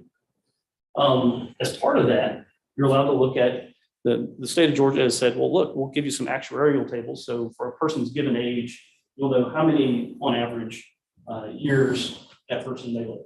Now, obviously, in your enlightened conscience, you might say, you know, we think Ron's going to live a little shorter or he's going to live a little longer, but this is just a guide for you. It's intended to help you in figuring up, you know, for instance, if you said every day this is worth X, then you can say, okay, now we know if on average he's going to live this much longer, multiply it out, do the math and see what it looks like. So you'll see here at the very top, we've got the age in the left-hand column. And then over in a little bit to the right is the expectation of life if you're that age. So if you're a newborn baby, you see here you'd be 68.3 years old is your expected life expectancy. So sorry to get a little bit morbid. You know, it's always a little weird to look at this and look at your own age and see how much longer you're estimated to have. So here for 48, you see here on the 48, I know it's small print. Well, and this will go back with you. But for 48 years there, you'll see that the number next to that is 25.27 years. So, you know, just the average person, 48 years of age, we can expect they're going to live another 25 years. That's 25 more years for Ron of limping along, just do the best he can. 25 more years of misaligned bones in his foot. 25 years of not being able to stand for a long time, not being able to walk for long periods of time. 25 years of not getting to enjoy fully the things that he enjoyed before all this. And Susan, his wife, really spoke to that the best, what effect that's all had on him and on their family. I want to touch on Jeff Kidd for a minute. Y'all got to hear from him this morning. He's a smart guy. He's does accident reconstruction. You noticed I didn't challenge any of his credentials. He knows what he's doing. Smart guy. It's important to keep in mind, when was he hired? He was hired 2 years after this accident. Yeah, 2 years after. He was hired for this case. He wasn't hired right after the accident to really, Georgia Power hired right after the accident to say, well, hey, go out there and find out what really happened. You know, we really want to know. No, he was hired for purposes of this litigation. Nothing wrong with that. That's what people do, but don't get him wrong. That's why he's here. He's not here because they really want to, you know, because on day one they wanted to know what the truth was and hired Jeff Kidd. Okay. Well, and what did Jeff Kidd tell us? He said, hey, look, looks like there's a shoulder on the right, there's a shoulder on the left. Well, we would greatly disagree with that. On his pictures, it showed a lot of snow or data inconclusive areas. If you look at the actual pictures, there's areas on that shoulder where it dips down. And kind of to Ron's point, yeah, it's not a particularly wide shoulder. Again, it's kind of goes back to we're taking responsibility for the fact that he should have been exactly where he was at. That wasn't the safest place for him to be. We're not arguing that. Jeff Kidd talked a lot about headlights and how soon you'd be able to see somebody. Did he really go through kind of a scientific method of doing that? He assumed what the headlight strength was going to be. He said, oh, you know, low beams are generally this to this, so I assumed it was this. It didn't test the one that was involved in the accident. I believe he said he went and looked at or checked specs on one that was a few serial numbers later. Okay. What things, you heard a lot about what did Jeff Kidd think was not important, right? What things were not a fact. He said, oh, that approaching log truck and its headlight strength, that's not a fact. You don't have to worry about that approaching log truck. It's not going to shine any light on the situation whatsoever. And this is where, you know, some people can be, and Jeff Kidd is a very smart guy. So sometimes you can be smart in terms of an engineer or have a scientific background, but where's the common sense? If a log truck shining light, then of course that's going to shine more light on the situation and be a potential for seeing this pedestrian sooner than what you otherwise would have. He disregarded the moon. In fact, he couldn't even tell us what the phase of the moon was that night. In that case, he didn't take a look at it, didn't think it was important. So again, you can compare that with your personal experience of, does the moon shine light down so that you can see things, especially if it's 91% full. He told us that Weather Underground was his source for what the weather was that night, even over his own client. Mr. Morris said it was clear that. So you see, again, it just goes back to biases. Mr. Kidd was hired by Georgia Power, hired gun. He's going to have that frame of mind and that perspective on things as he's giving his opinions. He said he looked at the clothing. Now, I'm not sure why, but he kept talking about, well, what witnesses said the clothing was. I mean, we've got the clothing. We've got pictures of the clothing. We got the light gray shirt. We got the light blue pants. Why wouldn't you say, okay, well, gee, if somebody said it was black he was wearing that night, obviously they were wrong. But he said, oh, I saw all these different things about what the clothing was. So check the, and then I believe what he said was, well, unless it was reflective, I didn't think it was relevant. I didn't think it was a fact. We all know that if someone's wearing light colored clothing, you can see them better than if they're wearing dark colored clothing. You can bet that if Ron had been wearing a black shirt and black pants, Jeff Kidd would have been all over it. And he would have said, oh man, you know, you can't see somebody when they're wearing black. But it didn't fit his narrative. So it wasn't important. It wasn't something he considered. Okay. Instead, he just concludes based on headlight strength alone, 200 feet. That's what it is. And then it just becomes a math problem. He says, if you're going this speed, going 55 miles an hour, it takes you 2.5 seconds to see and react. Okay. That's still longer than what Mr. Morris said he had, 2.5 seconds. That's a whole lot shorter than what his own star witness says. Jeannie Huddleston said, you can see that guy 45 seconds away. Right? So Jeannie Huddleston has shown that she is more than happy to go talk to Georgia Power, more than happy to go talk to their attorneys. And this is their hired expert. And for whatever reason, they don't get on the same page about how far you can see somebody. Right? Their star witness conflicts with their expert. And I think that's a problem.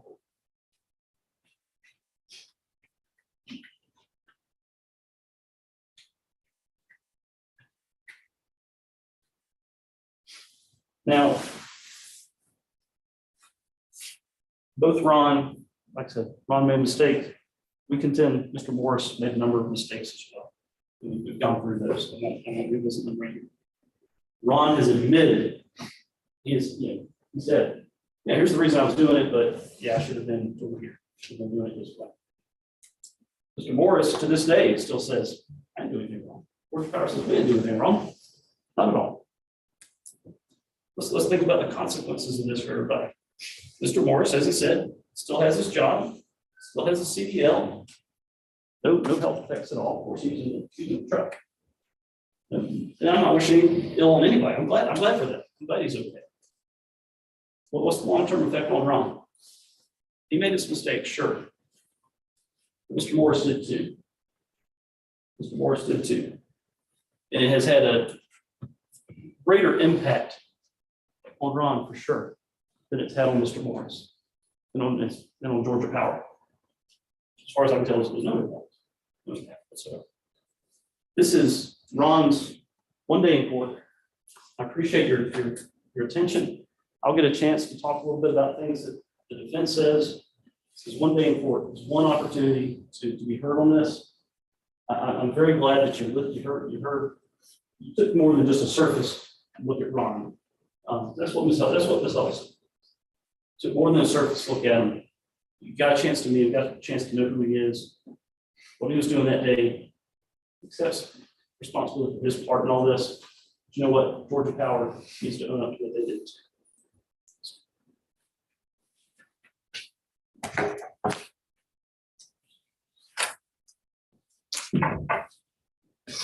You take that, Art. Yeah, I'll take it. I'm not gonna talk about actuarial data. I am gonna get my technology.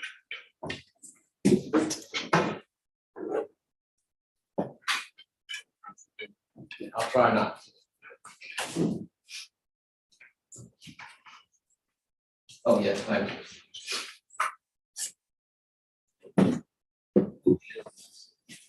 That's the closer. Now we'll put Jeff's work up.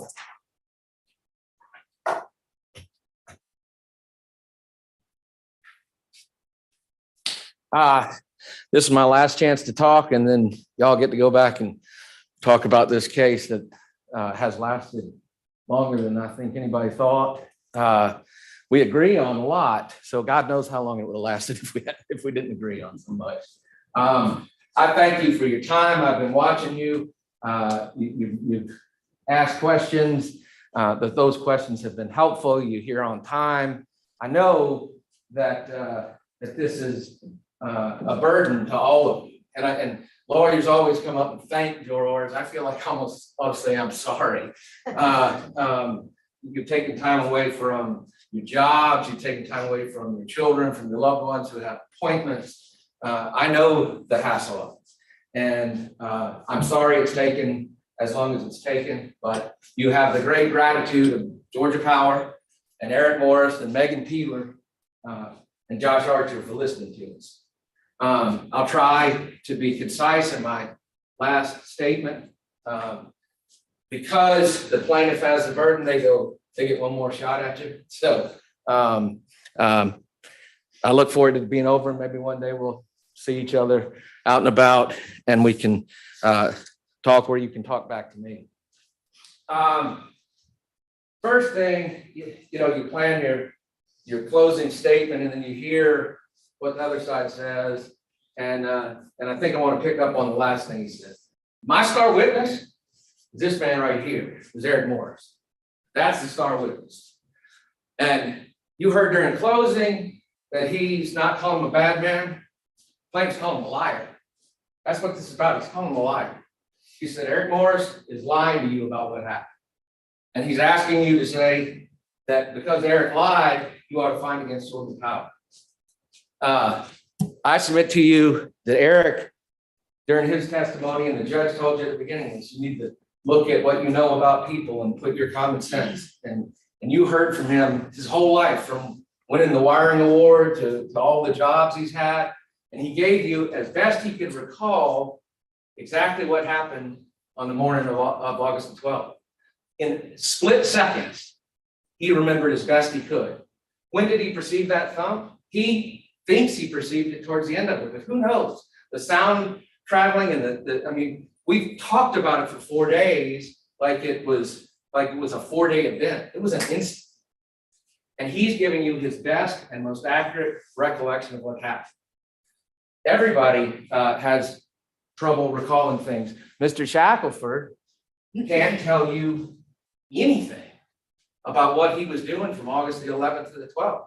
He went to various places, convenience store, his brother's girlfriend's house, and can't tell us what he was doing. No details about people there, just conversations, why he was there. And so when we're talking about statements made to you and discrepancies, let's hold both parties to the standard you set. And I would submit to you that there are obviously discrepancies on something that happened 3 years ago, but there is no discrepancy from Eric Morris that rises to the level of an untruth. What he's telling you is the truth. And Eric Morris saved this man's life. You've heard that he shouldn't have been in the road. And Eric Morris was able to get around him and save his life and save Eric's life and save the log truck driver's life. So that's why we are defending Georgia Power Company. And that's why Georgia Power Company says it has no liability. I told you in opening that we agreed about a lot in this case. And it turns out after the case, we agreed about even more. What you heard in closing is that Mr. Shackleford caused this. He caused it by his choices of walking on the right side of the road with traffic and walking in the road. You heard in opening that Mr. Morris went across the fog line. That's what you were told the evidence would show, that Mr. Morris swung across that fog line, which the reason it's called the fog line is so that in the fog or the dark or whatever, it can show you the edge of the road. It's not a wall. It helps a driver when you have fog or any other visibility that you can see and know where the edge of the road is so you don't run off the road. We've been talking about the fog line like it's a wall, and if you cross it, it's all the horrors. That's not true. But in fact, there is no evidence that he crossed the fog line. The only evidence whatsoever is from Eric, who says he didn't. And although you heard in opening that the evidence will show that Mr. Shackleford was on the right-hand side of the fog line, 1 foot on the road and 1 foot on the dirt. What did we hear when he on direct from the stand? When I got over to the white line, so he's in the road, I turned. He was coming at me. When I turned around and seen who he was, I dove out of where my foot was and went off the road. That's what he said. So he told you during opening that this case was all going to be about Eric Morris drifting over the fog line. And the evidence from his own client is, no, I was in the road. And Mr. Shackleford testified all night he'd been walking in the road. For most of the night, he was walking against traffic, and he could perceive a car coming, and if a car came, he would step off the road. That was his habit that night, whether it was because of snakes or whether it was because when you walk 3 miles an hour, 6 hours, if he was walking that fast, it was a long time and a lot of miles, and it would be more comfortable to be in the road. But that's what he was doing. He was walking in the road. And what you heard in closing is, that's wrong. I should not have been doing it. And what you will get, what the judge is going to tell you, is when you are a pedestrian, you are walking on a 2-lane road like we have here, and it has no sidewalk. You have no sidewalk, but it has a shoulder, which it does. You must be off of the road as far as practicable. There's some talk about what was practical, what was the slope. We know there was 4, 5, 6 feet. Mr. Shackleford said it, Jeff Kidd said it, Eric said it. When we found Mr. Shackleford, he was laying totally on the shoulder. No question that there was a shoulder that he could have been all the way on, no part of his body in the road, and had he done that, this never would have happened. Never would have happened. All right, snakes, or slope, or some reason that you can't be on the shoulder on the right. Here's what else the judge is going to tell you. If you can't be on a shoulder for whatever reason, and you're on a 2-lane road, then you have to be walking against traffic. So he should have been on the other side. Here, ironically, on the other side is a church with a huge yard and tons of room. So whatever his story is, he's wrong. He should have never been on the road. And we totally agree with counsel that it is his responsibility. Counsel said, just because you are wrongly in the road doesn't mean that if you get hit, there can never be liability. We agree, we're not suggesting that. But also, just because you get hit by a vehicle doesn't mean the driver of the vehicle who struck you did anything wrong. That driver must exercise ordinary care. That driver must do what an ordinary driver would do to be safe. And if the driver's doing that, then there is no liability for striking the pedestrian who is in the road that he shouldn't be in the road. And so let's talk about Eric Morris's driving. The only person in this courtroom who is a truck driver is Eric Morris. None of the lawyers, none of the parties. The only person in here who's a truck driver is Eric Morris. And he was cross-examined for an extensive period about all of his training, and then we spent all of this time on Smith. And Smith driving is not something you have to take when you get a driving test. It's something that companies use to teach people how to drive. UPS uses it, and Georgia Power uses it. And it wasn't all of Smith. It was this aim high, and you'll get it back there. You can check me on it. It's the bullet point under aim high, and it says 15 seconds of visibility. And so there was this back and forth with Eric, so you couldn't see 15 seconds in front of me. No, I can't see 15 seconds in front of me. It's dark. I can only see as far as my headlights. Well, so shouldn't you keep it? Doesn't Smith say that you should be 15 seconds ahead of me? No, I don't think that's what it says. Well, if you could have seen my client, then you would have avoided. Yes, if I had seen your client, I would have avoided. But I don't keep him 15 seconds. That's this calculation. It is impossible to drive so that your headlights illuminate everything 15 seconds in front. It's not impossible. You can go 9 miles an hour. One of you asked, what's the calculation at 250 for sight? Jeff didn't do that. It's probably, maybe it's 11 miles an hour. It's way less than 55. And UPS trucks and Georgia Power trucks, and all the trucks are not driving 9 miles an hour at night on highways to keep things within their headlights. That's not the law. That's not what Smith means. There is no standard that suggests that. The 15 seconds is the level of your head. So what else we know about Smith and Eric is that he was doing everything Smith tells you to do. Lights were working, lights were on, he was going within the speed limit. There's no question he was going within the speed limit. Another issue, there's been talk about, well, there's visibility. There is no law or rule, and ordinary people don't have to go less than the speed limit because it's dark. The roads have the same speed limit all the time, night and day. Now, if it's raining, if it's snowing, if there's smoke, fog, conditions like that, you might have to change your speed. But if you are on a highway and it's night and you have your headlights on, you can go the speed limit of the highway. And there is no dispute that Mr. Morris was going the speed limit. He was well rested. You heard about his routine, and you heard about his what time he gets up. He was not rushing. He had plenty of time to get to Commerce where he had to report. He was extremely experienced. He was going on a route that he understands and had driven many times. There is not any evidence from the stand or from all of these documents that he did not exercise ordinary care. There's none.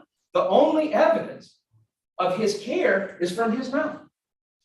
The plaintiff says, well, there was only one eyewitness.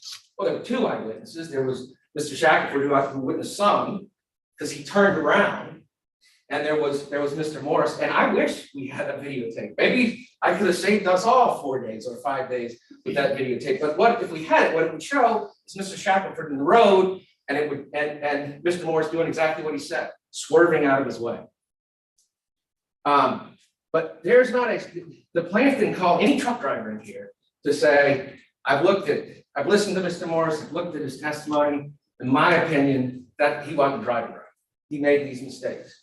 There's no articulation of mistake at all. Instead, what you're being asked to do by the plaintiff is to speculate to pick apart word and semantic differences in statements made years ago and made today, and to take that and to then guess what he might have done different. You don't do that. You don't guess, you don't speculate, you base your ruling on the evidence, and there is no evidence in here in the record whatsoever that Eric did anything wrong. The only evidence is that he did everything right. Now, we already know that plaintiff accepts responsibility. You just heard that. I don't know that he said that from the stand. I don't know that he was asked that directly. But the argument is that he is responsible for this accident, for the decisions he made. What did he do that was that violated his duty of care? You're going to be told too, a pedestrian has a duty of care. We all have a duty of care.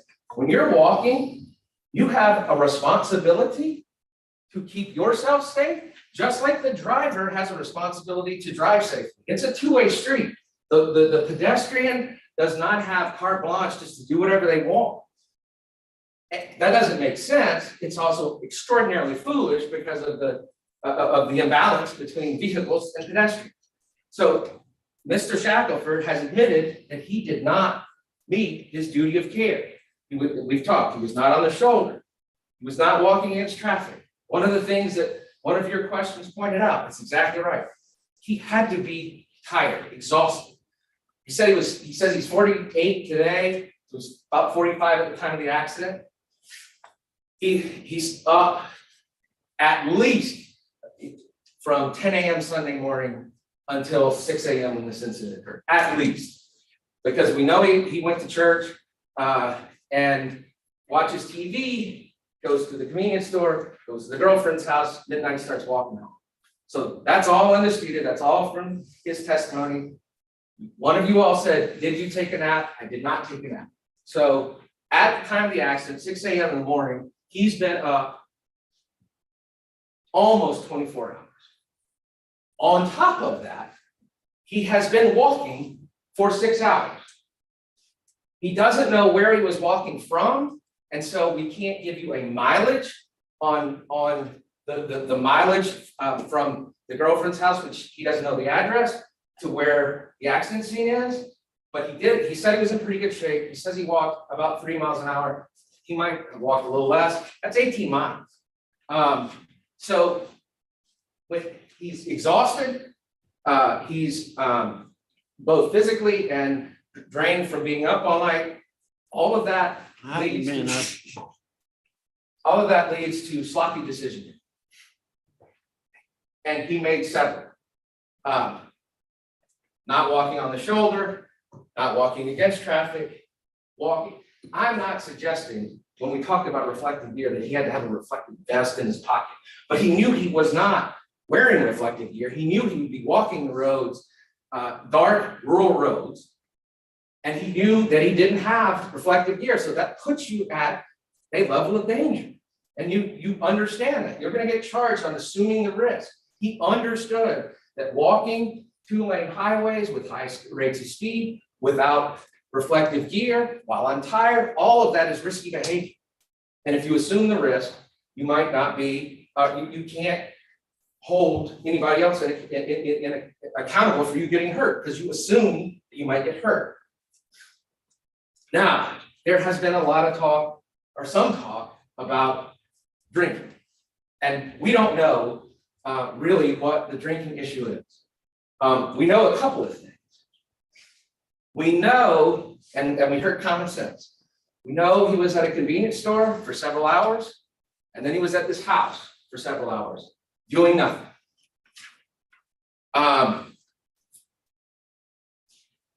It is his opportunity. It's all of it. Both parties have an opportunity. We got to tell you a story, and we've got to fill in holes as best we can to put you in back in time when these events occurred.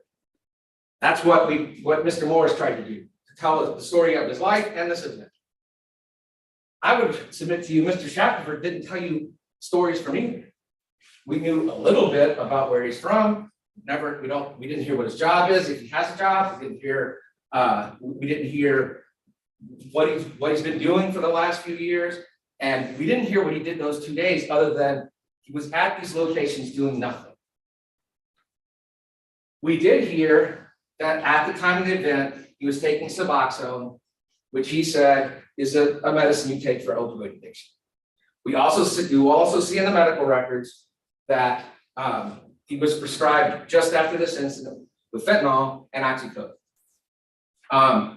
So while we don't know, and he was not tested for those, obviously, he wouldn't be tested for a drug that he was just given. Alcohol test is at best inconclusive. But again, using your common sense and thinking about what might have been going on those 2 days, better part of 2 days, it does not suggest that someone was making good decisions. It might explain why when his brother left him, and you were told in an opening it was because the brother ran out of gas, you were told through Mr. Shackleford that he just left with the girlfriend. But that might explain why you don't get in touch with someone to come pick you up, why you don't work through the processes to find someone to help get you home rather than going on a 6-mile journey home. All of those are indicia of bad decision-making. And that's the kind of behavior that leads to accidents like this.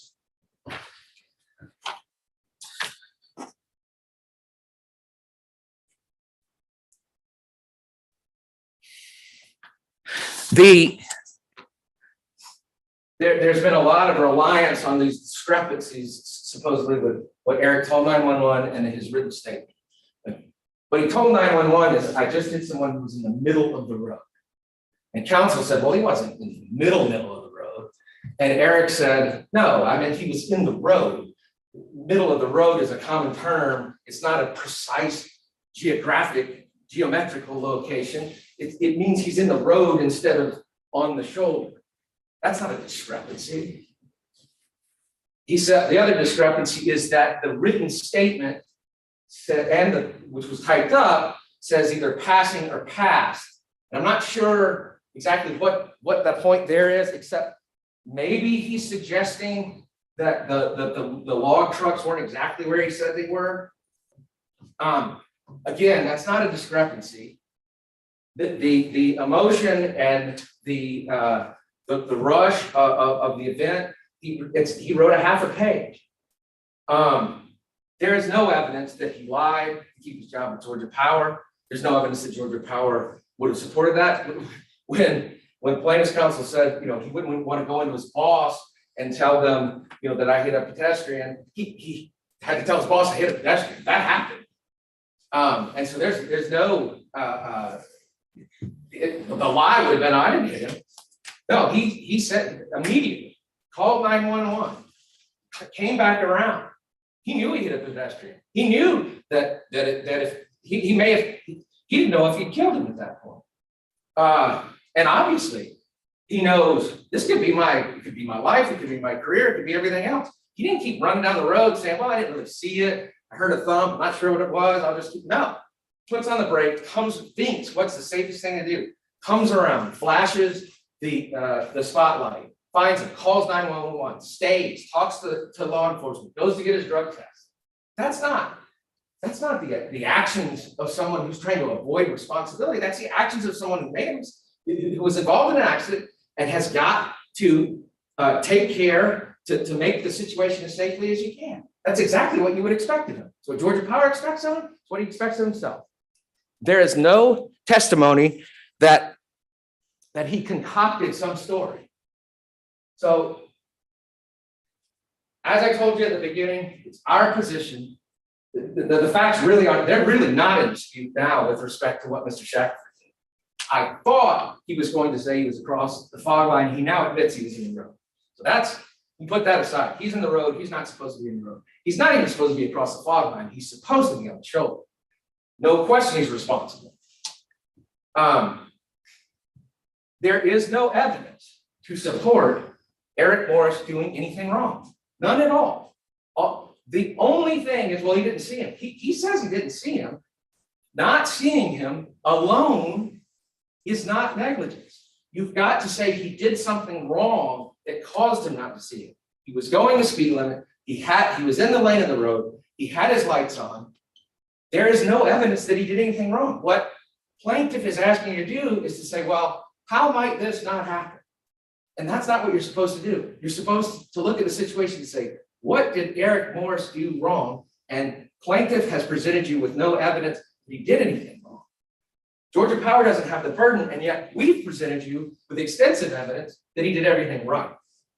We don't have to prove a case, but people don't like it when you just sit in your seat and say, well, they didn't prove their case and don't tell you anything. And so we told you everything that happened. And what happened is we have a well-trained driver. He was doing everything right. He was not rushed. And this man was standing in the road at night. It was dark. And the moon thing, common sense on the moon. That's not common sense. That's what Jeff Kidd is for. Jeff Kidd says moon doesn't produce enough light. That might be contrary to what you would think. That's contrary to maybe your intuition, but that's why he's an expert. When you're talking about driving and light, moonlight really doesn't do much. Eric was doing everything right. Mr. Shackleford was doing everything wrong. Not my summation chart. I'm sorry if you all expected a PowerPoint after yesterday. I am the worst PowerPoint person going. So, looking at this incident, Mr. Shackleford jumps out of the road, his foot comes into contact with a tire. That's what he says happened. That's the most logical thing that happened. That tire did not run over his foot. And because if it had run over his foot with a 50,000-pound truck, it would not have just torn up the Liz frame. It would have crushed his foot. That's the point of the injury. Nobody's saying his foot's not broken. Of course it's going to be broken. There's a 50,000-pound truck going 54 miles an hour, and you come into contact with any part of it, you're going to have something bad's going to happen. It's just so much less serious than it could have been, but for the skill of Eric. So, was Eric well rested when he took off? Yes. Were his lights on? Yes. All checked out before he went, and he checked them just after the incident. Driving at or under the speed limit. He says he was driving 54. There's been some testimony 55. He was going the speed limit. Alert, absolutely. Well rested, coffeed up, not rushing. Looking ahead, absolutely. Just like Smith, 15 seconds ahead. Maintaining his lane, despite the hints at the beginning of the case. The only evidence is Eric's evidence that he was maintaining his lane, and now we know Mr. Shackleford was in the road. No question. So, can Georgia Power be liable because of what Eric did? Absolutely not. Shackleford, well rested. No way. Up all night. As a 54-year-old, I'm sleepier now, and he's a little younger than me. So I suspect being up all night and walking meant he was quite tired. Wearing reflective clothing? Nope. Part of the issue about that clothing, you heard him testify, his lawyer told him to take a picture of it 7 or 8 months after the accident. And so that's part of, when you pay attention to that, if the clothing was cut off at the hospital and it was so important, why was the picture not, is that a discrepancy? But that's the issue with the clothing. That's a photograph of clothing taken later, and there's a sock in it that purports to be the sock that he was wearing. And yet, remember, he admitted on cross that the sock on his foot was still at the accident scene after he left. Walking against traffic? Absolutely not, even though for most of the evening he had, because he apparently recognized that was safe, and then he crosses over, and there's some talk about, well, I had to make this right. The right was a quarter of a mile up the road. If he'd stayed on the church side, he stays in the church, gets past the church, and then just 90-degree angle across. Walking on the grassy shoulder? No. So, you're going to get a jury verdict form that goes back with you after you're going to hear it again from plaintiff, and then you'll get instructions and you'll get a jury verdict form. And the jury verdict form will say, essentially, do you find Georgia Power negligent? And I would argue you should say no.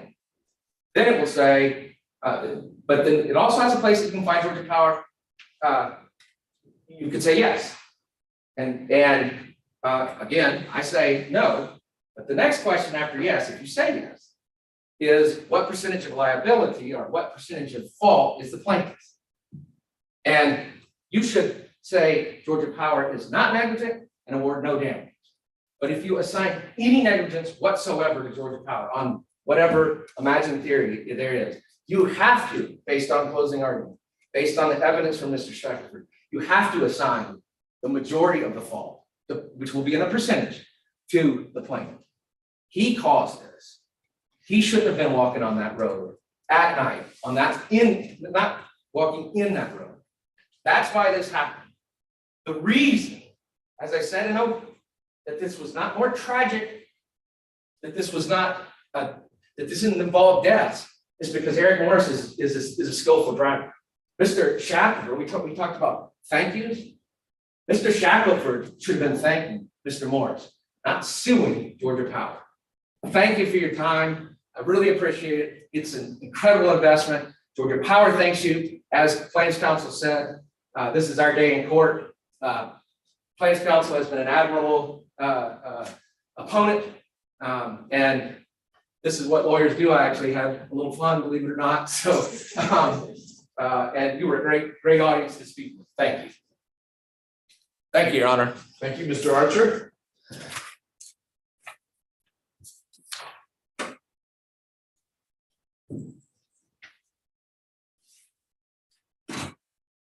Mr. Ramsey? Mr.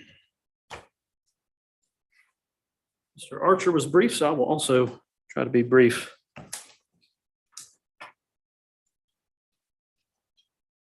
On the board he had up there was a place that said alert. Hold on one second. I just sent you the verdict form that changed. Sorry. All right. I'll do it. All right. Good work. Back to you. Okay. We'll make sure we get it right. Sure. Again, thank you all. I really do appreciate it. You're paying attention. It's all the board would set alert. Again, as with all these things, it's all what Mr. Morris says. It's all, I wasn't there in the truck with him. All I know is what Ms. Huddleston had to say. 45 seconds. You didn't hear counsel say, I don't think he said anything about her 45 seconds estimation. He just went to Mr. Kidd and said, well, Mr. Kidd says it's only 2 or 3 seconds, 2.5 seconds, I think is what he said. Since Ms. Huddleston was their witness, comes at their beck and call from an hour away, and Mr. Kidd is their expert witness. If you find out they're disagreeing on what's going on out there, why not go back and Ms. Huddleston testified 45 seconds, 30 to 40 seconds, several times yesterday. I was shocked that they didn't come back and say, whoa, Ms. Huddleston, you must be mistaken. Come on now, it was really 45 seconds. They didn't do that. They had every opportunity to do that if they wanted to. Then when Mr. Kidd was here today, they could have said, hey, look, Mr. Kidd, here's what, just so you know, here's what Ms. Huddleston had to say. Boy, you need to make sure you make it clear with the jury. No way she could have seen him for 45 seconds. And here's why. No, he just, it's like, no, I didn't talk to her. I don't know what she had to say. Other than he had read her deposition. So I was shocked that that's, and again, let's just, not to be a dead horse, let's consider Ms. Huddleston, out of everybody in the world, had no reason to come in here and do anything to help Ron. I mean, I hope that much is clear, if nothing else. There's nothing else. It's that Ms. Huddleston is not a Ron Shackleford fan. Okay, she's not inviting him over to dinner anytime soon. Okay. So what reason would she have to lie about that 45 seconds? And they referenced, Mr. Archer referenced, well, you didn't see them bring an expert here. I didn't need an expert. You know why? Mr. Morris was my expert too. That's why we went through the Smith system. That's why we went through all that stuff. That's why I was beat that to death, because what about this 15 seconds? Ms. Huddleston would say, hey, I saw him 45 seconds ahead. That's great. That's great. She definitely met the 15-second standard.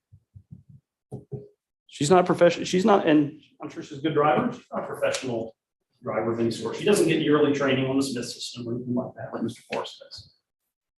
Again, I'm not saying that. And another thing, I'm not even saying he's a liar. I'm saying there's some inconsistent statements there that you just have to wrestle with and say, again, everybody has their lens.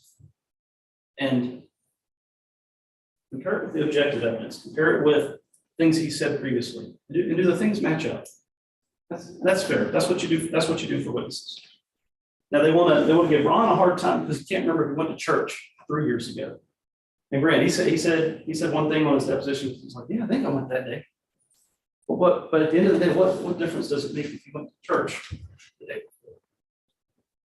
What difference does that make? You heard his testimony and him refer to, and you got to see Ron testify. And he's struggling. Okay.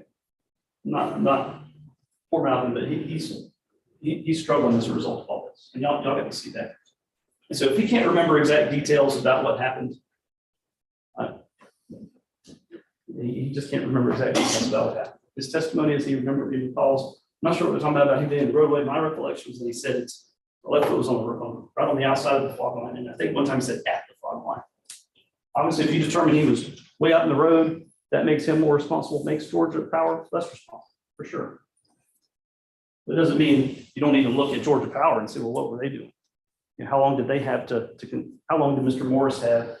Just take this objective person, this Huddleston, and say, hey, he had 45 seconds. How long did he have? Maybe he didn't have 45, maybe he had 15, maybe he had 30, but whatever. He said it was an instant. That goes back to that thing about, well, was he alert? I wasn't.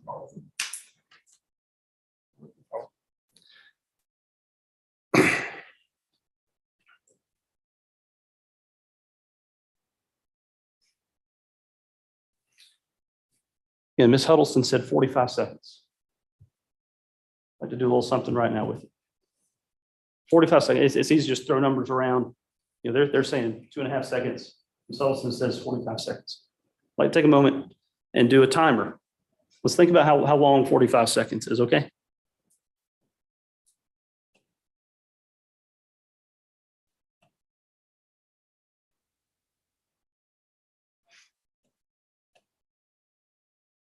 If I can get it to pull up, which is a struggle of mine, and I apologize. You can use my watch. No, I just wanted it to display for the juries to have a chance to see.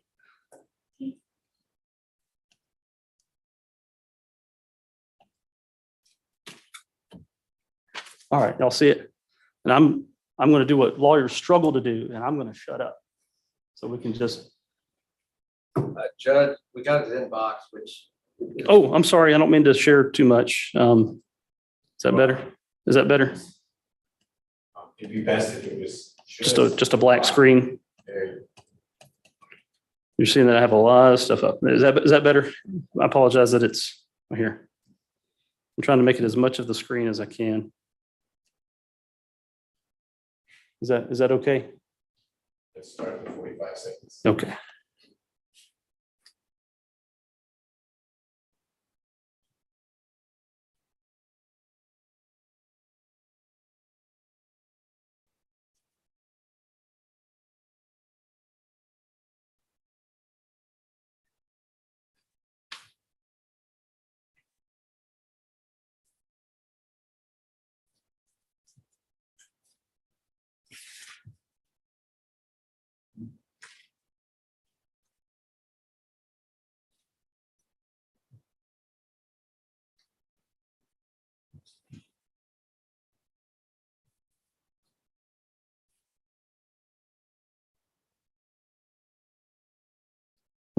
In time. Okay.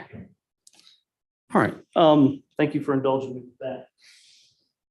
During that time span, what could Mr. Morris have done differently? We went through, I won't get everything, but that's why we went through, he was our expert. I didn't need someone else to come in and talk about Smith's system. He talked to us about Smith's system. He talked to us about what he ought to do and different things he had to do. He admits he didn't hit the horn. He admits he didn't hit the brakes. None of that. Ms. Huddleston said from the time she first saw Ron, the time she came up on him, 45 seconds. You didn't hear the other side ask Ms. Huddleston, wait a minute, again, are you clear? You didn't hear even anything in their closing about it because it's so bad for them. that it just directly contradicts everything their experts said, from the moon to everything. A person who was actually out there under very similar circumstances, same guy, same road, same weather, same moon, just an hour earlier, said she had no problem, you see, no problem. Again, she's exaggerating by a little bit, it wasn't 45 seconds. What she meant was, I had no issue whatsoever seeing this guy. And again, I'll say some of what Mr. Archer said. He's got responsibility here for sure.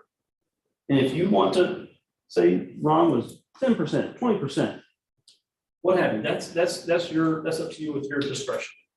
And Ron is just going to have to live with the fact that he's not going to get his full damages.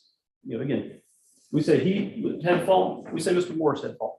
Mr. Shackleford will just have to live with the fact that he's not going to get his full damages for what happened here because he was at fault too. He was at fault too.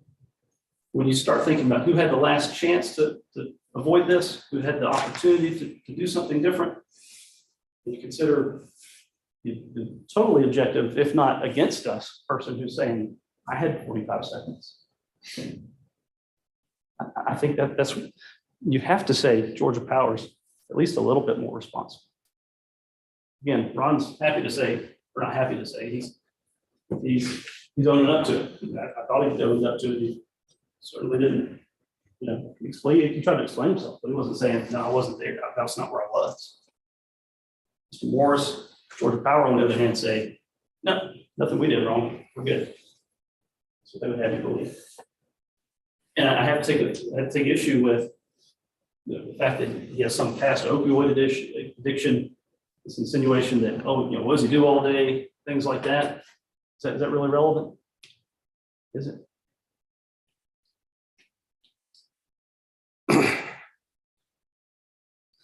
Like I started at the very outset, I thought this case, the thing about last night, I'll just boil down to first impressions, right? And Ms. Holston's that's perfect example. She thought this about Ron. I'm sure she's not the first person who's met Ron and thought, oh, what's this guy up to? What, you know, talks a little different than I do, or maybe dresses a little bit different or something like that.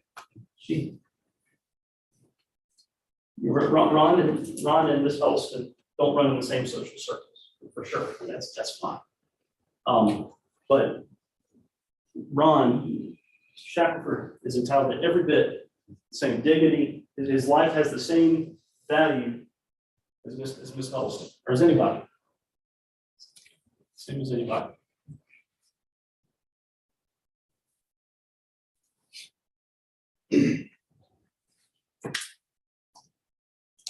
Again, we're going to ask that you return a verdict. And again, I'm upfront with you. It's revert like Mr. Archer said. We just disagree on the numbers. It's going to have. I think, in fairness, it has to say that Ron was to some degree at fault for this. Okay, no doubt, no doubt. What we would take issue with is who had the last chance to do something about this, and how long did they have to do it? How long did Mr. Morris have? Their own witness says he had 45 seconds, essentially, under very similar circumstances, and they haven't addressed that glaring problem at all. The good thing about our justice system is, no matter who you are, you're Ms. Huddleston, you're Mr. Shackleford, you can come to courts and you can have your day in court. I thank y'all for letting him have his day in court. Regardless of how all this turns out, he had his day. Thank you. Thank you, Mr. Ramsey. Ladies and gentlemen, we're going to take about a 5-minute break because what's next is me reading to you the jury charge. It's fascinating, but it's not Monday Night Football fascinating. So you're not going to be on the edge of your chair. So I want you to move around a little bit and come back in 5 minutes. I'll give you the charge, and then you'll be in a position to begin your deliberations. Don't talk about the case yet. Almost there. All right,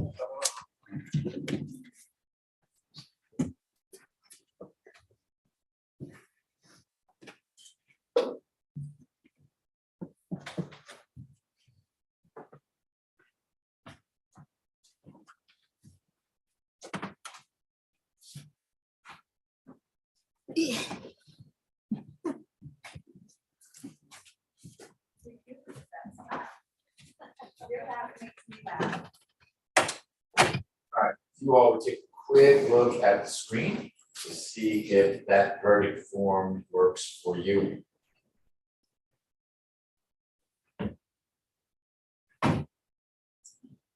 No, that's fine for Georgia Power.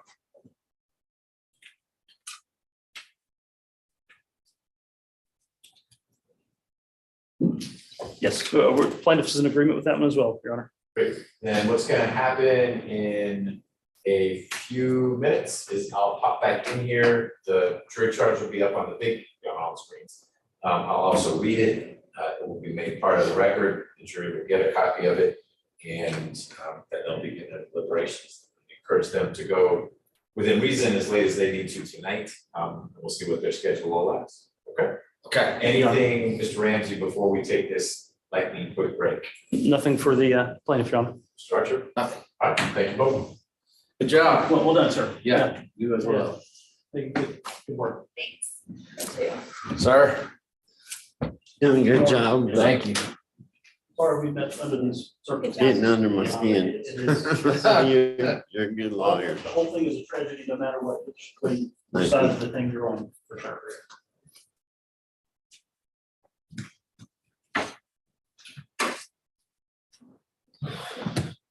Well, let's see.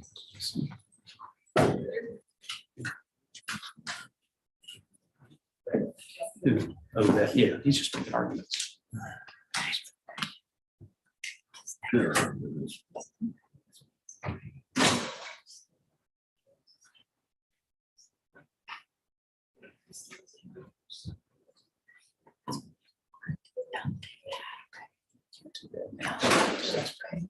Think about the preacher. Think about this thing. Okay. Say, what would Jesus do? Crawl across. No.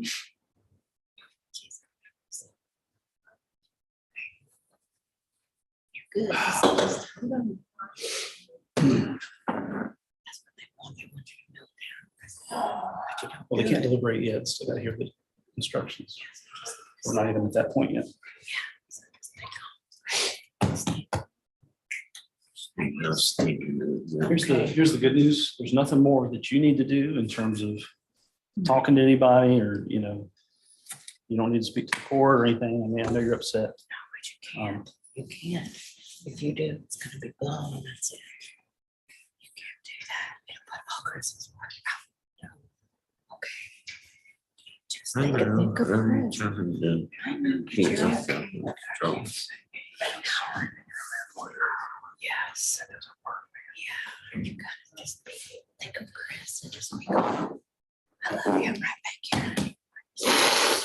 Use the napkins. Don't use your hands. Well, I said, my honor. Hey, brother, I love you. Love you, brother. Regardless of how it turns out, we know we gave it our best shot, right? So that's all we can do. That's all we can do. Stay calm. Stay calm. Use the napkins. Put your hand here. Stay calm. Just go slow. It's okay. It's okay. You're fine. Just walk up there with Chris and just calm down.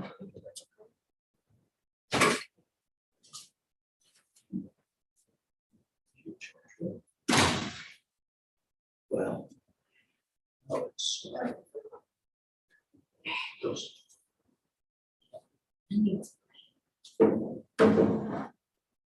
Lots of, yeah, I know. I must have.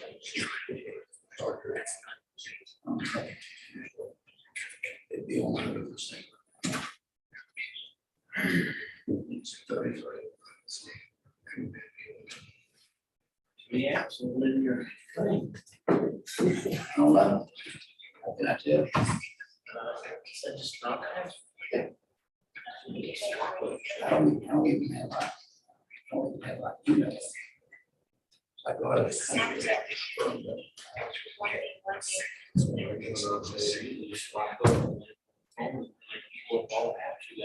Okay, well, let me show you what I think that means. Okay, that's an app, right? So close it.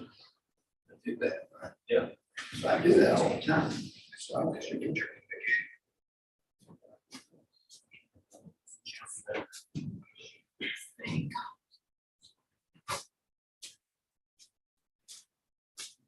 I got you covered.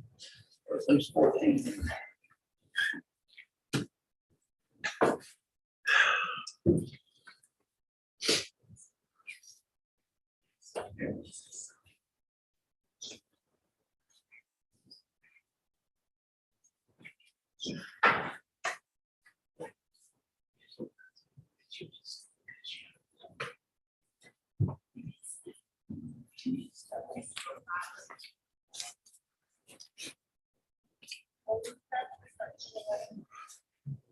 It's about to go back with them, and we can't do anything. Yeah. I can go back.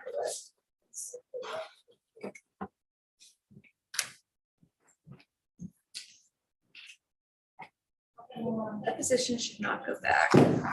Right. Agreed. We'll be back here even longer. She.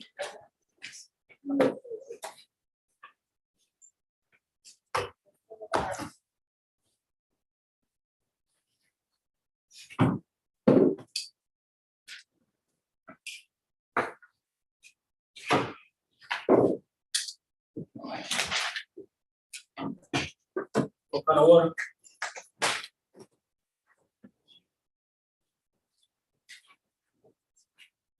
That's good.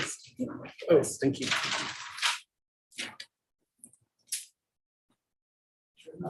But it didn't exhibits. Right, that's right. Y'all used a lot of the same ones we did. Yeah, we used a lot of the same ones. That's right. No, I wasn't clear. So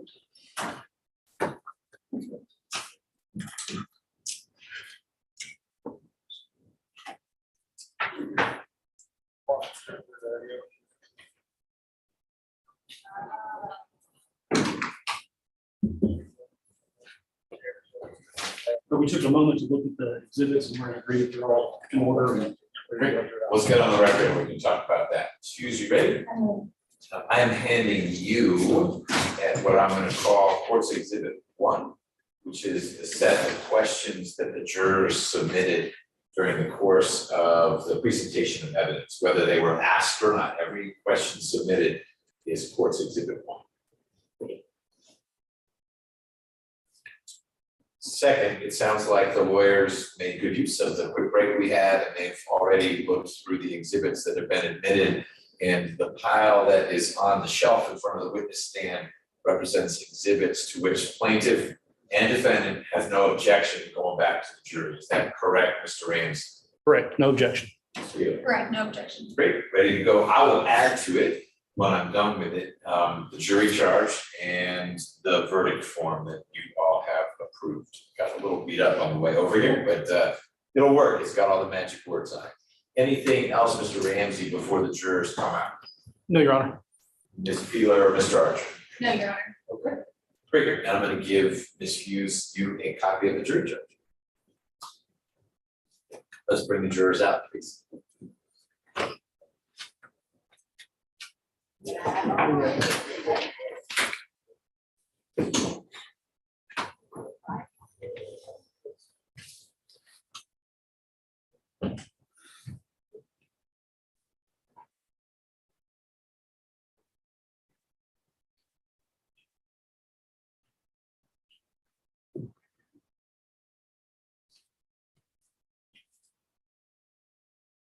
All right, so the jurors,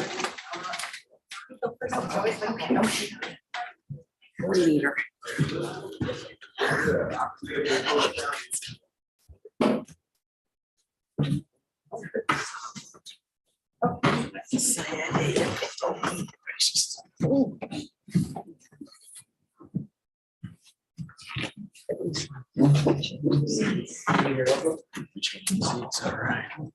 I like my seat. jurors are present.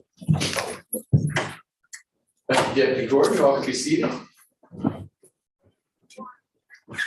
So it is time for me to give you the law that you must apply to the facts as you find them to be. The format is as follows. I'm going to read to you from the document that is the jury charges. This jury charge, which basically means the law for you. You'll have this document with you during your deliberation, so you're free to take notes, but I'm going to apologize in advance. There is some language in here that is not the most accessible, and that's not because I talk in big words, but there are certain legal concepts that higher courts have said, here's how you have to describe it to a jury. And the trial judges push back saying, it's barely even in English. Oh, this is how you need to do it. So my hands are tied to a certain extent. It's not the lawyer's crafting. It is higher court saying, this is how you describe something like proximate cause or respondeat superior. You're gonna hear both those phrases. So there's even one Latin word in here. You will also have what I'm reading to you on this screen. So for those of you who can see the screen and who like to read along while they hear things, there'll be another way for you to absorb it. But most importantly, the document from which I'm reading will be with you during your deliberations, along with the exhibits that have been admitted. You can see them sitting on that shelf there, and this verdict form that you'll be completing should you reach a unanimous verdict. So with that, let's get started. You have been considering the case of Ronald Shackleford versus Georgia Power Company. This case involves an accident that occurred on August 12th, 2019 on Georgia Highway 106 in Stevens County near Toccoa. Eric Morris was operating a Georgia Power bucket truck driving southbound on 106 towards Athens. Plaintiff Shackleford was walking on the side of 106 in the same direction, that is, with his back to oncoming traffic. The Georgia Power truck struck the plaintiff as it passed him, injuring his left foot. Plaintiff contends that Georgia Power, through Mr. Morris, was at fault for his injuries and resulting damages. Plaintiff must prove his case by what is known as a preponderance of the evidence. That is, evidence that is sufficient to incline a reasonable and impartial mind, that's what each of you have, to one side of the issue rather than the other. That's those scales. Whichever way you feel those scales are leaning, that's the side that has prevailed. If you find that the scales are equal, not leaning at all, plaintiff has not met his burden, and you should enter a verdict in favor of the defendant. I have taken judicial notice of the facts that the moon was 91% full in the early morning of August 12th, 2019, and that sunrise occurred at 6:50 a.m. in Toccoa. When I declare that I have taken judicial notice of some fact or event, you must accept that as conclusive evidence and regard as proved the facts that have been judicially noticed. Evidence is the means by which a fact is established or disproved. Evidence in this case includes all of the witness testimony and the exhibits that were admitted. It does not include opening statements or closing arguments, any questions asked, or anything else the attorneys or I have said, with one exception. That thing I said about the moon and sunrise, that is evidence. Everything else I've said, I'm ruling on the motions or the objections or letting you know it's breakdown. During trial, you were permitted to submit questions, and the answers to those questions are evidence. But you should draw no conclusions or inferences from the fact that some of your questions were not asked. Questions are not evidence, only answers are. In considering all of this evidence, the witness testimony and the exhibits, you are free to use reasoning and common sense to make deductions and reach conclusions. Evidence may be direct, circumstantial, or both. An example of direct evidence is the testimony of a person who asserts that she has actual knowledge of a fact, such as an eyewitness. I saw the car run the red light. I was standing right there. I saw it drive through. Circumstantial evidence is proof of one or more facts that tend to prove some other fact by inference, such as if we saw 5 people walk in right now with umbrellas and they were all wet. Maybe it's raining outside, we can't tell because we can't see outdoors, but circumstantial evidence would be wet people with umbrellas coming in through the courtroom door. There is no legal difference in the weight you may give to either direct or circumstantial evidence. You should not be concerned about whether the evidence presented is direct or circumstantial. You must determine the credibility or believability of witnesses. In doing so, you may consider all the facts of the case, the witness's manner of testifying, the probability of their testimony, and their interest or lack of interest in the outcome of this case. In determining credibility, you may consider evidence offered to attack a witness's credibility. This can include evidence of a prior inconsistent statement and or bias for or against a party to this lawsuit. Credibility may also be attacked by disproving facts to which a witness testified. Here's our Latin phrase, respondeat superior. Under Georgia law, an employer is legally responsible for the negligent acts and omissions of its employee if those acts or omissions were done within the course and scope of the employee's employment. The plaintiff here has made claims against Georgia Power Company for the alleged negligent acts and omissions of its employee, Eric Morris. At the time of the accident at issue in this case, Eric Morris was acting within the course and scope of his employment for Georgia Power Company. Negligence. Ordinary negligence means the failure to use the degree of care that ordinarily careful persons would use under similar circumstances. Before a plaintiff can recover damages from a defendant, there must be injury to the plaintiff caused by the defendant's negligence. Negligence per se. One way a plaintiff can prove negligence is by proving by a preponderance that a defendant violated certain laws. However, if you find that the violation was unintentional and occurred in the exercise of ordinary care, then the violation alone is not sufficient to support a claim of negligence. Indeed, the mere fact that an accident happened and that plaintiff was injured affords no basis for recovery unless plaintiff carries his burden of proof and shows that the accident was caused by defendant's negligence. Every driver of a vehicle shall exercise due care to avoid colliding with any pedestrian on any roadway and shall give warning by sounding his horn when necessary. The plaintiff need only prove that defendant was negligent in one way. It is not necessary for plaintiff to prove that defendant was negligent in every way that he may have claimed.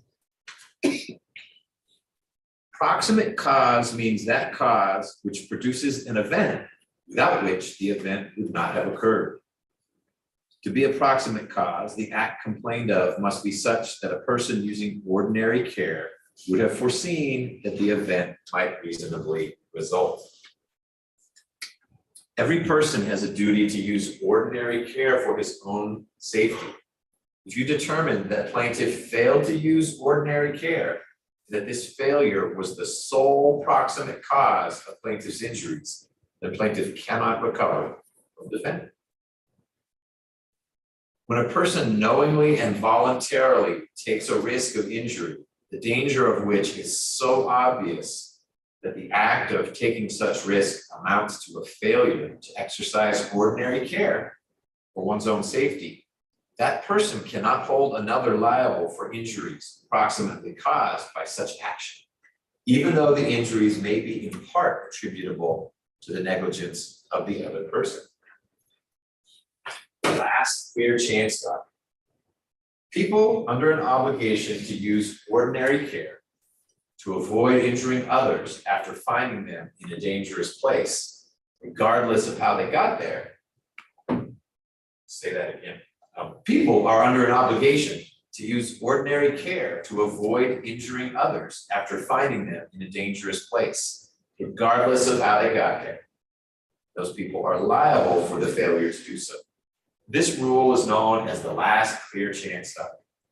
This doctrine applies when it is proved by a preponderance that the plaintiff placed himself in danger because of his own negligence, that the defendant knew of plaintiff's danger. The defendant had the opportunity to take some action to avoid injury to the plaintiff by use of ordinary care under the conditions that existed at that time, but failed to do so. If you find this to be proved, then the defendant's failure to use ordinary care to avoid injury to plaintiff would be considered the proximate cause of plaintiff's injuries. No person shall drive a vehicle at a speed greater than is reasonable and careful under the conditions, having regard for the actual and potential hazards then existing. Every person shall drive at a reasonable and prudent speed when traveling upon any narrow or winding roadway, when special hazards exist with respect to pedestrians or other traffic, or by reason of highway conditions. To define two terms for you, a roadway is that part of a highway ordinarily used for travel, not counting the shoulder. And a highway is the entire width of every publicly maintained way or road, when any part of it is open to the public for travel by vehicles. Except as otherwise provided by law, any pedestrian upon a roadway shall yield the right of way to all vehicles upon the roadway. When a sidewalk is not provided, but a shoulder is available, any pedestrian walking along a highway shall walk only on the shoulder, as far as practicable from the edge of the roadway. But neither a sidewalk nor a shoulder is available. Pedestrian walking along a 2-lane roadway shall walk only on the left side of the roadway. A pedestrian under the influence of alcohol or drugs to a degree that renders him a hazard shall not walk on any roadway. We'll talk to you now about damages.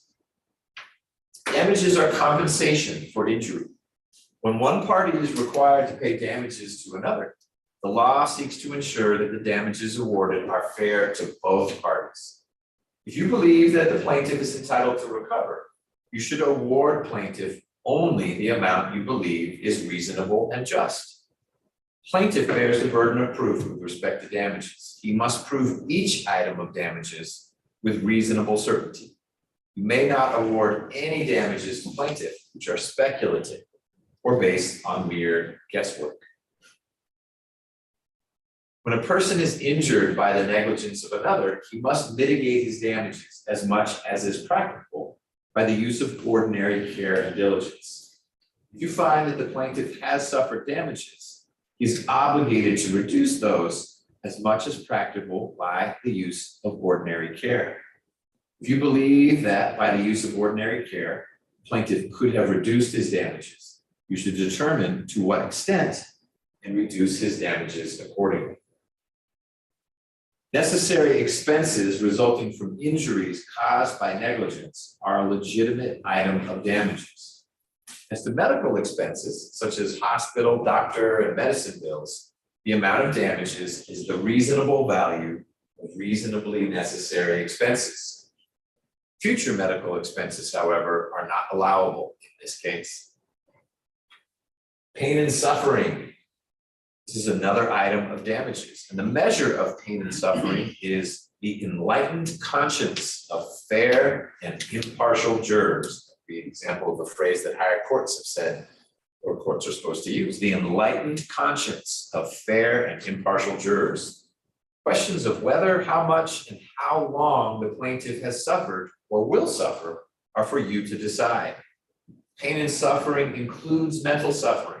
But mental suffering is not an item of damage unless there is physical suffering also.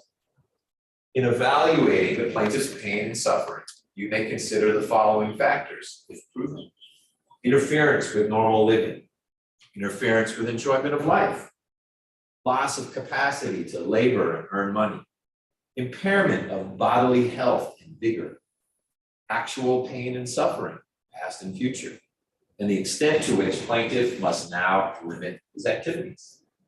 And finally, on pain and suffering, if you find that plaintiff's pain and suffering will continue into the future, you should award damages for such future pain and suffering as you believe the plaintiff will endure.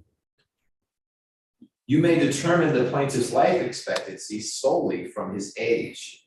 Deciding this, you may consider evidence pertaining to his health, habit, and surroundings. Oops. On the same screen. Another way in which you may determine plaintiff's life expectancy is to consider a mortality table, and you have in evidence, documents there, a copy of the Commissioner's 1958 Standard Ordinary Mortality Table. Life expectancy shown on such a table is merely a guide that you may follow to determine life expectancy. Apportionment. If you believe that the plaintiff is entitled to recover, but you also find that the plaintiff is to some degree responsible for the injury or damages claimed, you should not make any reduction because of the negligence of the plaintiff. I will enter a judgment based on your verdict. And if you find that the plaintiff was negligent in any degree, I will reduce the total amount of damages by the percentage of negligence, which you will be able to attribute to the plaintiff on your verdict form. If you find that the negligence of the plaintiff is equal to or greater than the negligence of the defendant, the plaintiff is not entitled to recover damages. I'm going to explain that with just some imaginary numbers. If you determine that the plaintiff is entitled to damages, in other words, you find he's proven his case of negligence by a preponderance, and you determine that his damages are 100 whatevers, you should say his damages are 100, even though you will subsequently determine, if you do, that plaintiff is somewhat responsible. Let's say you say he's 25% responsible. Don't put down 75 because you subtracted the 25% responsibility. I will take care of reducing damages based on the percentage of fault you may choose to attribute to the plaintiff. You should determine, if you find that there are damages owed to the defendant, to the plaintiff, what that amount is. That's what you put in the blank for damages. Don't do any reducing. You'll also be telling me and the parties if you find that Mr. Shackleford has contributed to the fault in this case, what that percentage is. I'll do that math. You don't need to do the math and reduce the number that you think, hey, if Mr. Shackleford were 0% responsible, this is everything he'd get. That's the number that should go on board. And that's what I tried to tell you through the language I have to give you on apportionment of damages. Ladies and gentlemen, by no ruling or comment that I have made during this trial have I intended to express any opinion about the credibility of witnesses, the evidence, or which party should prevail. Again, with the exception of phase of the moon and when sunrise was. One of your first jobs in the jury room will be to select a foreperson who will preside over your deliberations and who will sign the verdict form, which is right here, to which all of you freely and voluntarily agree. You should start your deliberations with an open mind. Consult with one another and consider each other's views. Each of you must decide this case for yourself, but you should do so only after a discussion of the case with your colleagues. Whatever your verdict is, it must be unanimous, in writing, dated, and signed by your foreperson. Your verdict should be based upon your opinion of the evidence according to the law giving you now. You must consider the facts objectively, without favor, affection, or sympathy to either party. So there's something called a quotient verdict. I'm going to tell you what that is and how you can use something like that in this case, should you choose to. If you find for the plaintiff, you must determine the amount to be awarded to him. This is the damages. The law requires that your verdict must be unanimous, agreed by each of you after the amount is determined. It is improper for you to agree in advance to be bound by the figure that results from each of you, all of you writing down your number, you add them up and you divide them by the number in your group. That gives you an average damage. I say 1, you say 50, say 2, you say 50, we add them up, that's 52, divide by 2, 26. That's the damage, that's the compromise. You're at 50, I was at 2, 26, right in the middle. You can do that, but that can only be a guide. If you wish to use this quotient verdict method to arrive at an amount for discussion without binding yourself in advance to accept the result, you may do so. And you are not prohibited from accepting that result and adopting it as your verdict after you do that math, add up everyone's number and divide by the number in your group. Only if you believe from a preponderance of the evidence that the amount arrived at from this method represents just and adequate damages. However, before you do any of that, you must first have found in favor of the plaintiff. You must all agree that that final amount represents your verdict after it has been determined. Oh, there's some of it that I didn't put up on the screen for you. During your deliberations, you must not communicate with anyone outside your group about this case. That same old rule, no outside information. You may not conduct any research. You have all the evidence in this case, the testimony and the exhibits you're going to get. It would be improper to supplement with anything else. And one way we're going to help you do that is that Deputy Gordon is going to collect your electronic devices. We'll give them back, but while you're deliberating, I get your iPad, your iPhone, your Google device, whatever brand you prefer. They'll be beeping in a little tray in the chambers right over here. When you're done, I promise you get them back, but you don't have them while you're deliberating because you don't need them. During your deliberations, should you need to communicate with me for any reason, you have a question, a concern, it has to be in writing. Write it down on a note card or one of the pieces of paper from your notepad. Deputy Gordon will bring it to me. I will confer with the lawyers and share with you whatever response I am allowed by law to give. I have to qualify it that way because you may have a great question, but I may be limited by the law to tell you you're going to have to rely on your collective recollection. There's often times when the jurors say, hey, could you just remind us what so-and-so said? The answer is nope, I don't get to do that. I get to tell you to rely on your collective recollection. But if there is a more helpful answer that I'm allowed to give, I will do exactly that. The end. Ladies and gentlemen, in just a moment, Deputy Gordon is going to take you back to jury room. Please don't begin your deliberations until he then brings you the exhibits, the verdict form, and this jury charge. Once you get that, you are off and running. Schedule-wise, we are at 4:12, and we can go as late as you want to today. Think you can finish. There's not pressure to finish today, but talk amongst yourselves as to how late you want to go. I had a colleague whose jury didn't finish yesterday, but they went after the shuttle stopped, and I noticed because I stayed late yesterday, there was the sheriff driving in a little van to get people. I know the sheriff loves that, to get people to the lots. So we'll check in with you well before that deadline, and you may have something to tell us well before that deadline. But you are now in control of the schedule. You may say, it's 5, it's quitting time, we'll see you tomorrow, Judge. And that's your decision. You may say, you know what, we're gonna stay a little bit later. I can't promise we'll bring you Chick-fil-A, but we will stay with you here as long as you want. Any logistical questions? I need Ms. Christian to stay put. Everyone else go with Deputy Gordon. And you can start selecting your foreperson and we'll get you the rest of the paperwork.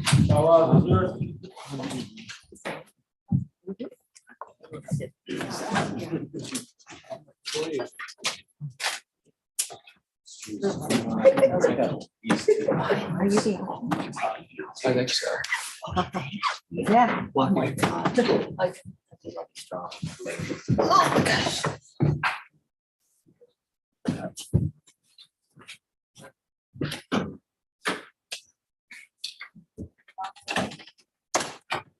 All right, you all can be seated.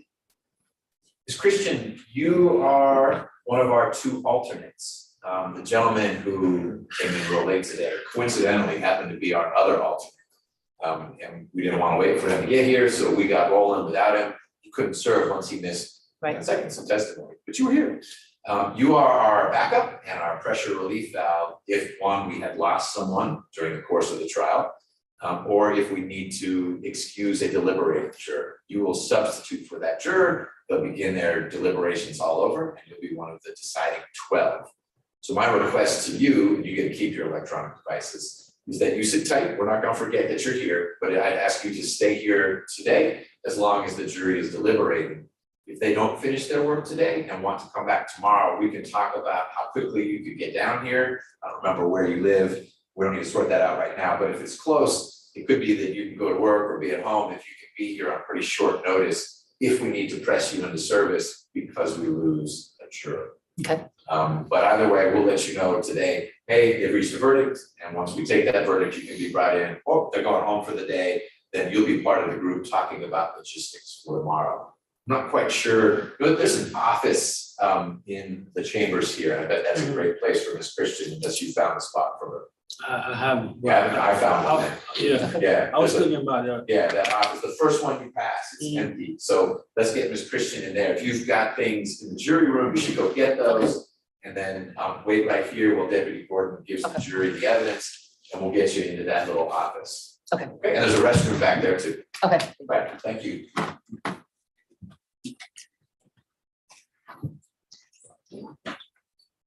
Mr. Ramsey, do you have any exceptions to the charge I gave beyond exceptions you made before about things you wanted in that weren't or out that were? Everything sounds good. Okay, Ms. Peeler saying anything to add to exceptions you've already made, or you're simply Just renewing my exceptions I previously made. done? Both sides have done that.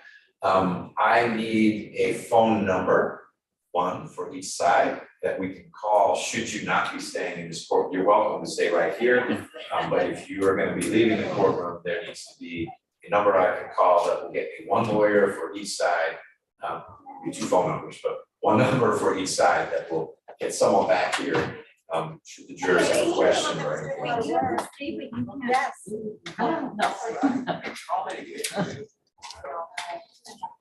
Can you get them the evidence first and then we'll get this question set up?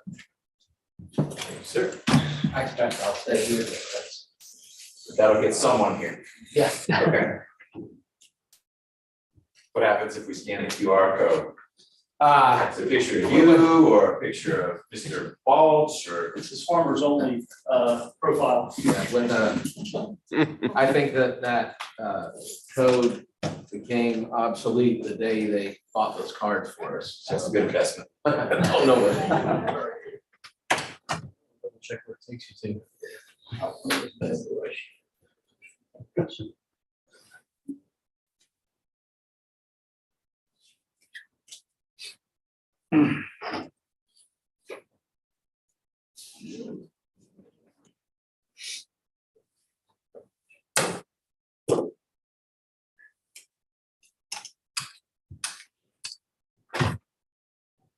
Yeah.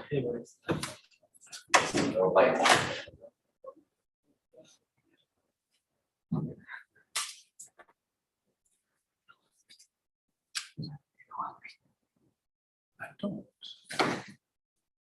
What's the question? But he was asking, What are we waiting for? You will do what you want. I'm waiting for Deputy Gordon to get Ms. Christian back Oh, in okay. chambers. I just want to make sure that happens. Then I'm gonna go back and Gotcha. work there. So we can sit down. You may, yeah, I'm standing because I've been sitting all day. I didn't get to give a closing argument.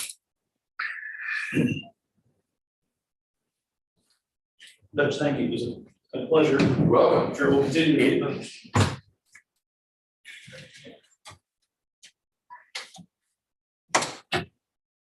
All right, you're gonna leave this stuff back, so I'll just meet you back there, Okay. okay? Thanks for being here. All right, I will come out whenever Deputy Gordon says something's happening.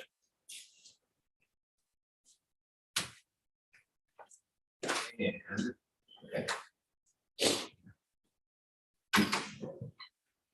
I don't trust it. Should we stay on the Zoom, y'all think? Or- Yeah.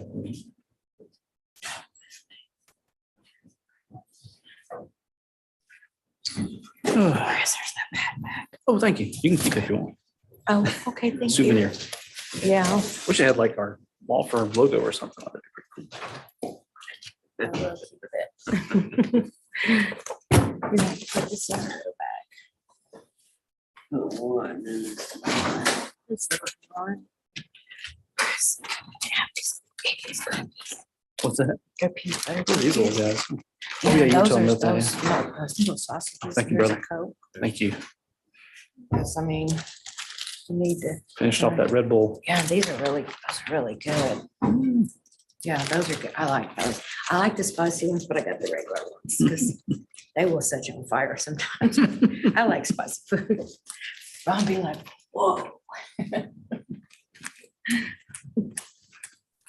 This little bag has been a great thing. Because we was at a disadvantage where we was going hungry and thirsty. I Oh, said, yeah. Oh, that "No." first day. Yeah. Yeah. I Yeah, said, we learned "No." real quick. We need to bring some That's snacks in. Yeah. I've got snacks in here too. I've got some peanuts and stuff. Sure, baby. And I said, no, I made sure I had this stuff because it's hard when you can't, I mean, you need to stay focused and you need something to eat. Did a really good job, Chris. You did.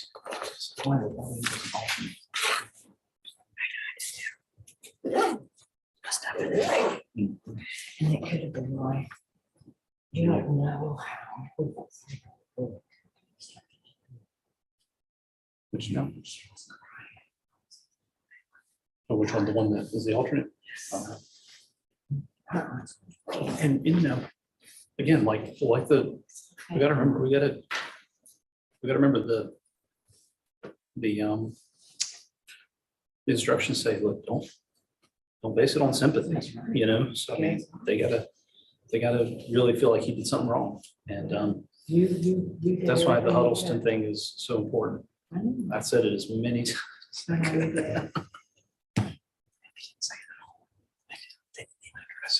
No, I didn't. That's because the curtain. Yeah, you. I wish she could She could know that. have me understand. It's okay, honey, don't worry about it. Hey, it's over, It's you know, over it's now. over You with, can tell. whatever happens, is gonna happen. That's You know, right. there's a burden that's Makes it all of sound us like now. that, just, I know. That's his job. mom's father's being up on his own. And I'm sure Mr. Morris, I'm probably not Mr. Morris's favorite guy either, you know, I No. wasn't exactly nice for him either. And we went to get cigarettes. We stopped in his girlfriend's house. Oh, I'll be right back. You just thinking about it 2 right hours now later. because it's over. Now you don't have to relive, well, Yeah, don't have it's to over relive it now, anymore. honey. You just, It's you over. just, It's over. if nothing else, you got this, you got it out there. Other people got to hear it and they're gonna make a decision. What are you we know? gonna do? We have no, there's one Are of we those. gonna like, stay we in have here no for, control. just stay in here or I'm not what? hanging around, yeah. What about you? You wanna go, you're gonna go out and try to smoke? Honey, it's too cold out I think I got both of y'all's cell phone numbers in case. there. I have my phone. He doesn't have his phone. So if we go outside, what if they just say, come right back? The jury hasn't now.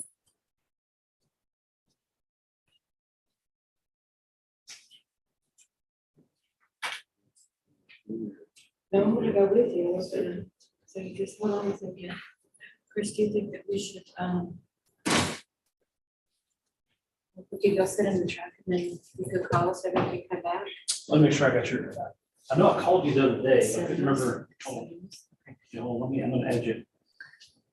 Oh, my wife's mad. She's like, just now. That's how long it took. See what it's expecting.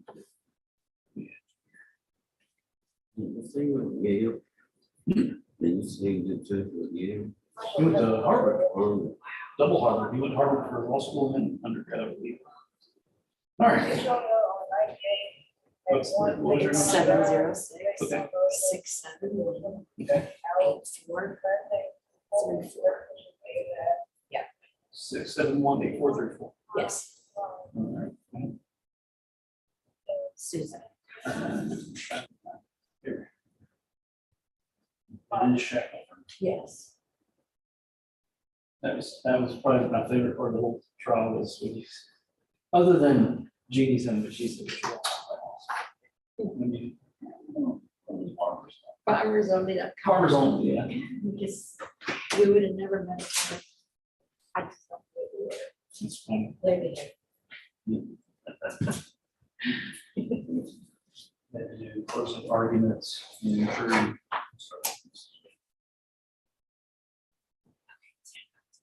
Yeah, I'll call you if it comes up. Okay, thank you. And then we call in.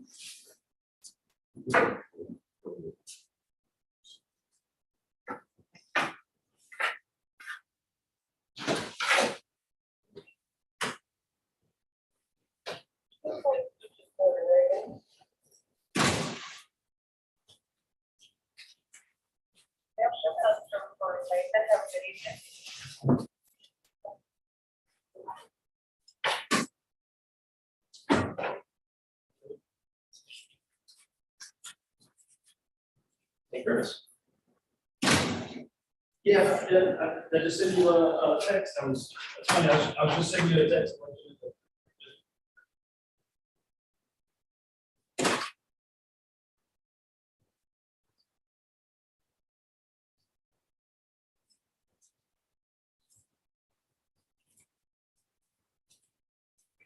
predictions. No idea. No idea. Mhm. I agree.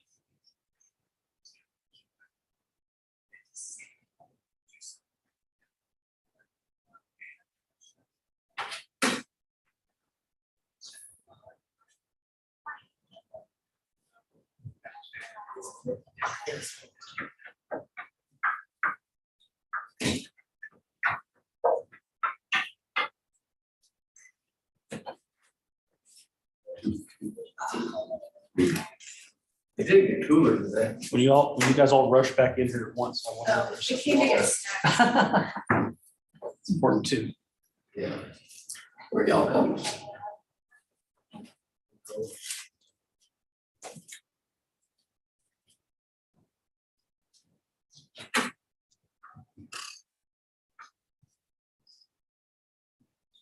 So your office is in Charleston? Yes, sir. Yeah.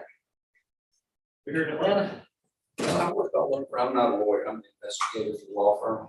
Oh, But I also do the Judicial Qualifications Commission.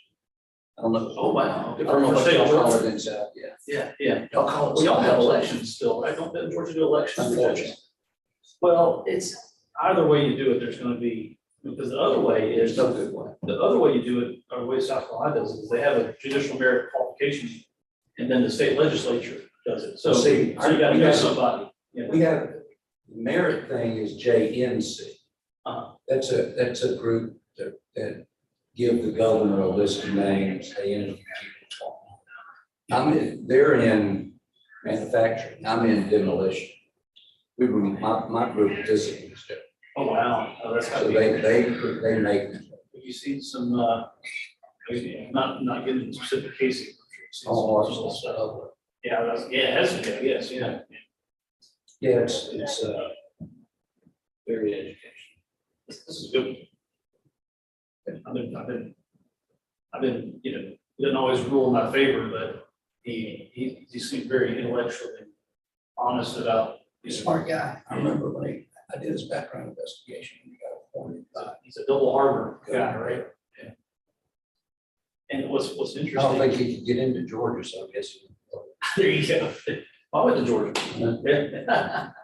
You know what's funny? You know, it's one of those things too, you know, kind of going back to perceptions. I mean, our first appearances. When I first read about him, I was like, it was a little hard. I was like, oh man, you know, it's not kind of, He's a good judge. you know, He's a good judge. but he's very approachable, for sure. Yeah, it's,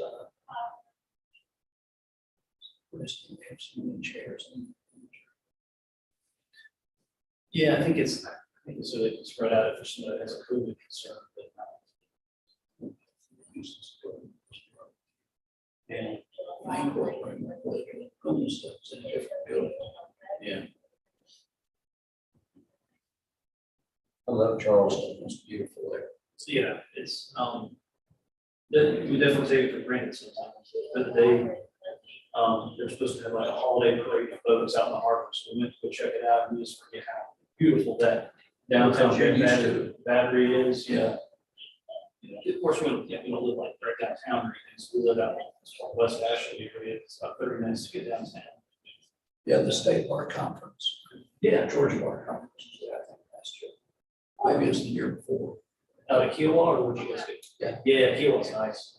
That's a nice, that is a, boy, every time I go there, I'm like, all right, right, you know, they're gonna kick me out of here. That was probably the only pickup. Yeah. No good way to drive from Atlanta to Charles. That's true, kind of good, yeah, it takes longer than it should based on how the crow flies, for sure.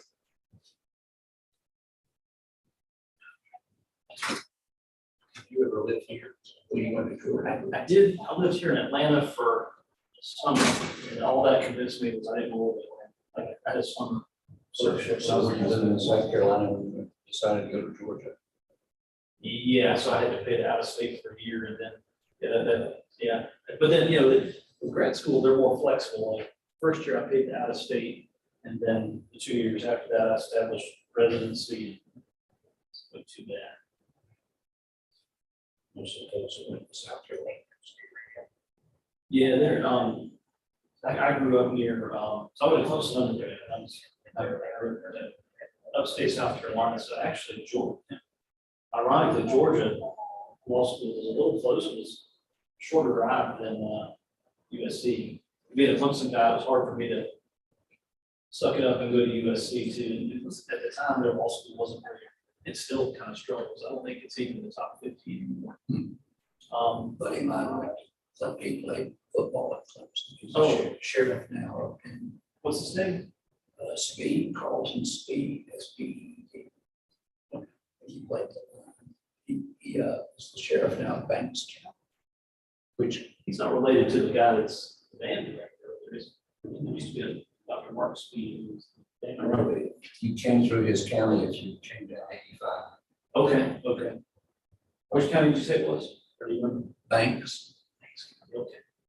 Homer's the county seat. It's up Oh, north. yeah, yeah. It's north of Athens. Okay, yeah. You went to Georgia Law too? No, I didn't go to law school. I went to Georgia State. No, I'm not. I was a city of Atlanta police officer, retired. Oh, okay. You know, to work for the state. Do their investigating.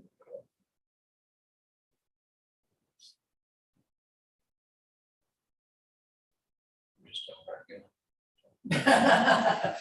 No offense, I'm, as an attorney, I hire people Oh, too, sure. you know?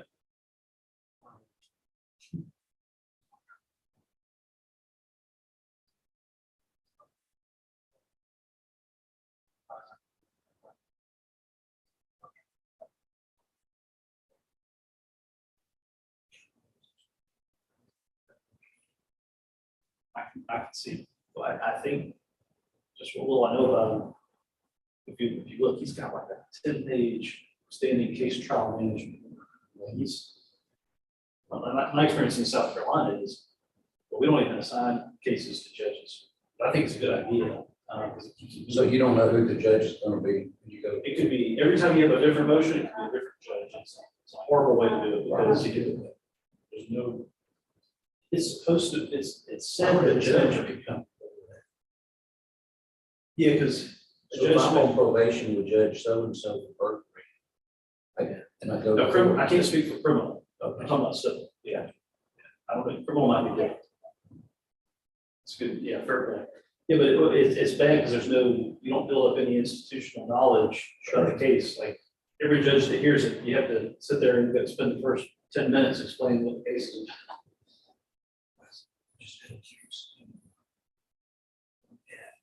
Yeah.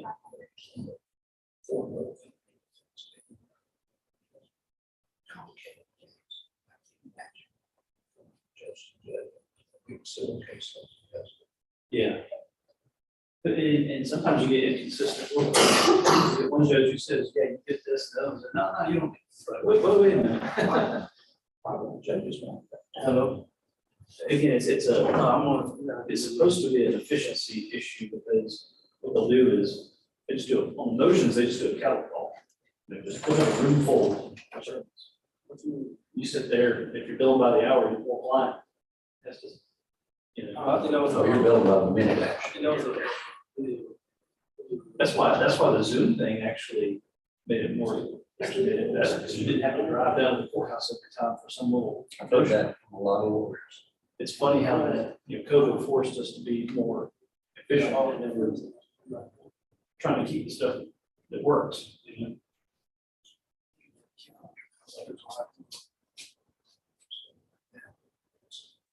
Very good, and I guess until COVID. Yeah. You do my criminal. Don't do any criminal or any family. I've got another attorney friend that does those two areas and such for stuff. Yeah, I know. Go watch on YouTube.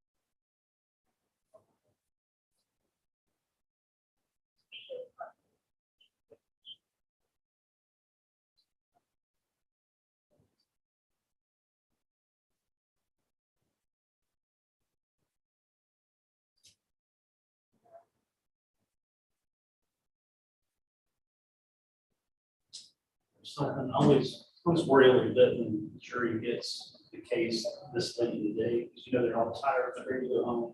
Yeah. And It's regardless. better than a Friday. Yeah, that's true. Regardless of which side I'm on, I never want the jury to decide it quickly, you know, to rush to a decision or to decide it on, hey, we want to go eat some dinner or whatever. I guess there's more of that concern if you're a plaintiff than a defendant.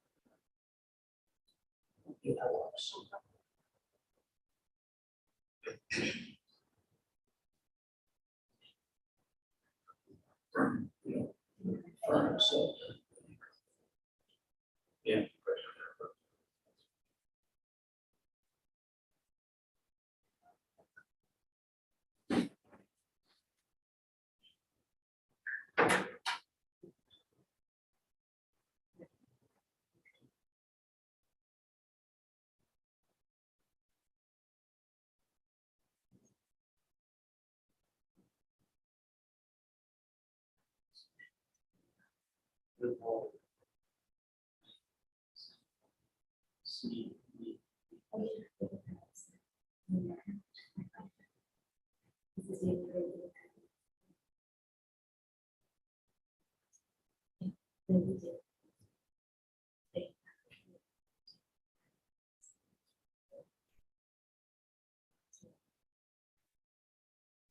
No, I'm just, for you.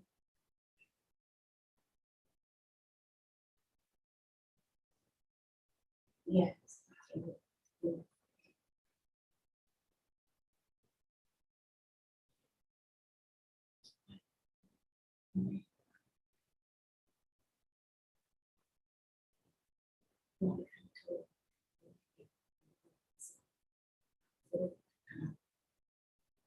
Just.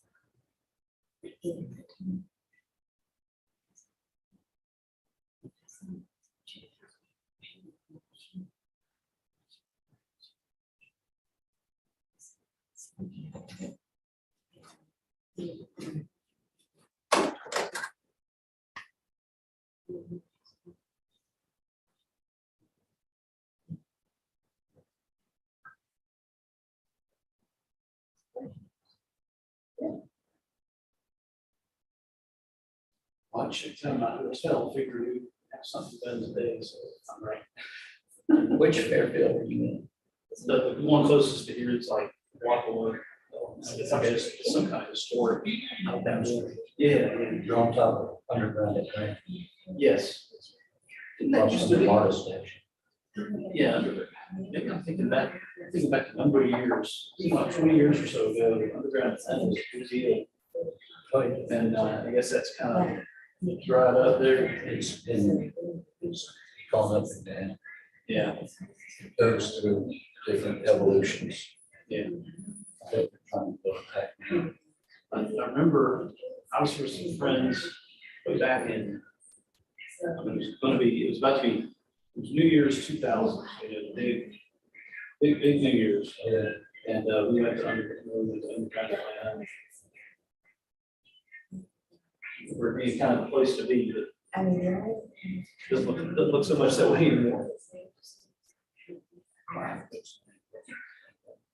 Yeah.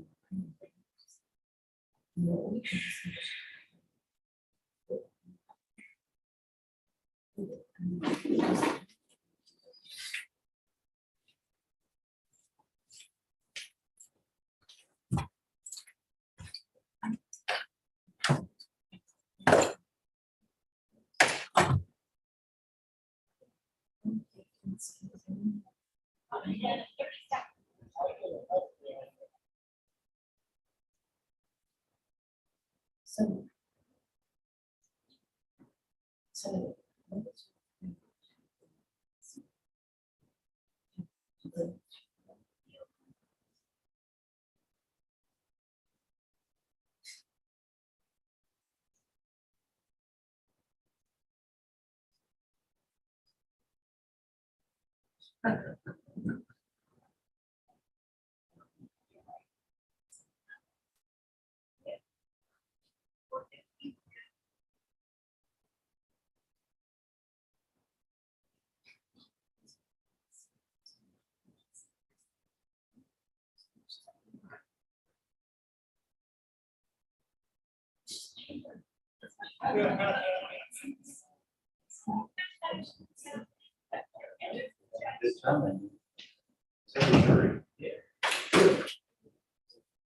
What's up in wall?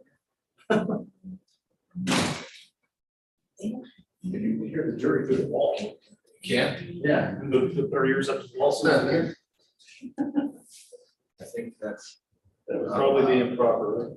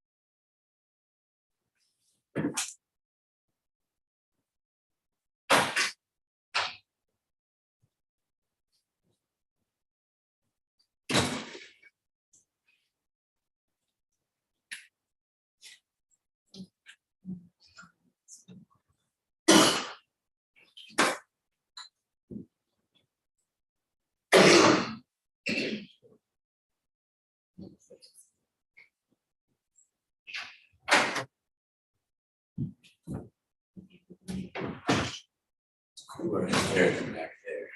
All right, we've got everyone we need. Mr. Ramsey, if you can assume the position, please. Ms. Hughes, are you ready? Yes, I'm ready. Great. We have a question from the jury. I will read it into the record, share with you my suggested answer, and then get input from the lawyers. It says, "Dear Judge," never got one of those before. "If we find for the plaintiff, but feel he was greater than 50% responsible, no damages would be awarded, right?" Question mark. It's a question.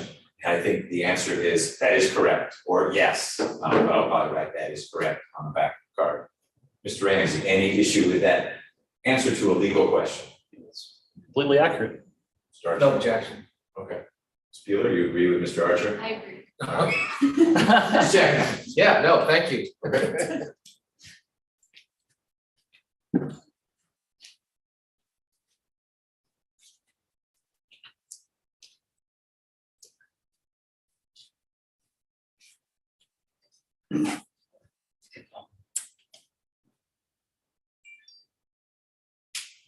I have written on the back of the card, that is correct. I initialed it and about 5 p.m. It's about 5 p.m. Deputy Gordon will give that to the jury. We will go off the record, be at ease, go back to my Zoom call, and we'll see what happens next. Thank you, sir.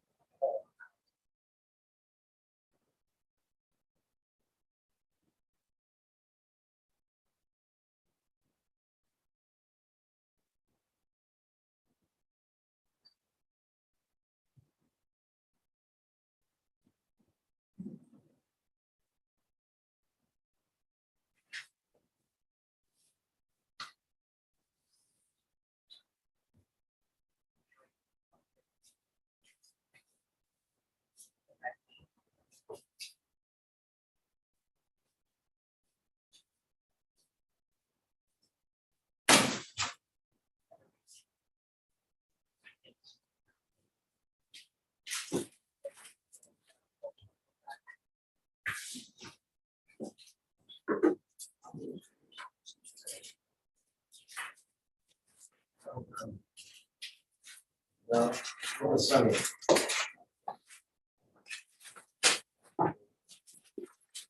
Might have been.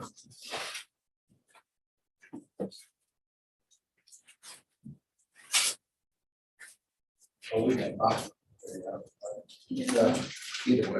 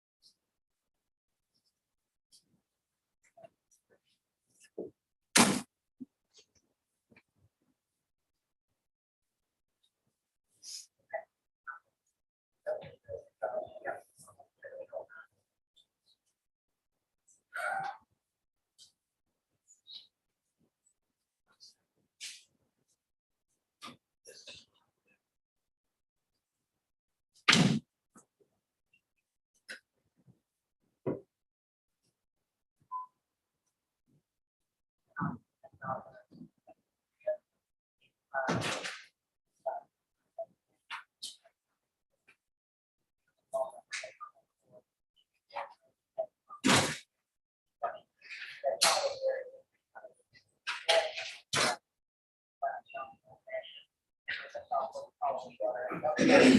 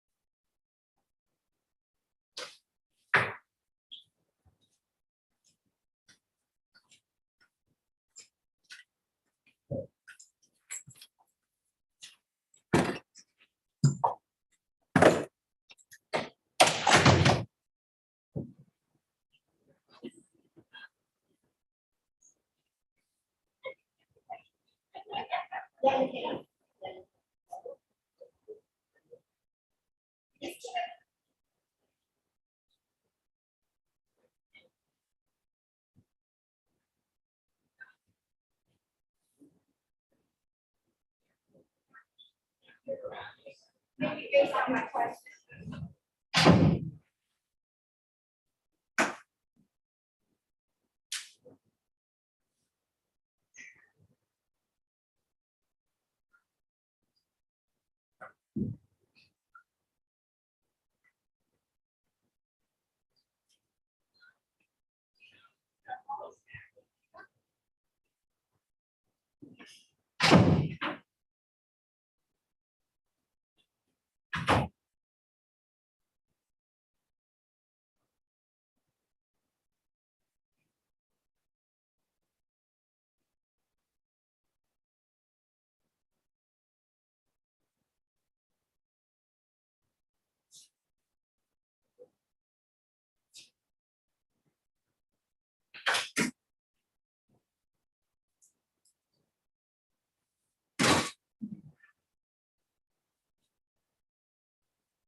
Instructions not make that clear, or are they just not reading them?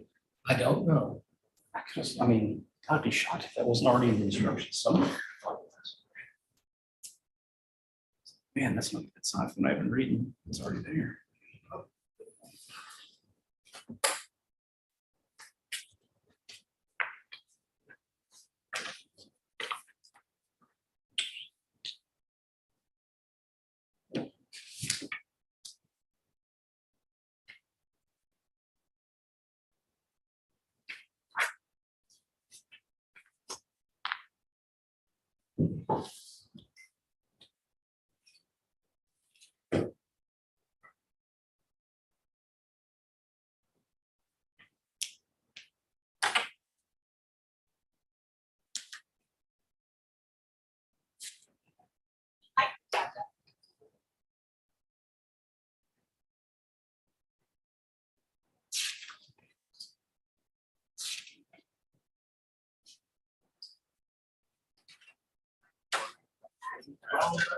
Hey, if I see any. Yeah, here we go. It's already in there, yeah. Hang on, it's on, so that-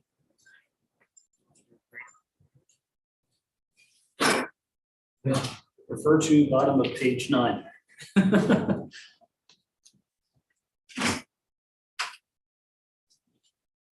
Well, we have a verdict. All right.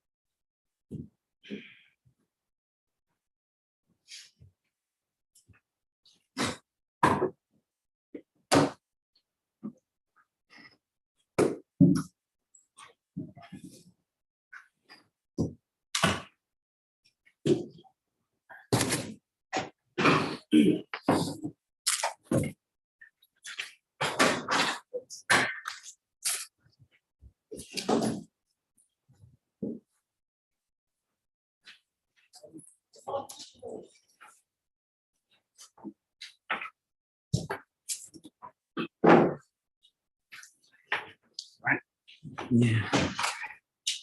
Hello, you all can be seated.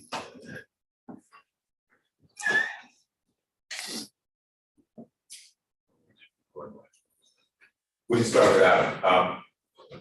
Got Sarge here now. Should you be down in 1C? Should be down in 1C, that's where it's all happening. I'm between right now. Okay, all right, Sir, I'm glad to see you guys. thank you. So we have a verdict. I need to get Deputy Gordon back out here and we will proceed accordingly.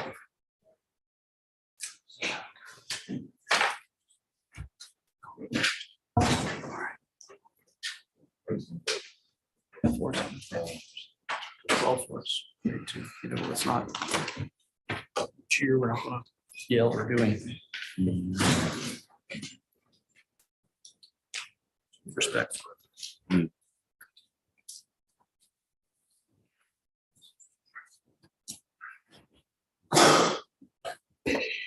Everybody's here. Perfect.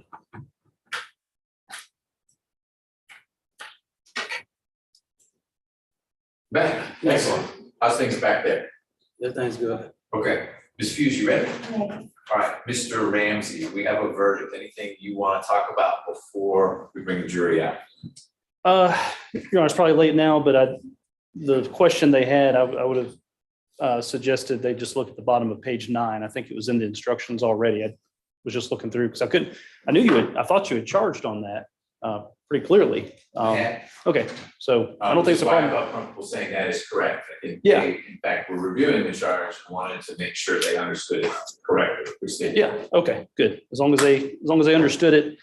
My only concern was it obviously, bottom page 9 said, here's what it is if it's 50-50, here's what it is. It's great. I just want to make sure they knew kind of what that was. As long as they were at the right page, they know what they were doing. Got it. So. Mr. Archer, anything before we bring the jury? Nothing. Okay, let's bring the jurors in, please.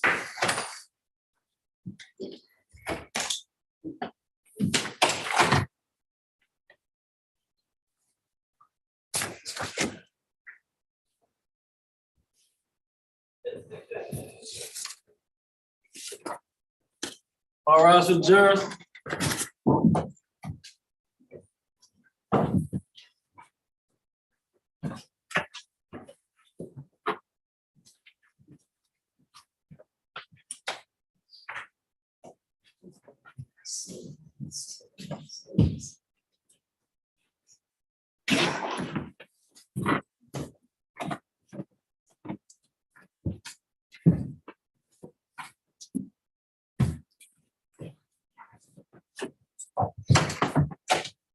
Judge present. All right, you all can be seated. Ladies and gentlemen, it is my understanding that you all have reached a verdict. Who is your foreperson? You are, ma'am. If you don't mind standing, I have a couple questions to ask you. Have you and your colleagues reached a verdict? Yes, we have, Your Honor. Was it a unanimous verdict? Yes, sir. And have you filled out the verdict form, signing and dating? Yes, sir. Great. Would you please read into the record, as in publish the verdict? Do I need to use a case number Nope, you or? can just start with number one, we the jury, wherever. the jury Okay. is. All right, number one, we, the jury, find for the defendant. Okay, if you would give the verdict form, please, to Deputy Gordon, and Deputy Gordon, if you would share it with Mr.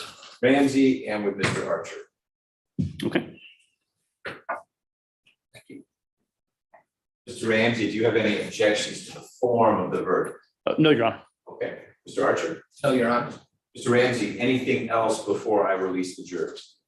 Just reserve any post-trial motions. I don't know what you're, Okay, that's all, post-trial, Yeah, anything we need to take up while the jury's still here? no, Your Honor. All right, Mr. Archer, anything else? No, Your Honor. All right, ladies and gentlemen, I want to thank you on behalf of litigants, Mr. Ramsey and his client, Mr. Shackleford, Mr. Archer, Ms. Peeler, their client, Mr. Morris, their Archer client, George Power, for all the time that you all have committed to this case. I think you've learned by now how important it was to both sides. Both sides were very passionate about it. They were well represented, but they were at an impasse, which is why we bring you in here to resolve it. And you've done that through your diligence. So thank you. I can't give you your holiday hours back. So if you're behind on your shopping, sorry, that's what Amazon is for, especially Amazon Prime, because it'll get here sooner.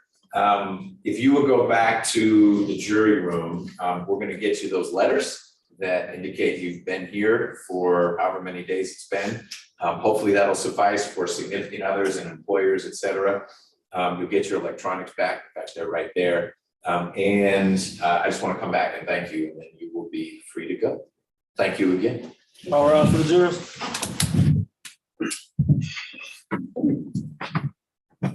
Deputy Gordon, that doesn't have the letters of service in it. That's just, all right. I need to send email over.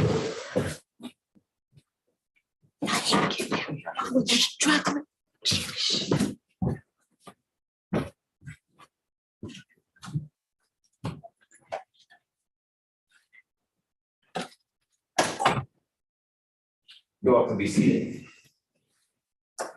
Mr. Ramsey, tell me what you mean. I didn't mean to preclude you from making any motions or anything. Other than polling the jury, there wasn't anything that we needed to do while they were here. You and Mr. Shackleford obviously have all your civil appellate rights. You will consider your options and figure out what you want to do and be mindful of the deadlines that apply. But I think not until I get this verdict actually filed, which will happen tomorrow at some point, I suspect, does that clock start running, and you'll head in the direction you want. Okay, thank you, Your Honor. Is there something else you wanted to talk about? I just want to make sure I preserve things, kept whatever door open I need to keep open. That was all. Okay, I think you have. Mr. Archer, anything else on behalf of Georgia Power? Thank you for your time. Thank you, Madam Court Reporter. We'll see you again. Okay, speaking of the court reporter, you all will make sure that she's taken care of, as well as Ms. Minifield for her day of service. I don't know who's responsible for that, but I don't want to get a call that the court reporter has. We are sharing in the takedown. That's in the pretrial order. Excellent. Okay, good. Then I think we are adjourned for good in this case, at least at the trial level. I want to thank both sides for their hard work, being here on time. I apologize that I was late after lunch. It was not avoidable. You guys had to sit around for a little bit. Again, I'm sorry that I had to interrupt your closing. No. There were start and stop. I couldn't move. So break your flow. That is fine, but I try to. It's all good. All right, thanks. Thank you, Your Honor. Thank you, Your Honor. You bet. It's our pleasure. Thank you. Working with you. Here, Mr. Shack. Thanks.